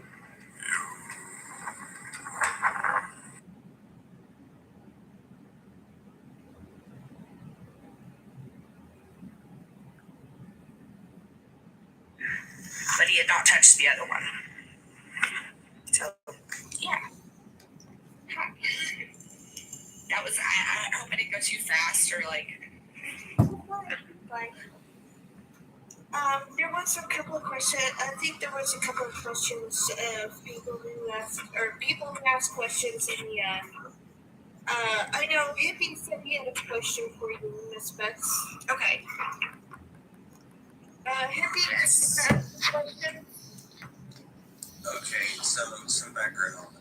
I am currently, I would consider myself more of an occultist, because I believe in finding hidden truths, and occultist. So I noticed that you said that there were some physical actions that happened that were pretty shocking. Yes. The connection that you had to that necklace to anyone that you do. No, so I do LARPing, and I had gone to a LARP event. Like, and if you don't know what LARP is, it's live action role play. And I had gotten this. It is. It's so much fun. But I had gotten this necklace, and it had a little pad in it, and you could put different types of incense in it. And I actually researched that. I think I know what happened. I don't think it was the necklace. I think it was specifically the incense. I had bought this like smorgasbord of different kinds of incense, like all mixed together. And I feel like I was essentially wearing a magnet. Or whatever it was. What you mean? You need to make your own plans. Yes, exactly. Yeah. Like I think basically I was wearing a magnet that was like, hey, and it kind of pissed some things off. And I don't think it was just me wearing a necklace, because I've worn other necklaces, not been an issue. It was specifically that necklace. There's a reason why I asked that, is because sometimes you can get like ancestors or things that will try to get your attention at times. And sometimes they can, if you're not paying attention, they will let you know. It's like that grandmother that would smack the back of your hand with a spatula just because you reached across the table type of thing. And or stab you with a fork, but yeah. Yeah, pretty much. Now, I will say that like mimicking others, mimicking others and things like that tends to play within the same ideas as like playful spirits, or what people would call poltergeist. I'm not going to deny that there's a possibility that there are spirits out there that like to play practical jokes. My little sister, when she passed away, that was how she got my attention, and that's how she let me know that, hey, there's something past this. Yeah. Was through a practical joke. So they exist. I'm just trying to. That's kind of how I've always felt about it, because even though the some of it's been kind of scary in the sense of like, holy crap, something shoved me, I could have fallen, or hey, something turned on my stove, and that can be really dangerous. I never felt like it was malicious. I've never felt that it was malicious. It always felt like something was just like, hey, I'm here. And when I think somebody in the chat asked if I had like been like, hey, or like talk to it. When I got choked by the necklace, I was like, hell no, stop that. And when I came to the shower thing too, like I was like, okay, look, I don't care if you open and shut doors. I don't care if you like, I hear your footsteps walking down the hallway. Fine. You want to turn on and off the light switch occasionally? Fine. Don't touch my person. That's where I draw the line. Keep your hands off my person. I'm good. And don't catch the house on fire by turning on appliances, please. I will say that standing your ground is definitely important when it comes to spirits because your place is your place. And while you're physically obtaining this area, you have the capability to say, hey, this is my area now because their time has, possibly come and passed. And now it's your time. And so basically just setting these ground rules can be pivotal in your experience with them as well. Yes, Robin, please stop turning the water on. We have to pay for that. Exactly. Sometimes the ground rules don't matter, though, for them. Right. Sometimes, yes. But usually if you're just like, hey, I'm not comfortable with you coming in the bathroom while I'm taking a shower, you can set that ground rule and keep them from wanting to necessarily come in the bathroom while you're showering. Can I interrupt y'all's conversation for like half a second, please? Because I just noticed that there's more people in my line. Hello, for those who just came. The topic is what supernatural.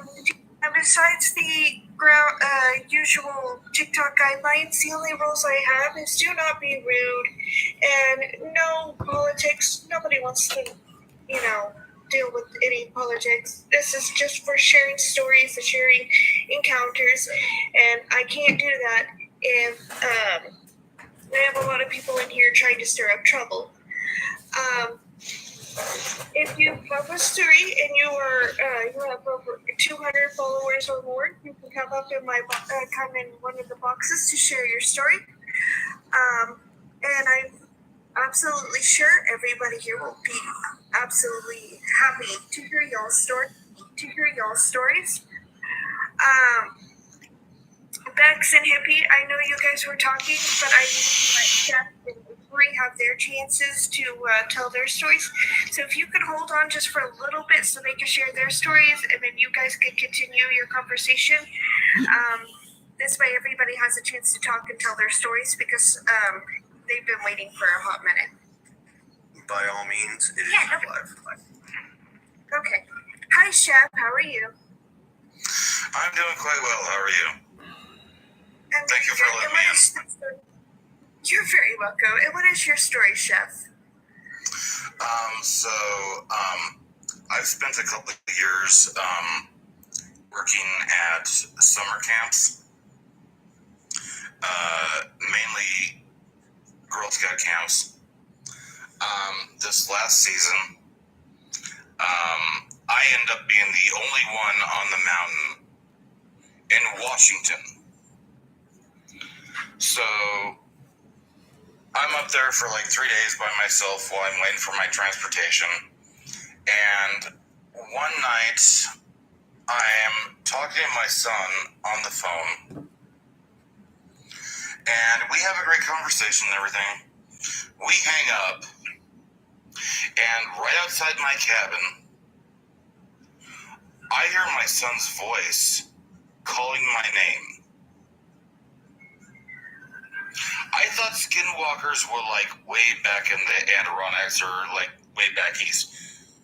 There is something in the Pacific Northwest that can also imitate human voices. And obviously, I don't know, it mimicked my son's voice exactly. And it was literally right outside the door of my cabin. Wow. Chief, please told you this. When it comes to It's Chef, not Chief. Oh, sorry, Chef.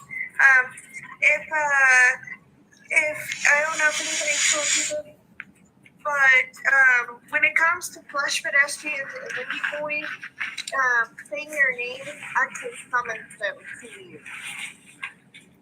I can barely hear you.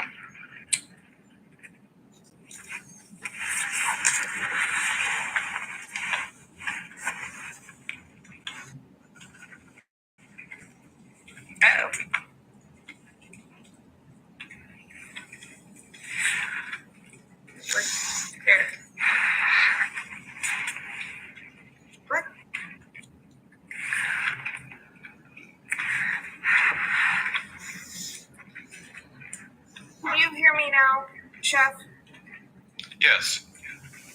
Okay, so when it comes to flush pedestrians and windy boys, we try not to say their name because that summons them to you.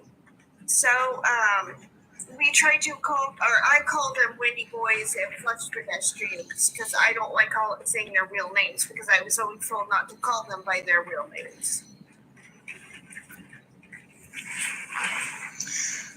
I'm from Montana. We don't have shit like that here, so I'm not used to dealing with cryptids. No, you're fine. I just thought I'd let you know. Like I said, I didn't know if anybody told you or not, but. What's the proper term again? I personally call them windy boys and flush pedestrians. I don't think there's an actual, like, some of them call them a knot deer. Like Sam here, they call him a forbidden deer.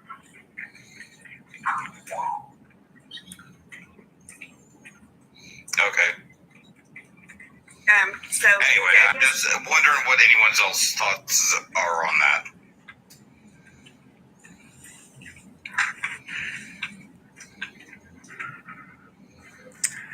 If I may. Go for it, Pete. Okay.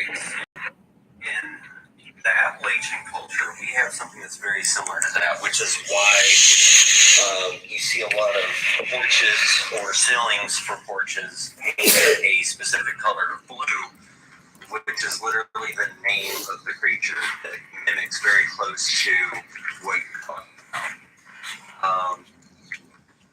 But if you check out internationally in different traditions and cultures, there are very many different variations of the same story. Very similar, very similar aspects to it. So you can find this thing almost globally. It doesn't really matter where you're at. There's some sort of folklore around it.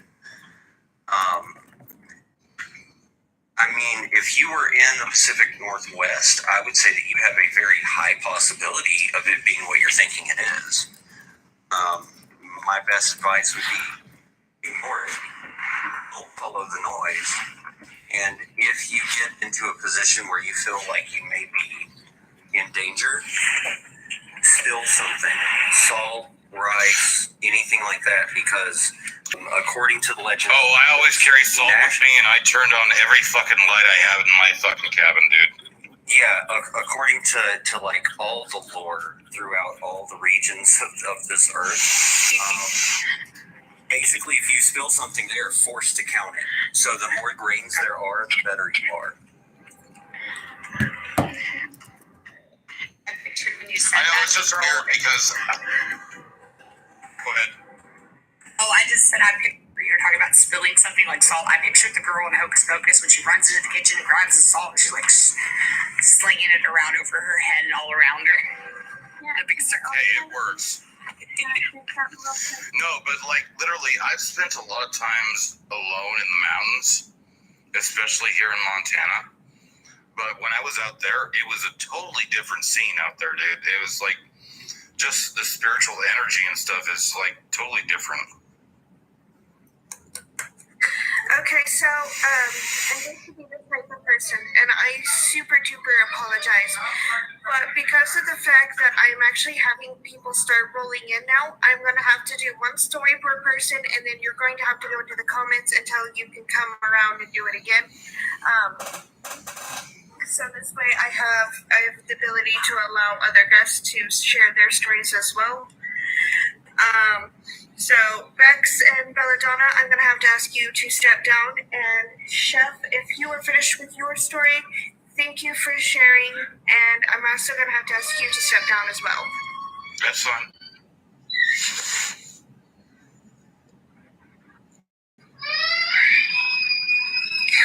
Ambi Bambi, it is your turn, my darling. Hi, Nikki. Can you hear me? I can. I'm still new to this. How do I exit? I can do it for you, Chef. Thank you.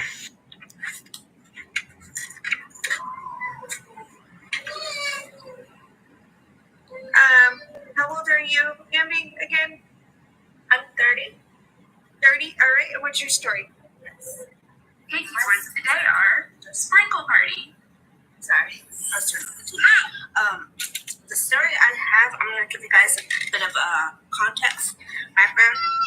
Back in 2012, I went to Earl C. Clements Job Corps, which is formerly known as Camp Breckenridge in Morganfield, Kentucky.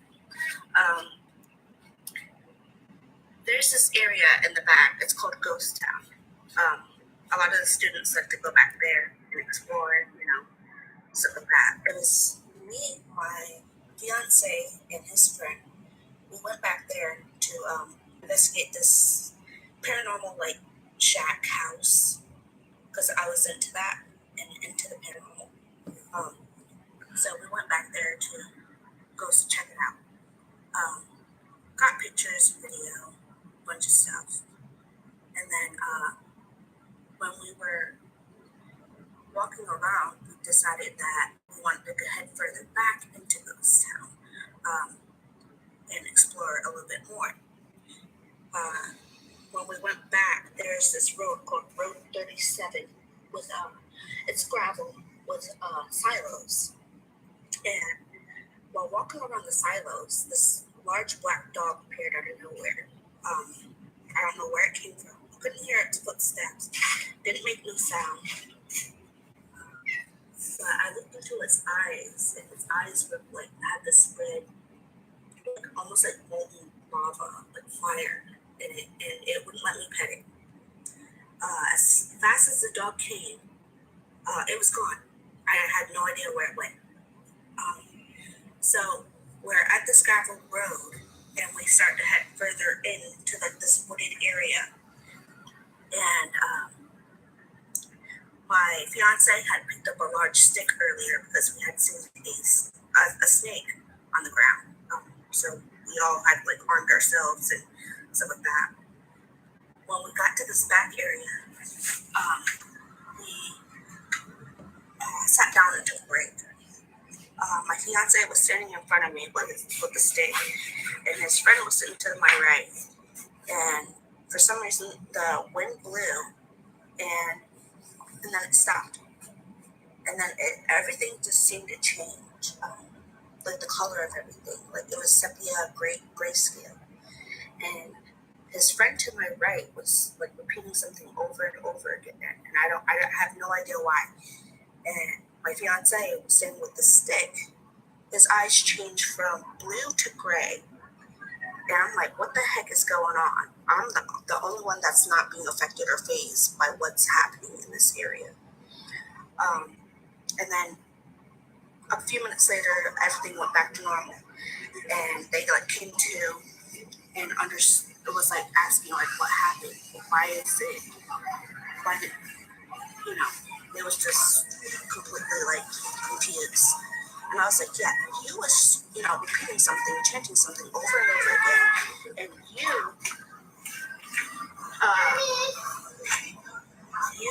And I was pointing to my fiance, and he said, yeah, I had a vision of taking the stick that I had and bashing him in the head with it. So, and I was like, whoa. And after that, we was all freaked out. I was like, yeah, we gotta go back to Central. Wherever we encountered, it's not okay. But we all made an agreement and pact that we would never speak of that again. And now it's 10, 11 years later, here I am, sharing the story. I don't.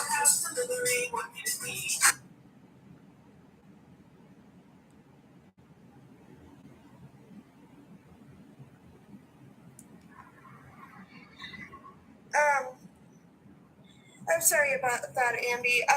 I'm not gonna lie, I had to step away from my phone for a minute.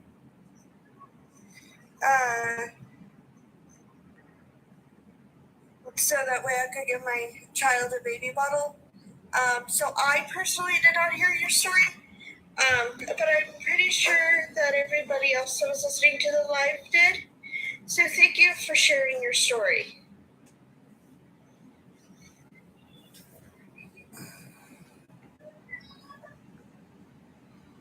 Sorry. Thank you. I appreciate that. You have a good night.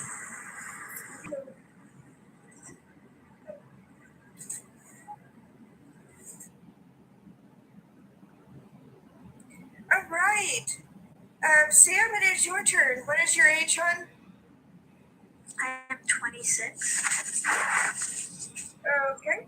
So I'm, for context, I am from Texas.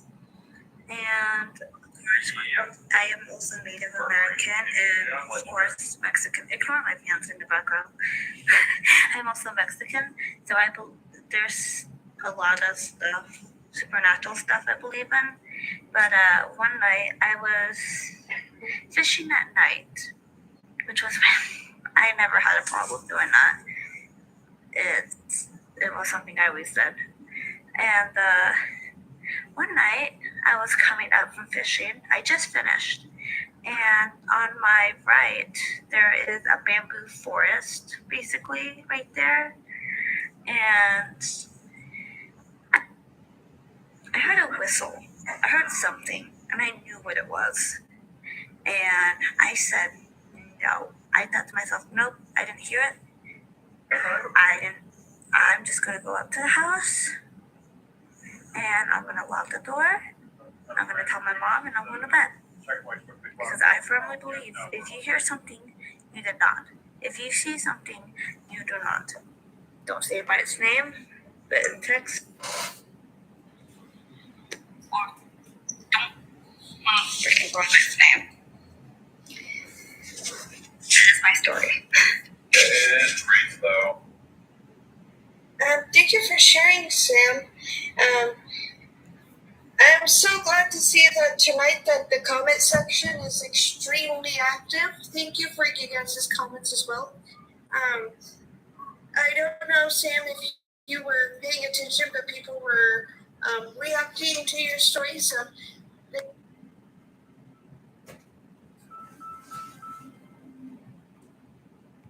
A call from Psychic Source. You are about this caller is new to you. Customer has 4 minutes. Please hold.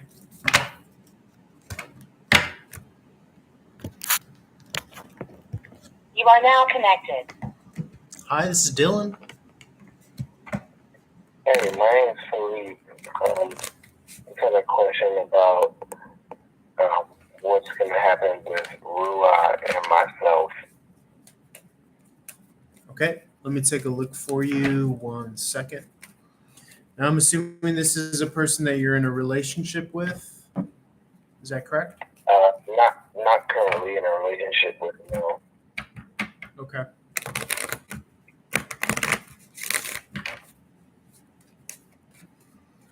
And you're hoping to be in a relationship with this person?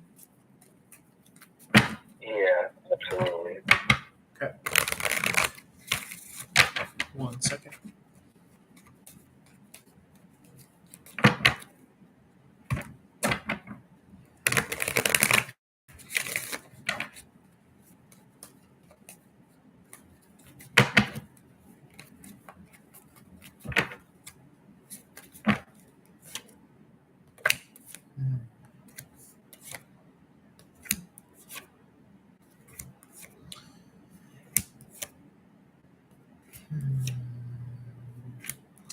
Yeah, I'm not getting relationship vibes, to be honest. This is coming across as something that you might possibly be fighting for or to try to make happen, or of course there could have been some sort of physical encounter with each other, in the past.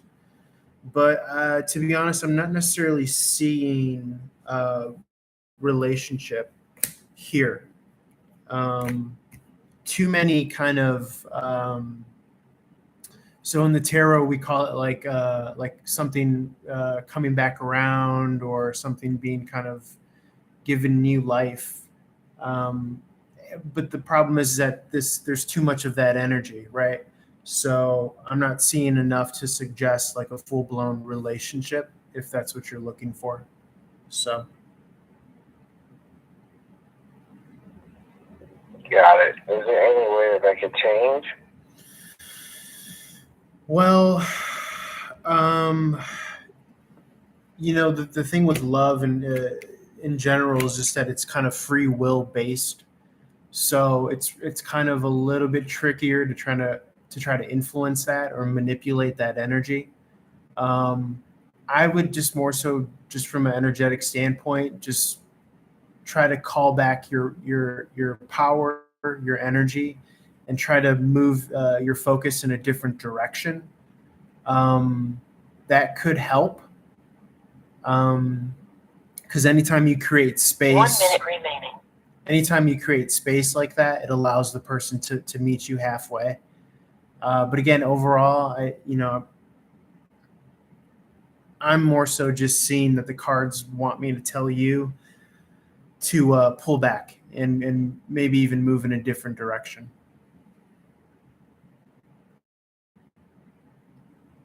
So. Got it. Is it because she's like dating other people? Let's see.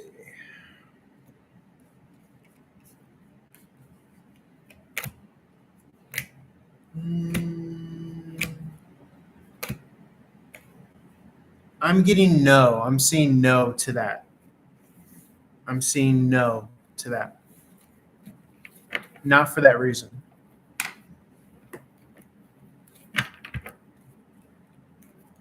Please hold. The caller has the opportunity to purchase more time through. No, and you're freaking me out, and now I'm gonna have to sleep with the lamp on, and I'm like, I don't know what to tell you, and then I kind of looked at my mom, and then she disappeared. There's a whole bunch of stuff that I encountered. I see, like, periodically, I really,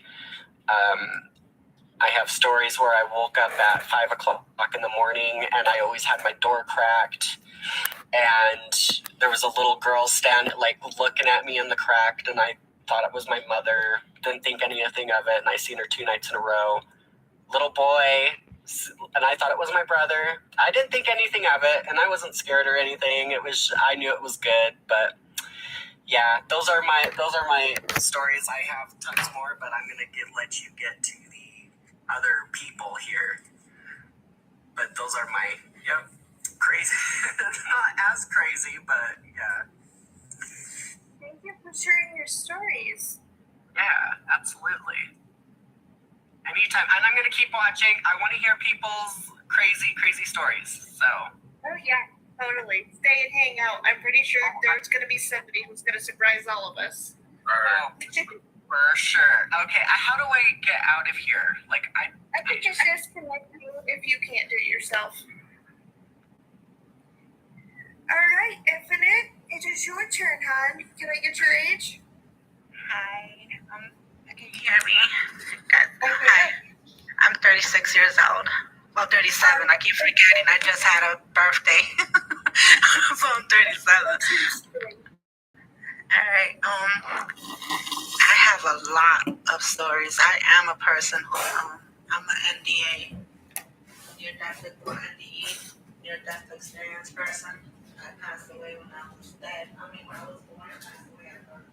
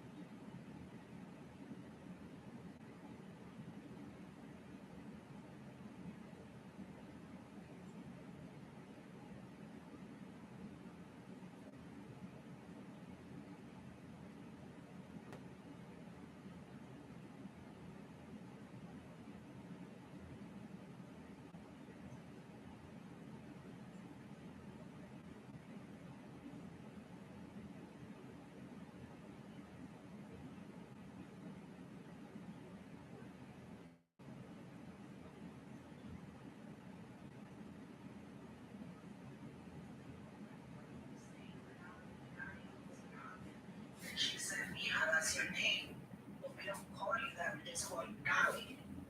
So they used to call me by my real name, whatever that was. And I didn't even know my name.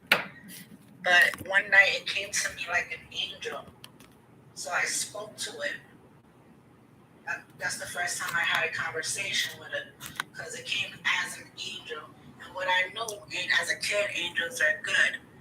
So I spoke to it, and she was like, yeah, I would like to meet your family. So I spoke to my brother about the event. All right, and that I spoke to this angel, and then I'm gonna come speak to you about it. I mean, the angel wants to come speak to you. That's what I told him.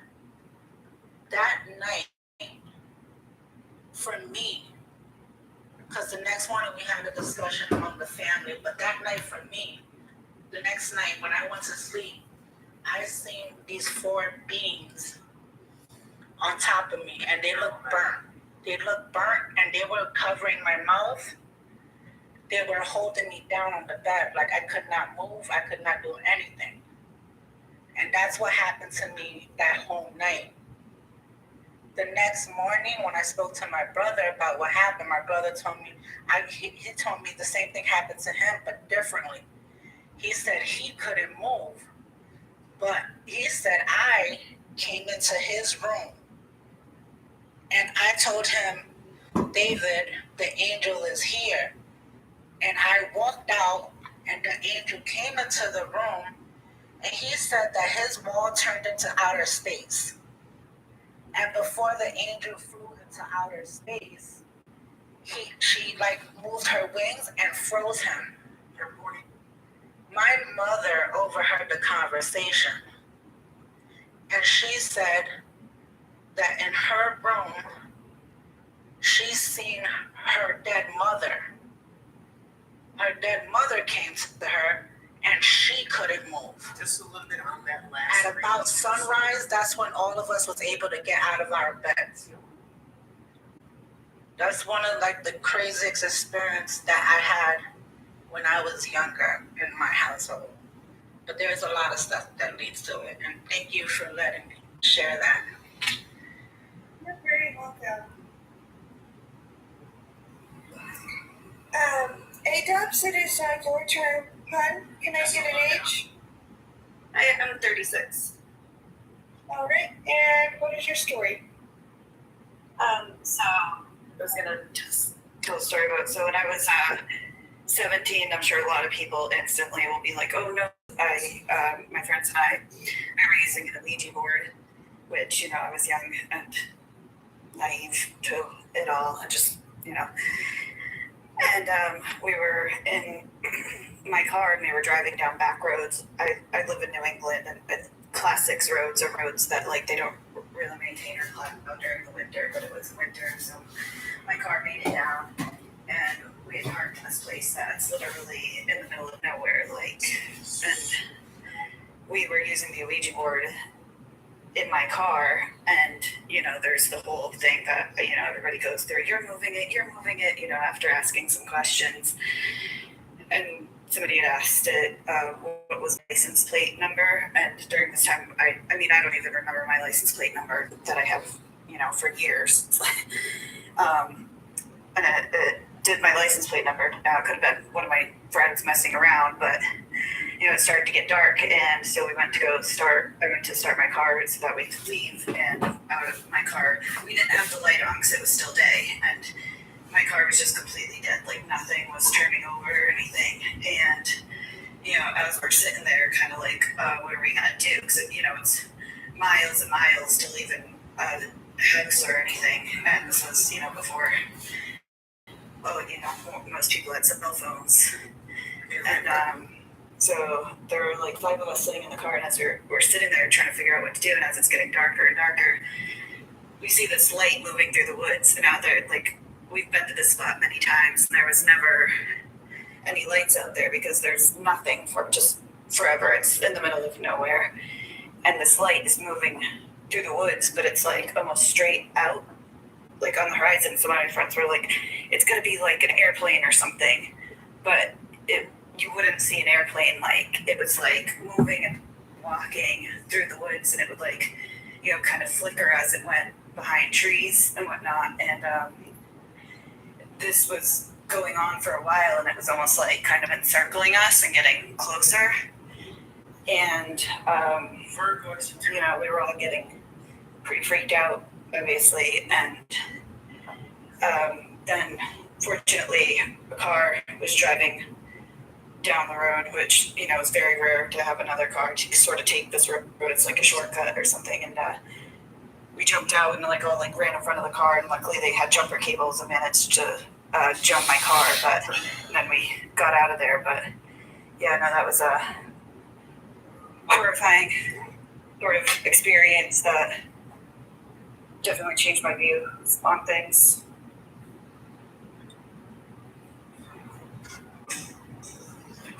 Yeah, and I do have other stories, but I'll mute myself and let the next person go.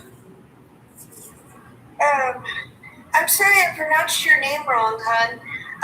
You'll have to unmute yourself and tell me how exactly to pronounce your name, because I'm not the best at sounding out words sometimes. Oh, yeah, it's Mula.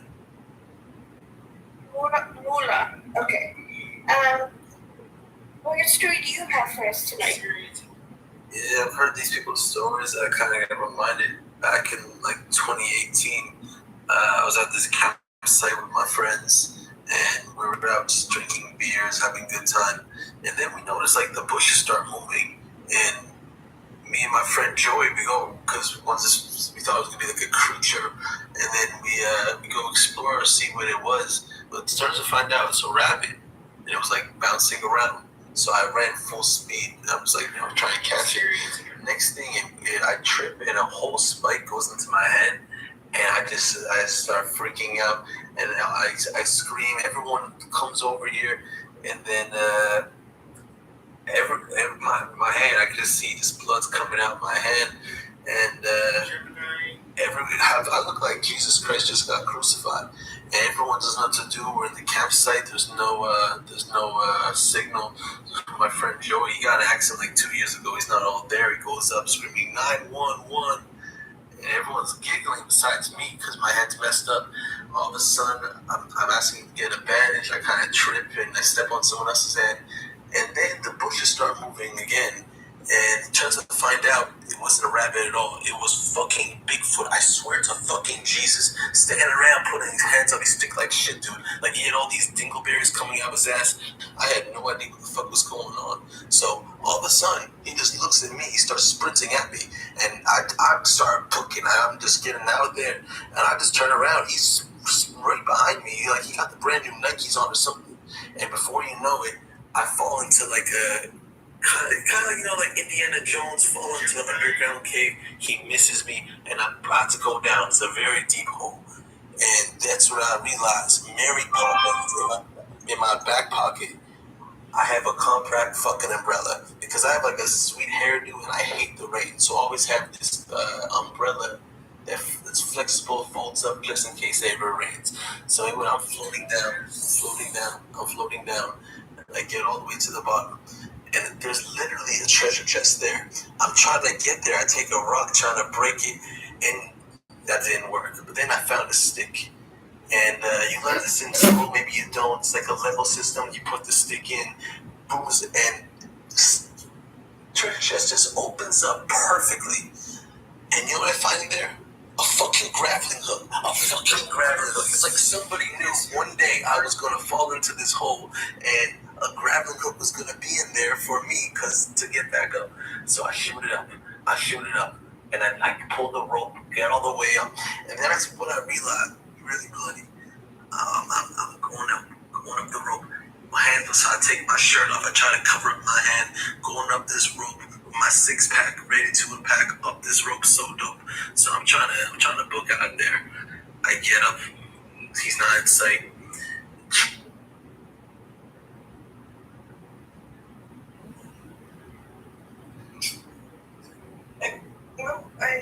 I didn't mean for you to get kicked. I don't know what happened there. Okay.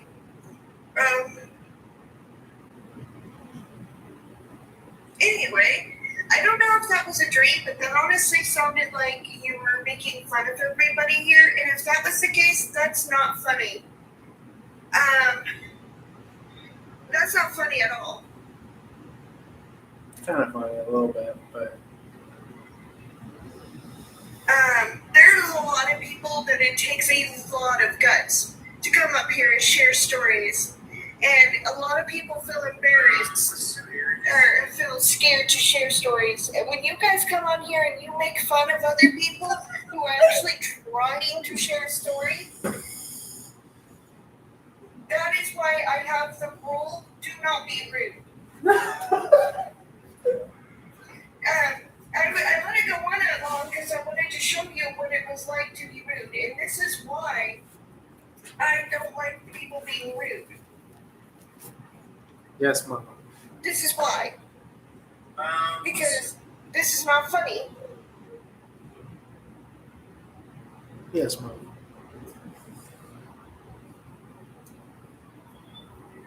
It's okay.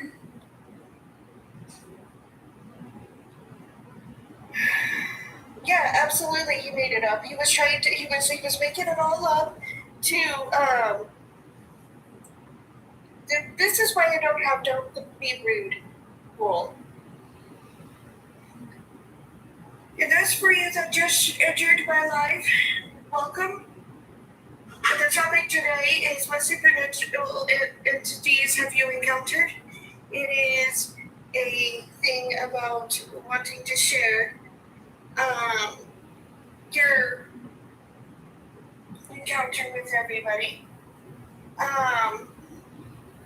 The man was shot last night. He was making fun of us, Mama. You know, honestly, Peach, I thought he was too until he started talking about the dingleberries, and then I realized he was making fun of everybody. And I just wanted to let you guys see Don't repeat it. that this is what I mean by not being rude. That right there. Sometimes it doesn't come out as a mean thing. It is literally just somebody trying to make fun of a bunch of people. Nah. Absolutely. Now, if somebody actually wants to come up here and share your actual stories, I will allow that.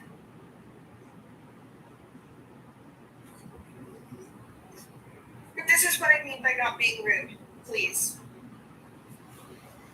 And I'm sorry for any of you that it actually affected negatively. I do not allow that here.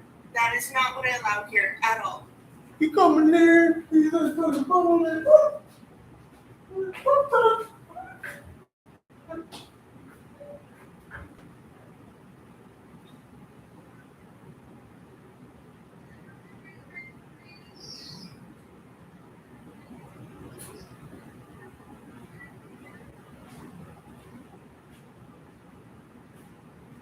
I am so sorry, Ryan. That's not my intention.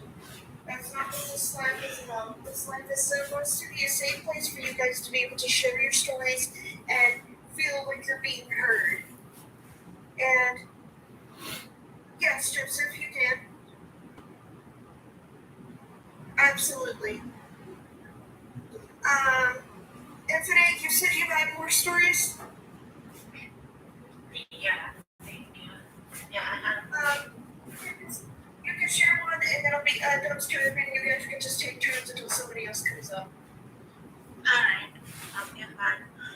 For me, like, there's a lot I could go on with, because there was a lot of, and that's only from my childhood that I could, because whatever that was in my house, I'm not sure who it was, but I know one of the things he used to do,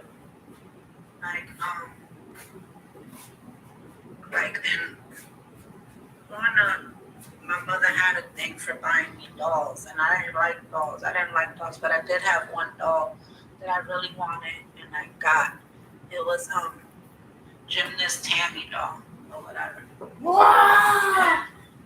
This one doll, for some reason, it would, like, I would go to sleep, and I would feel something pulling on my hair, and I would turn around, and I would see this doll just staring at me with its arm up, out of place.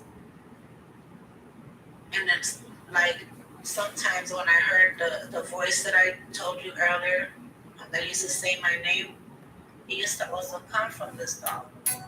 Also, my mother had 2 other dolls that she got me that I didn't like. And they were actually made out of cotton, so they could not stand up. Like it wasn't plastic at all. They were made purely in cotton. So one night I woke up and they were twin dolls, which was that made it creepy because they looked exactly alike. One night I wake up and the doll is standing at my bed. Now, the very next day, I unalived the doll, me and my brother, both of them. Like, I threw them in the trash and everything because it was something that I did not want around me. But what I'm trying to get at is I'm trying to understand what was I dealing with growing up. I can't really say it's a poltergeist, I don't know, because I never seen doors slam and things moving around. It was a lot of entities I seen, and the only thing I seen that like was no dolls. That's the only thing that I've seen that like move around. And I never seen them move around. I would just see them misplaced. So I never actually seen the dolls move. But I know I didn't leave that doll there. So why is it downstairs in the living room? You know, stuff like that. But yeah, I'm gonna let I don't want to say her name A-Dubs go.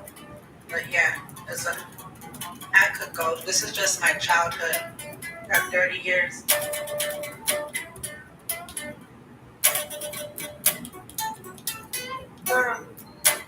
Avery would like to go. They can go first. Avery's gone already before, so you guys have already told the story tonight, so you guys can just, hang out and take turns telling each other, telling your stories. Okay, Avery, would you like to go first? Either or, I don't mind. Go ahead. Okay, so is it okay if I tell one that didn't necessarily happen to me, but happened to my cousin? Yep, go for it. Okay, so my cousin was in jail, and she was in this dorm. I'm just eating my phone and it made me some invite. It's fine, Lord. Okay. She was in this dorm, and so they get bored, and they made a Ouija board, and so they played it, and it warned them not to play it again, right? Like, it warned my cousin and her friend, don't play this again, and then they did, and then it says, no, seriously, do not play it again, or else something bad is gonna happen. Ice, stop for a second, baby. Stop for a second, Ice.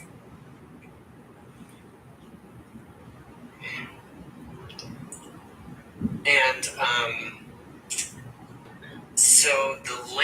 so my cousin stopped playing, and the lady, my cousin's friend, played with it, and a week later, it said that you're gonna die if you keep playing, or unalive. You're gonna be unalive if you keep playing. And so, she got out of jail, kept playing, and a week later she slipped and she broke her neck, and it killed her, unalived her. And I'm like, well, that's why you don't play with the Ouija board, like, just leave alone. So that was, my cousin told me that story, so, and if anybody else wants to go, I have more, but, if anybody else want to go.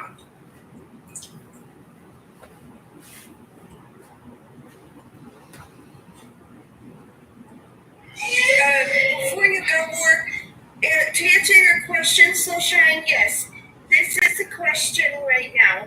This is what everybody likes to talk about. You'll have to excuse my oldest. She doesn't want to go to bed. So excuse the screaming in the background. Icy, go. It's 12:30 and she still doesn't want to go to bed. But yes, this is the question. It's because everybody likes sharing their encounters. If you were in for the comments, you'll see some amazing stories in the comments. And if you don't read the comments, then you can just listen to these wonderful people over here that are sharing stories. What was the story that you wanted to share? I can only recall one in particular. I've got too many. I did delivery back in 2015 in Hendersonville, North Carolina, and there's a tiny area there called Lorne Park, which is known for being haunted. At the time, I didn't know. I'm a hermit. I'm still a hermit, like almost 10 years later. So I'm delivering to a house in Laurel Park up on a mountain, and it has apple orchards. And I pull up and get to the door, and I had to kind of like reassess myself for a minute because they had like a little area that was like, here's a door, and then here's another door, almost like a hotel lobby. And what I saw through it was like, looking back in time, it was sick and injured soldiers that looked like they had World War II attire. Sickening. And I'm like, no, not today. I don't need this today. I'm just trying to get through my work day. No. But the customer answers, and then it's like what I saw inside disappeared. And then over on the second level of the house, there was a woman in a wedding dress looking out the window solemnly, and I got the impression that she had died on her wedding day, and it was, she had unalived herself. I then saw a man in a tuxedo, which appeared to be the groom, who I had the impression before she even spoke to me, the customer, that he had done that because he couldn't live without his bride. And when I looked up at that window, she asked me what I saw, and I explained it to her. And she said, that actually happened. I forget what year she told me it happened, because it was so long ago. And then she pointed to an addition over the garage and asked me what energy was there. I said, nothing. She said, well, this was recently built within the past 6 months. And then she pointed out towards the apple orchard, and she said, what do you sense there? I said, pain? I don't know if I can say the N word. And death. M-U-R-D-E-R. She said that murder. The slaves who had picked the apples way back then were buried under the trees and killed. Oh my God. And Henderson County actually calls a lot of their orchards, they're referred to as blood apples, because that happened very frequently back then. And as soon as I left, they were leaving with the pizza I delivered. And they pretty much followed me out of the driveway and looked like they had seen a ghost.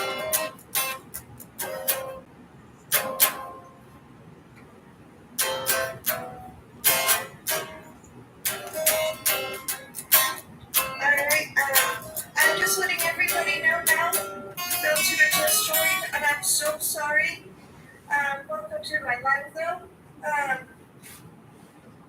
have two rules. One is don't be rude. The other one is no politics. I'm also going to end my live at 1, so about 45 minutes from now. You get to stand here. Cali's cold. Cali's cold.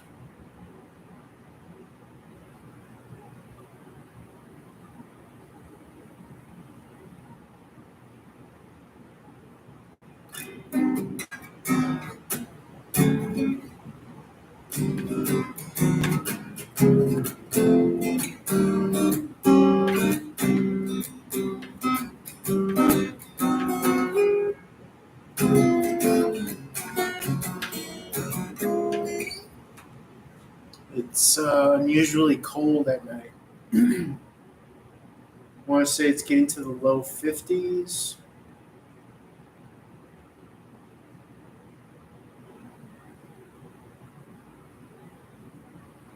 Where are you located? Egyptian famous.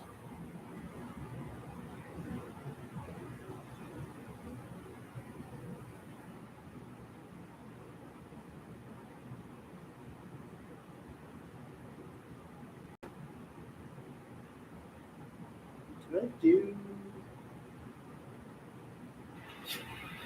Pisces, this is. Okay, I want to do a longer formatted. Let's do Aries. Feeling.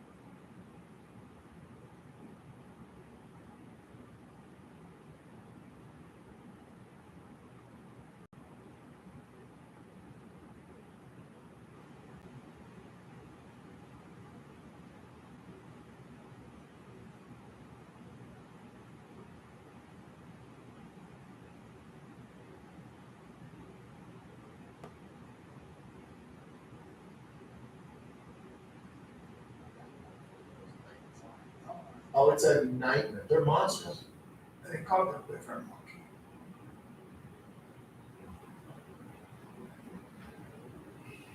I wonder if they probably don't kill monkeys, but they jump out and they look like. They jump up and Yeah, they don't eat monkeys, but they call them monkeys. birds, mammals, and wild. Birds.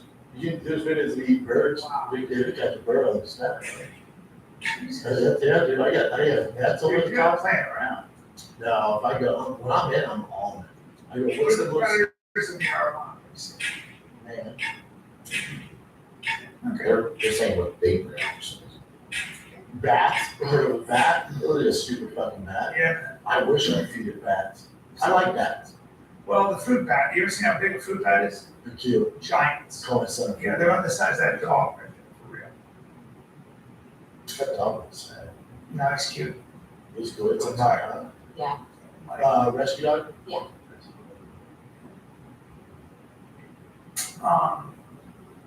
My testosterone's 970. I told you, man. Don't let Rogan talk you to get on TRT. I won't. They said to me, these are state-of-the-art toxins. They're like, you don't need to get on TRT. No. You have. Why would you testosterone? I told you, man. Don't let Rogan touch you.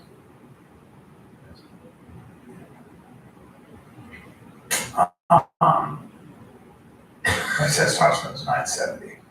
I told you, man. Don't let Rogan touch you to get on TRT. I won't. They said to me, these are state-of-the-art toxins. They're like, you don't need to get on TRT. No. You have. Why would you Testosterone is crazy high. I'm Yeah. not fucking with it. No, dude. You don't That's need the third reading I've had that is super high. They didn't believe my first one. When I was 52, it was 1100. So. Yeah, but I mean, anything over 700 at your age is insane. It's good, right? Insane. Yeah. You're top film only people I know at your age that have high That's testosterone. so funny. Well, if you're tiny, but whatever. No. Isn't that weird? Yeah, come on, that'd be cool. Man, 600 is average? yeah. Oh, I thought that was higher, yeah, that's higher, that's it. It's 3 to 600, is pretty good. Yeah. Like 600, and if you go to 20, it's average. Pretty big range. But why would an Yeah. older man be lower than those? It seems like some baby back bullshit. Trying to get kids on TRT. Was high for. There's too much of a gap there. 264. That's like football was 300. So look at that. That's like, I'm high. That's high. You're just super high. That's also why you're losing your hair. Yeah. High testosterone, you lose your hair. You can't have one. No. But it's also why my dick cut it done.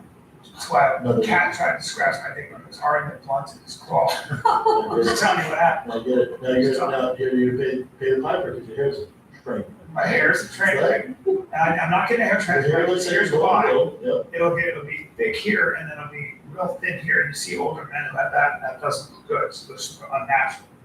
So we have to wait till we clone hair, okay, everybody? Gotta wait till we clone hair. And when Come we on, let's clone go here, because we I don't have a know. ton of time. When we clone hair, guess what? Daddy gonna do it. And we'll get, look, I'll be 75 With with some locks full like head of this? hair. I'm gonna have that exact hair. I don't know how long I'm gonna let this go. When it gets wet, dude, it's down to here. And I'm starting to call Jim Morrison, dude. That's the He's goal. a big muscular Jim Morrison. Exactly, that's the goal. Jim Morrison, 140 pounds. I know. Okay. I don't know. He's see how you plan. You don't like being a Jim Morrison now. You like being a big old giant. No, I don't. No? No. You don't care that you can beat up a big room, right? It's nice to have. Sorry, but it Such doesn't your matter. testosterone. It's just whatever. Whatever. Yeah. It's good skill set to have. Wish my brain was bigger. Yeah, it doesn't, I know what you mean. It's like you come in and you're like, okay, and now what? Especially in today's age, like if you get aggressive with anyone, they cancel you. So I can't use it. No. How many people I want to beat up? You could, I feel like you could grab somebody and squeeze them super hard. Kill them. Sure. You know what I mean? Like, I think you Like Rogan and Jim Brewer were talking about this monkey, this tiny monkey, and Rogan's like, you can't beat that up. In Miami, I beat the shit out of that monkey. Yeah, you would. It was a baby monkey. I grabbed my stupid human feet that they have, those weird human feet, Smash and I would slam him so hard to the concrete, Yes, it's over. it's over. Roman's like, well, the way you look, there's no chance. Well, you are a guy who can kill a grown man. Like, you know, I always say that it's like, if you grabbed onto somebody, I think you could grab a lot of dudes and squeeze them until they pass out. Or kill them. Or kill them. Like, if you really like, and that skill set is worth if nothing. you grab them here and that thing needed to wrap the cord, you could have really fucked. I know. Like, I feel like you could really fuck somebody up. You can definitely break somebody's neck. It's super easy. It's not a skill set unless we go into civil war. That's gonna be cool. Yeah. Well, you could pick people up and throw them on their head. Yeah. That would be probably. Again, it does nothing for me. Just The like, business I'm in, boom, but in the business I'm in, it does nothing. But you see those street fights with guys. The only thing it comes in my head when I watch out, I can kill him. Yes. Yeah, there was a Samoan guy, he's a little guy who was a boxer. And he was like, bah, bah, bah, bah, bah, hitting the Samoan guy. The Samoan guy was like, bah, bah, he's getting hit. Fucking, he's like, Jesus Christ, pick the guy up. Snatch him. And slammed him on his fucking head. He was just like out like this. That's the end of that fight. Yeah. That's the end of that. Dude, I think that when I was working on my truck, on my knees, it was near a big garbage. This was the fanciest place. I'm on the street there. And the sewage from the garbage, the bottom sewer fluid, I have a real sensitive nose. I think that's what that is with oil. No, it's not good. It's bad. It's It like oil and trash. just smells like tree. Yeah, that's what it smells like. Oil trash. Oil trash. It is what it is. Dude, how about the Jews in New York? What was that Hey, for? kind of cool. Yeah, they but They said that's where the synagogue went. it's also like, we're gonna go to the other synagogues. All right, yeah. Well, no, but also when they shut down during COVID, which I thought churches were open. That's what they said it was used for, but now they think it was something else. I don't know. Let the conspiracies run wild, kids. That's interesting. It's pretty impressive, though. Yeah, they're making their last stand there. The Hasidic Jews, they were. Here's my thing. Why do they still use them? You don't have to do that. They're just walk in. they're a very insulated group, look at it. They're like, you're not gonna let us out. And they had their books, they were holding on to their books and reading scripture. It's one way, they were being, it's kind of like a simple. Not the best PR. Right? Yeah. Right? Is there anything going on? Underground tunnels? Yeah, it's interesting. Yeah. It's ironic. You don't have a theory in here? What's going on there? I like your COVID theory. Or they. I think that's a front. Yeah, I don't know, man. I mean, it's weird.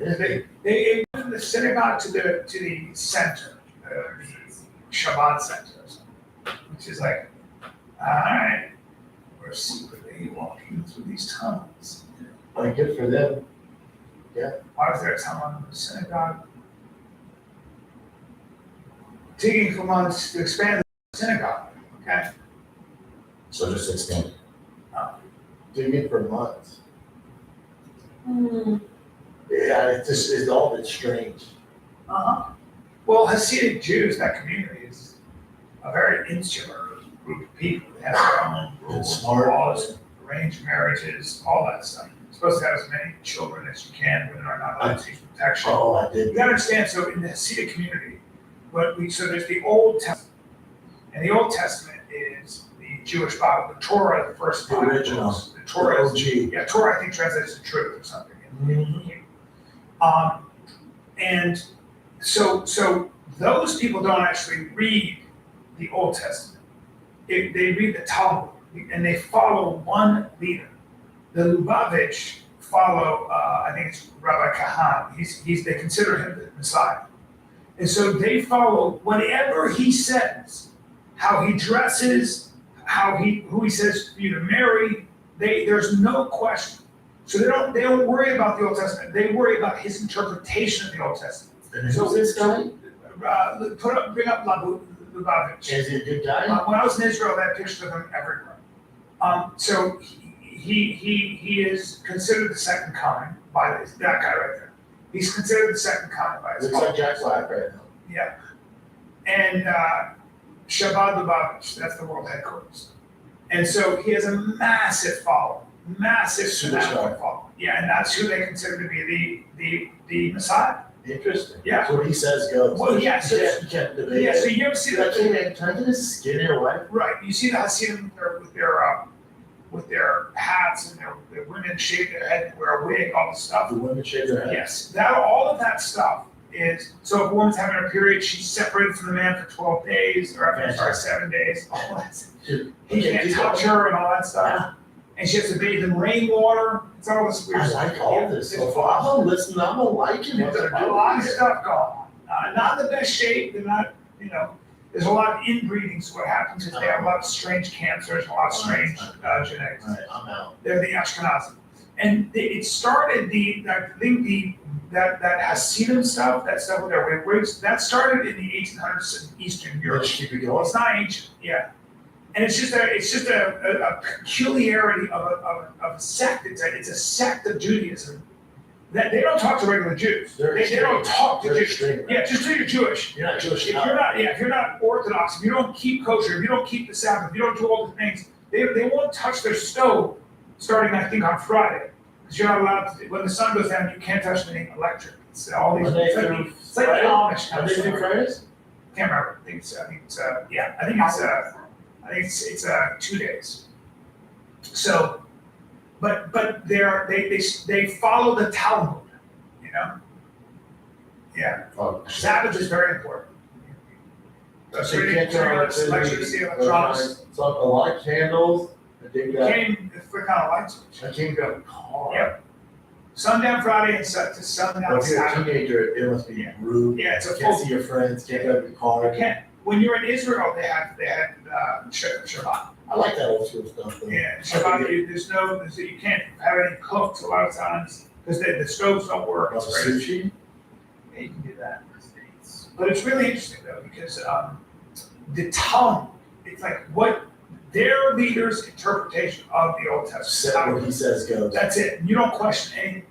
It's like anything else. It's like the Amish.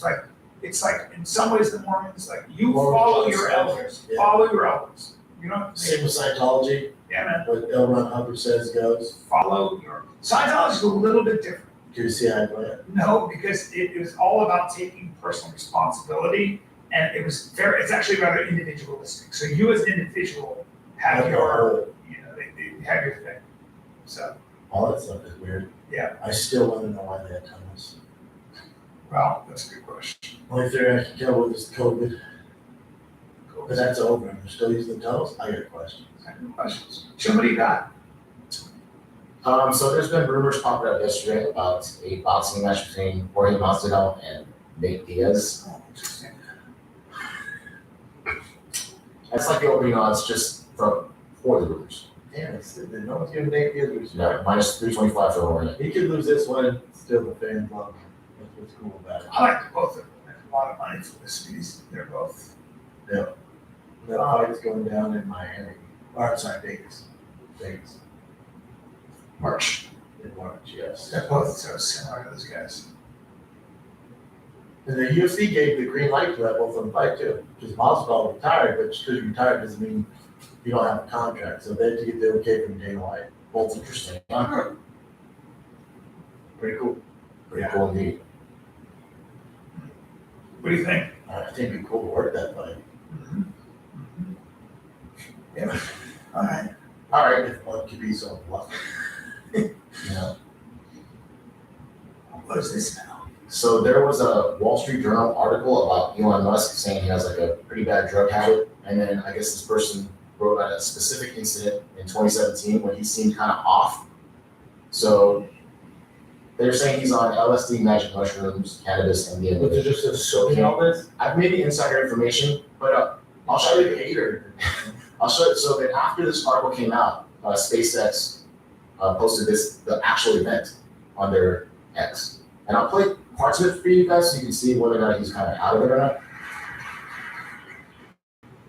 When we signed that thing, when we signed the Dragon 1, we had no idea what we were doing.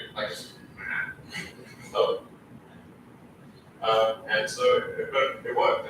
That worked. It's tough because he's awkward in general. That's what they mentioned too. He does have like a speech, well, maybe a little bit of he's a little autistic. He's a little Asperger's. Asperger's. Yeah. But I mean, this one seemed a little bit more than normal, but yeah, Yeah, he's also, he has a little bit of Asperger's and he's talking to Rogan one-on-one. Talking to him in person one-on-one, he has a little bit splash of the autism.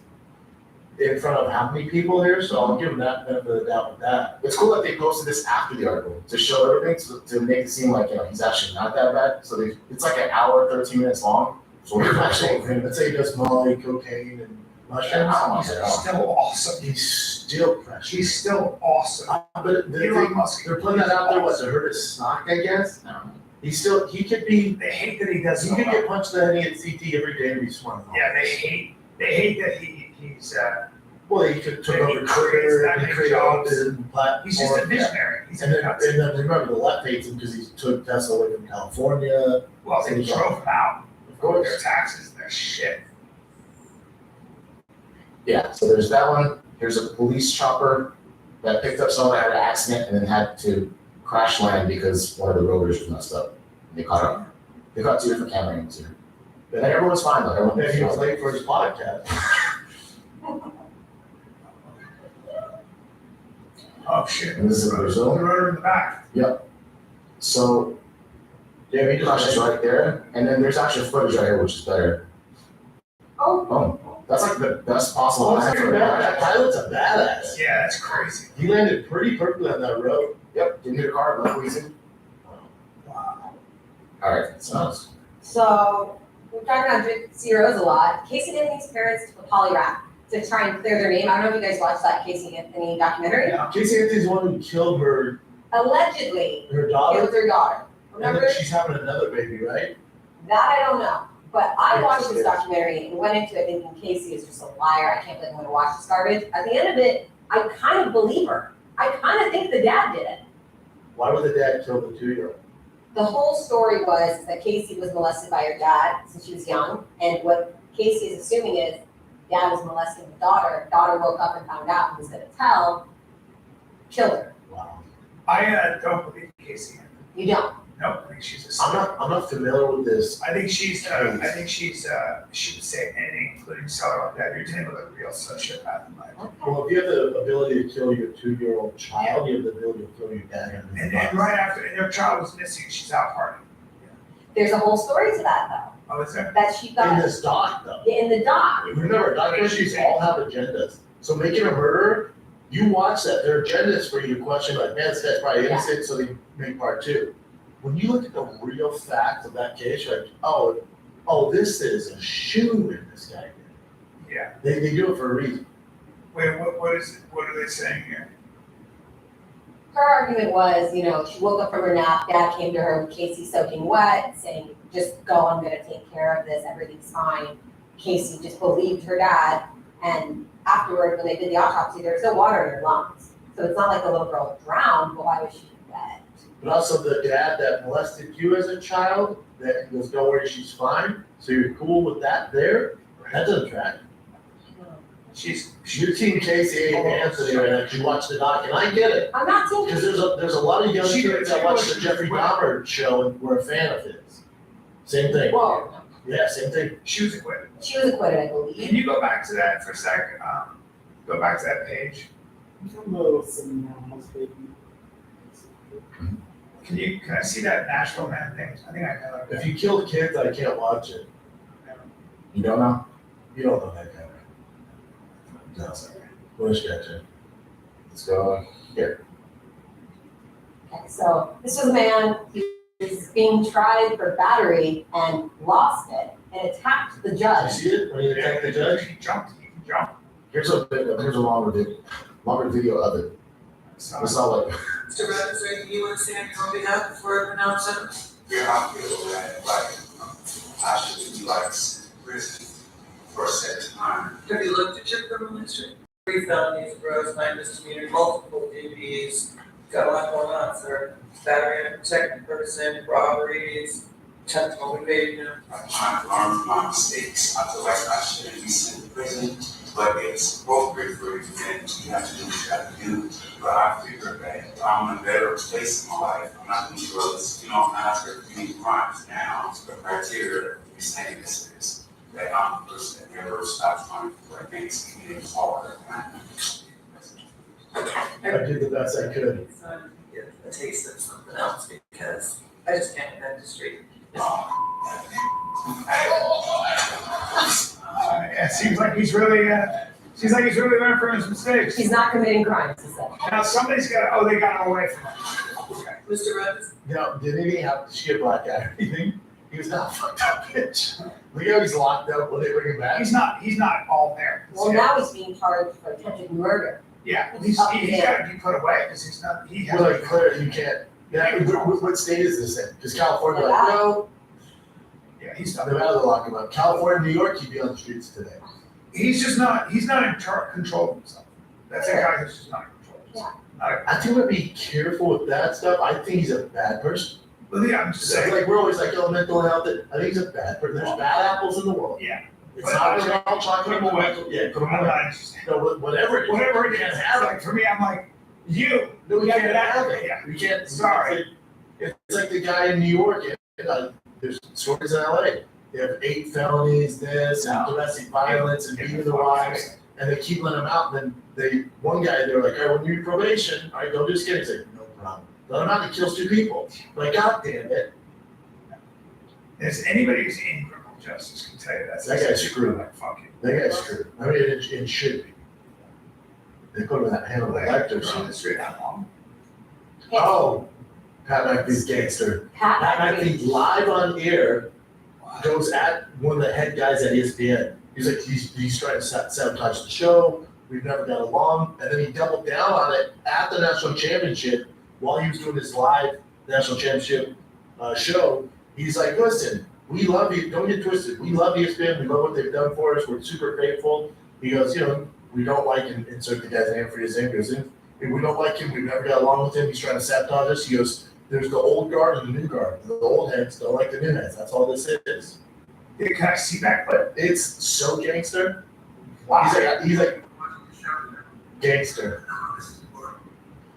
But you hear Pat McAfee? Yeah, I love him. One of my favorite people of all time. He's a great dude, and he's a pioneer. And he's so powerful. That's why he's doing it. You're like, he's trying to get fired.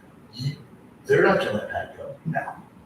He's probably the first with that much power. I like that he does the Besides show in a Smith. tank top a lot of times. Yeah, he's great. He's a big boy for a punter. Yeah, that'd be great punter too. Yeah. It's so gangster. But for ESPN, you kind of gotta expect this stuff. Yeah.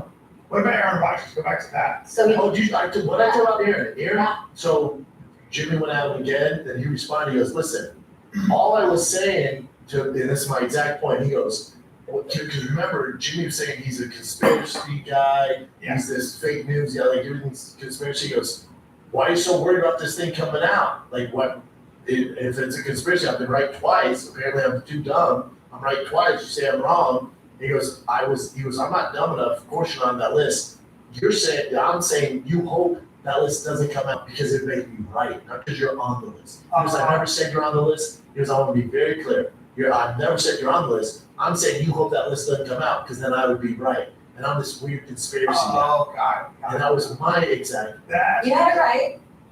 Nonetheless, Pat McAfee was like, I can't have this anymore in my show. We're cutting him from our Tuesdays here. So he will no longer be appearing on the Pat McAfee show. Aaron Rodgers. Well, that's not very cool, Pat. Because now remember, I love Pat. Remember, Pat got big, so he's on Barstool. He left there to do his own thing, got really big. One of the reasons he got big is he was paying Aaron Rodgers and Nick Saban to come on every week, a 7-figure salary. And he goes, we did that in hopes to get bought out by ESPN. He gets bought out because of the ratings Aaron brought. Now you don't have Aaron's back. I don't like that. There's more to it, who knows? Or maybe Aaron said that. I was like, dude, I'm sick of doing this, making news every time I say something. So Pat's like, yeah, let's go in a different direction. Let's see what he said here. There will be a lot of people who are happy with that, myself included. To be honest with you, McAfee said, the way it ended, it got really loud, and I'm happy that he's not going to be in my mentions going forward, which is great news. Well, it must have ended that. I like both of them. I'm switching with them. I like both of them. I don't like you don't speak about your guy, but maybe it went south. Yeah, It's also great for Kimmel's kind of lost the plot in some way. Oh my God, he's very strong. Yeah. He's making some of their own moves, but also, with Pat, yeah, that's kind of a bummer. But he also could be, it was great for Reagan and stuff like that, but he's also like, hey man, it's a sports show. We don't be talking about Epstein and this and your Jimmy Kimmel, like anybody, people are just doing it for that. Like you're not even breaking down football anymore. Like the narrative is this weird Epstein call log. Like that's not what we want to do. And Aaron's probably like, well, I need to rebuttal. He's like, but no, let's move on. And Aaron's like, I don't want to move on. So he's like, all right, let's go separate directions. It's gonna be that. People are weird, you know? Couple alpha males. Couple all-time greats in both aspects. I mean, whatever. Both are doing great. Don't need each other. That'll happen sometimes. There's only one room for one. So there's this high school kid that plays sports, got a really interesting last I name, mean, Jesus. and Robert Griffin III Is the decided to case, interview him. is the case silent or? We're gonna find out.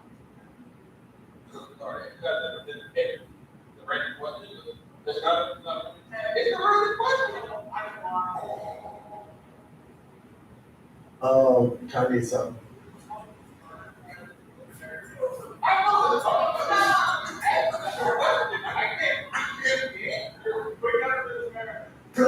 How do you pronounce the name?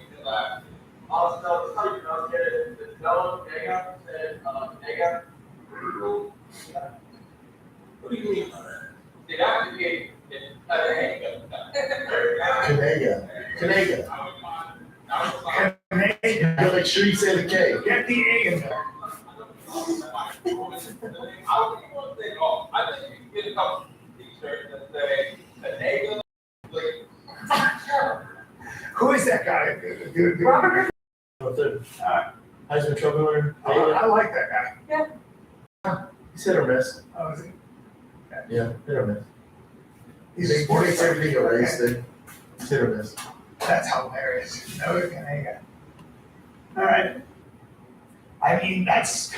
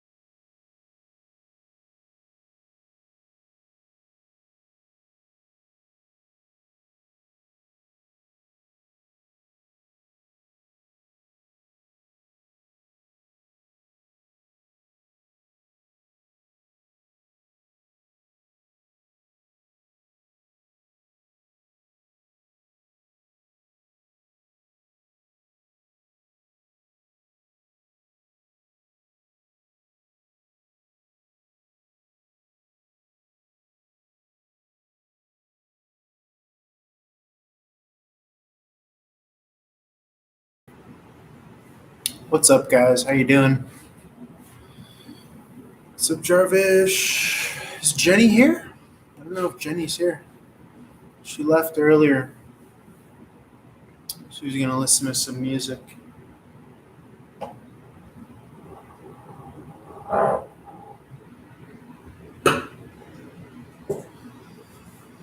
How's everybody doing?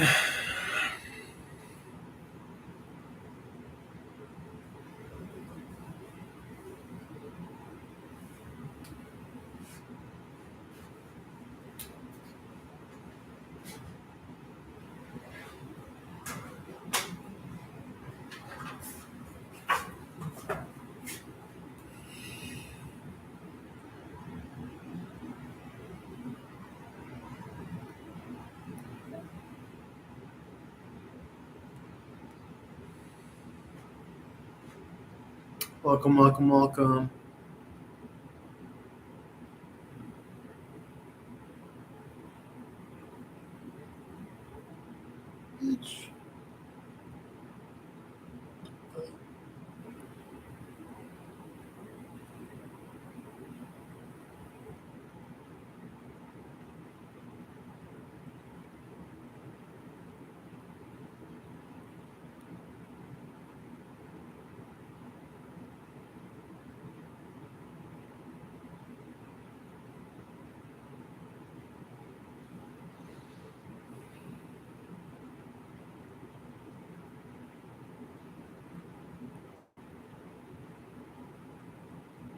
That are experiencing.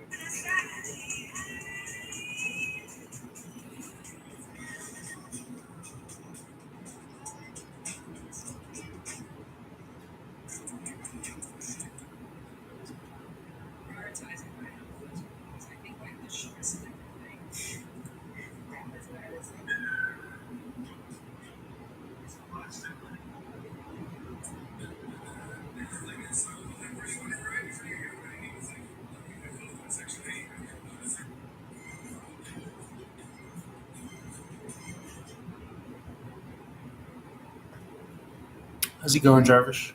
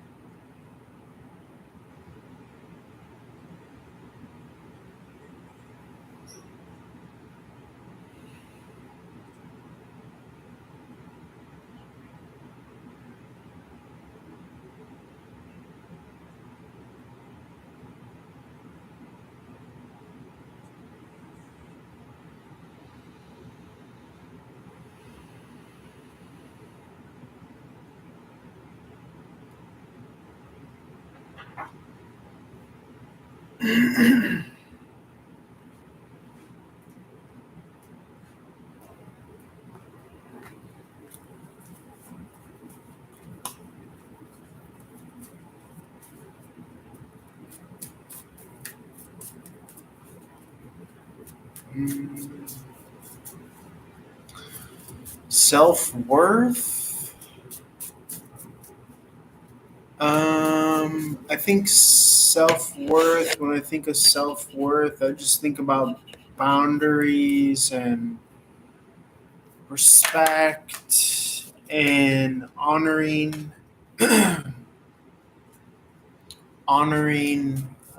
yourself.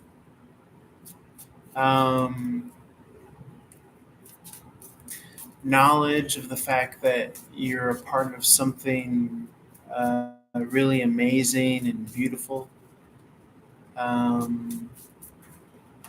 This long journey that has been going on for a very long time.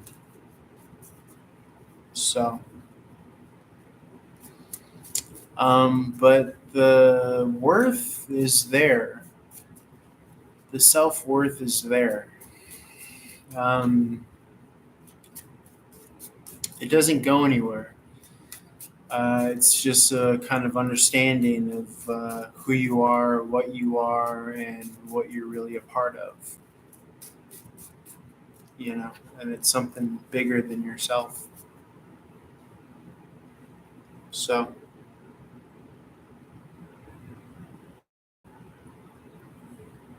I think self-worth is self-respect and not being a part of something that is negative or low vibration,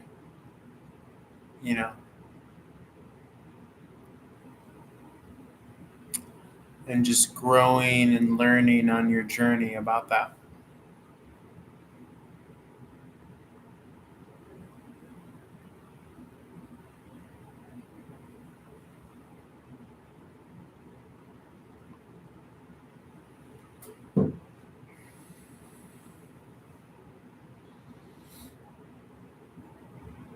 I think it's also about balance,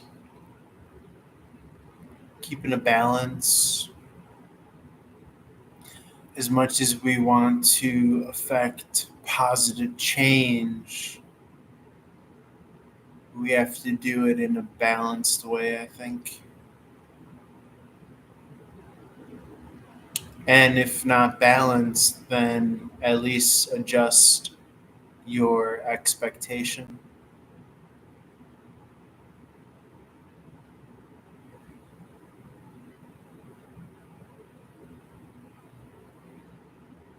Yeah, I would think so.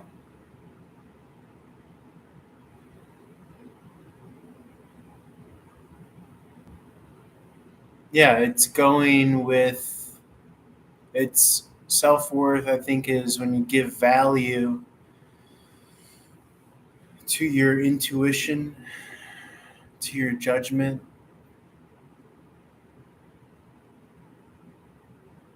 You give value to your experience. And you trust yourself, your instincts, your intuition. I'm going to get some more water. I'll be right back.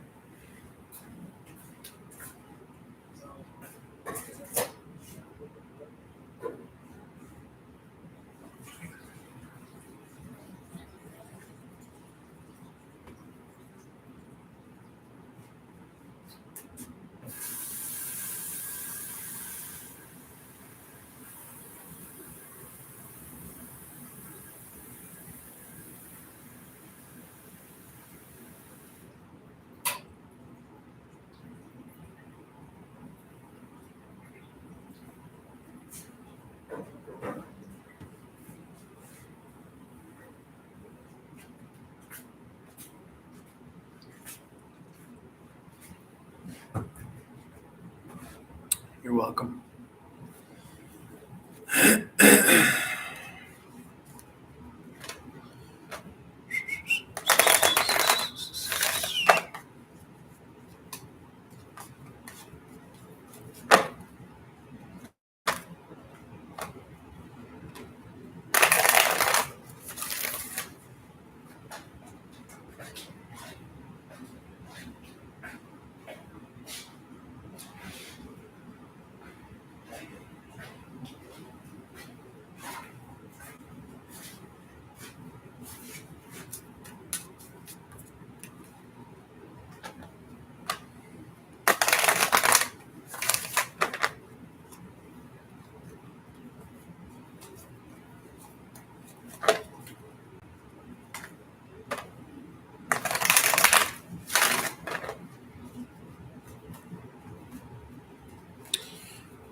Jarvish, I was having a lot of dreams yesterday, and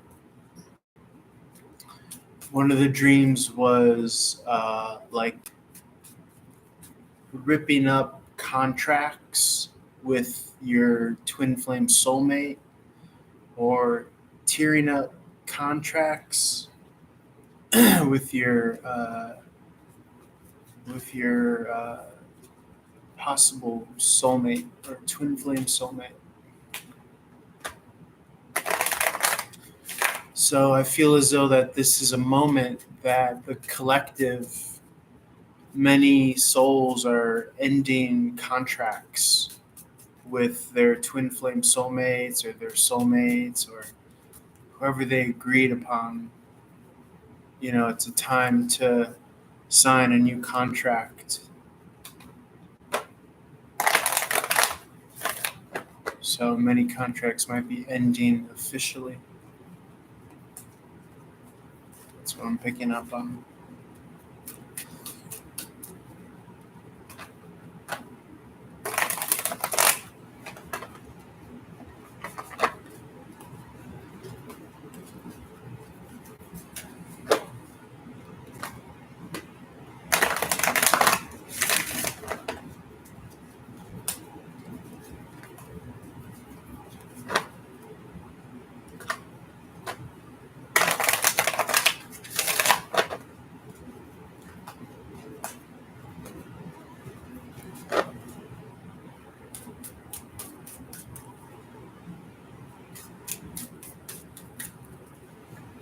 Yes, of course, of course.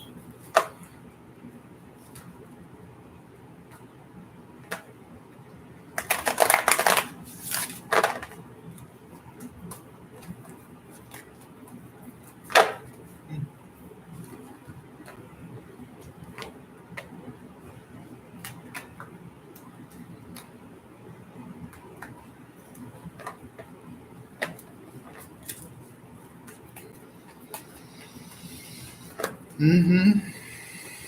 Yes, yes, yes.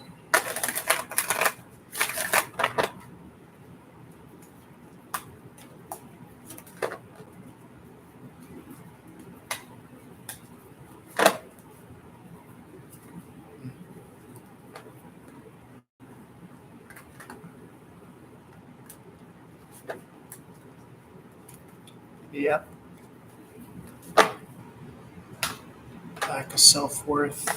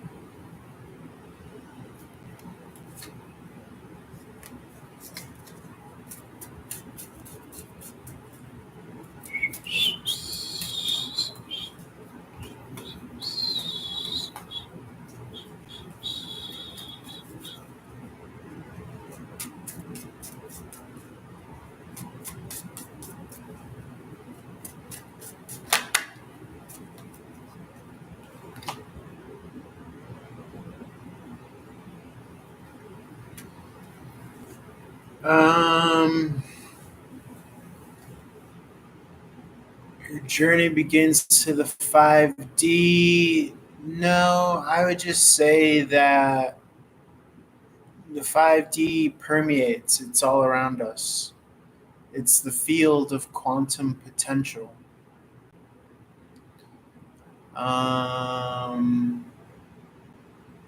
So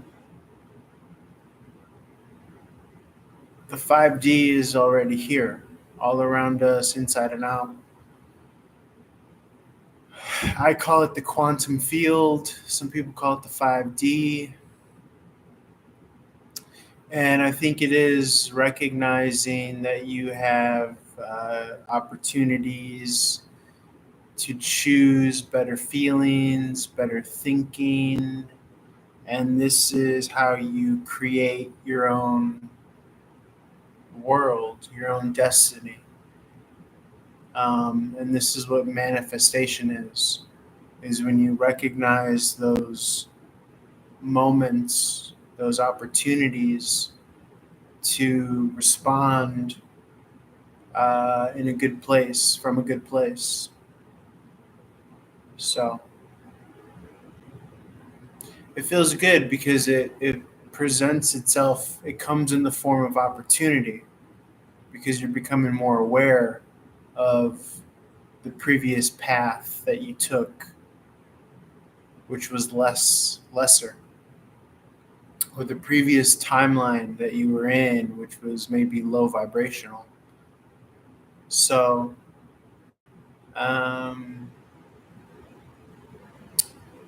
I would say that your awareness is allowing you to choose the highest, best timeline for your life. And that's the one where you are working with spirit, the universe, whatever you believe in, a higher power, a good power. You're working with this creation power to create the life that you love and the life that you want to see yourself in. You know?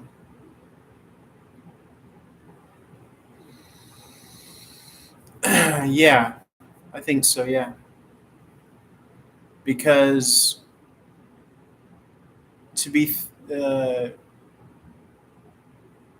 to understand the 5D, I think, is to understand that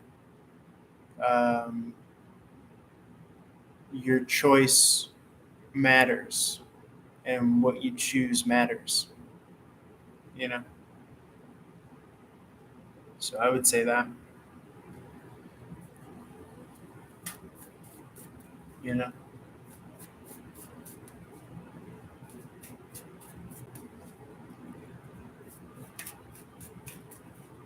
Does that make sense?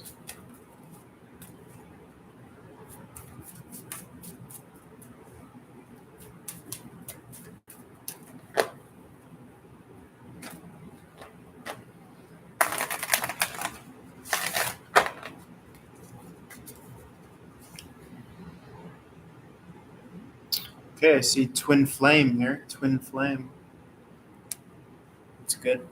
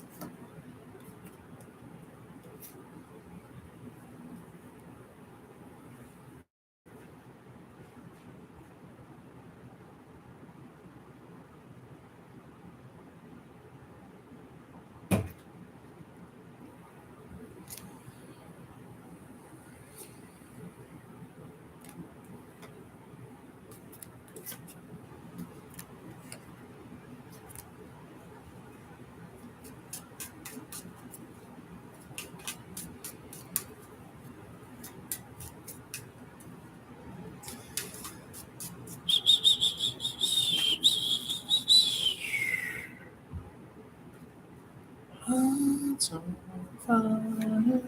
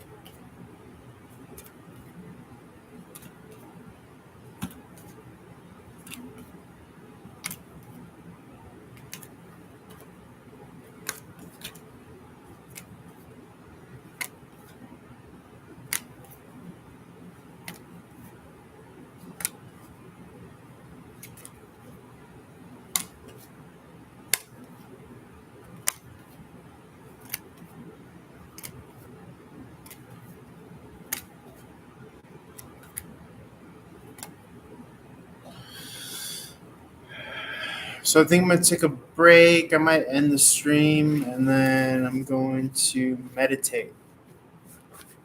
But I'll be back on tomorrow and we'll see what happens. Hopefully this doesn't get copywritten. Bye guys. Love you. Have a good night.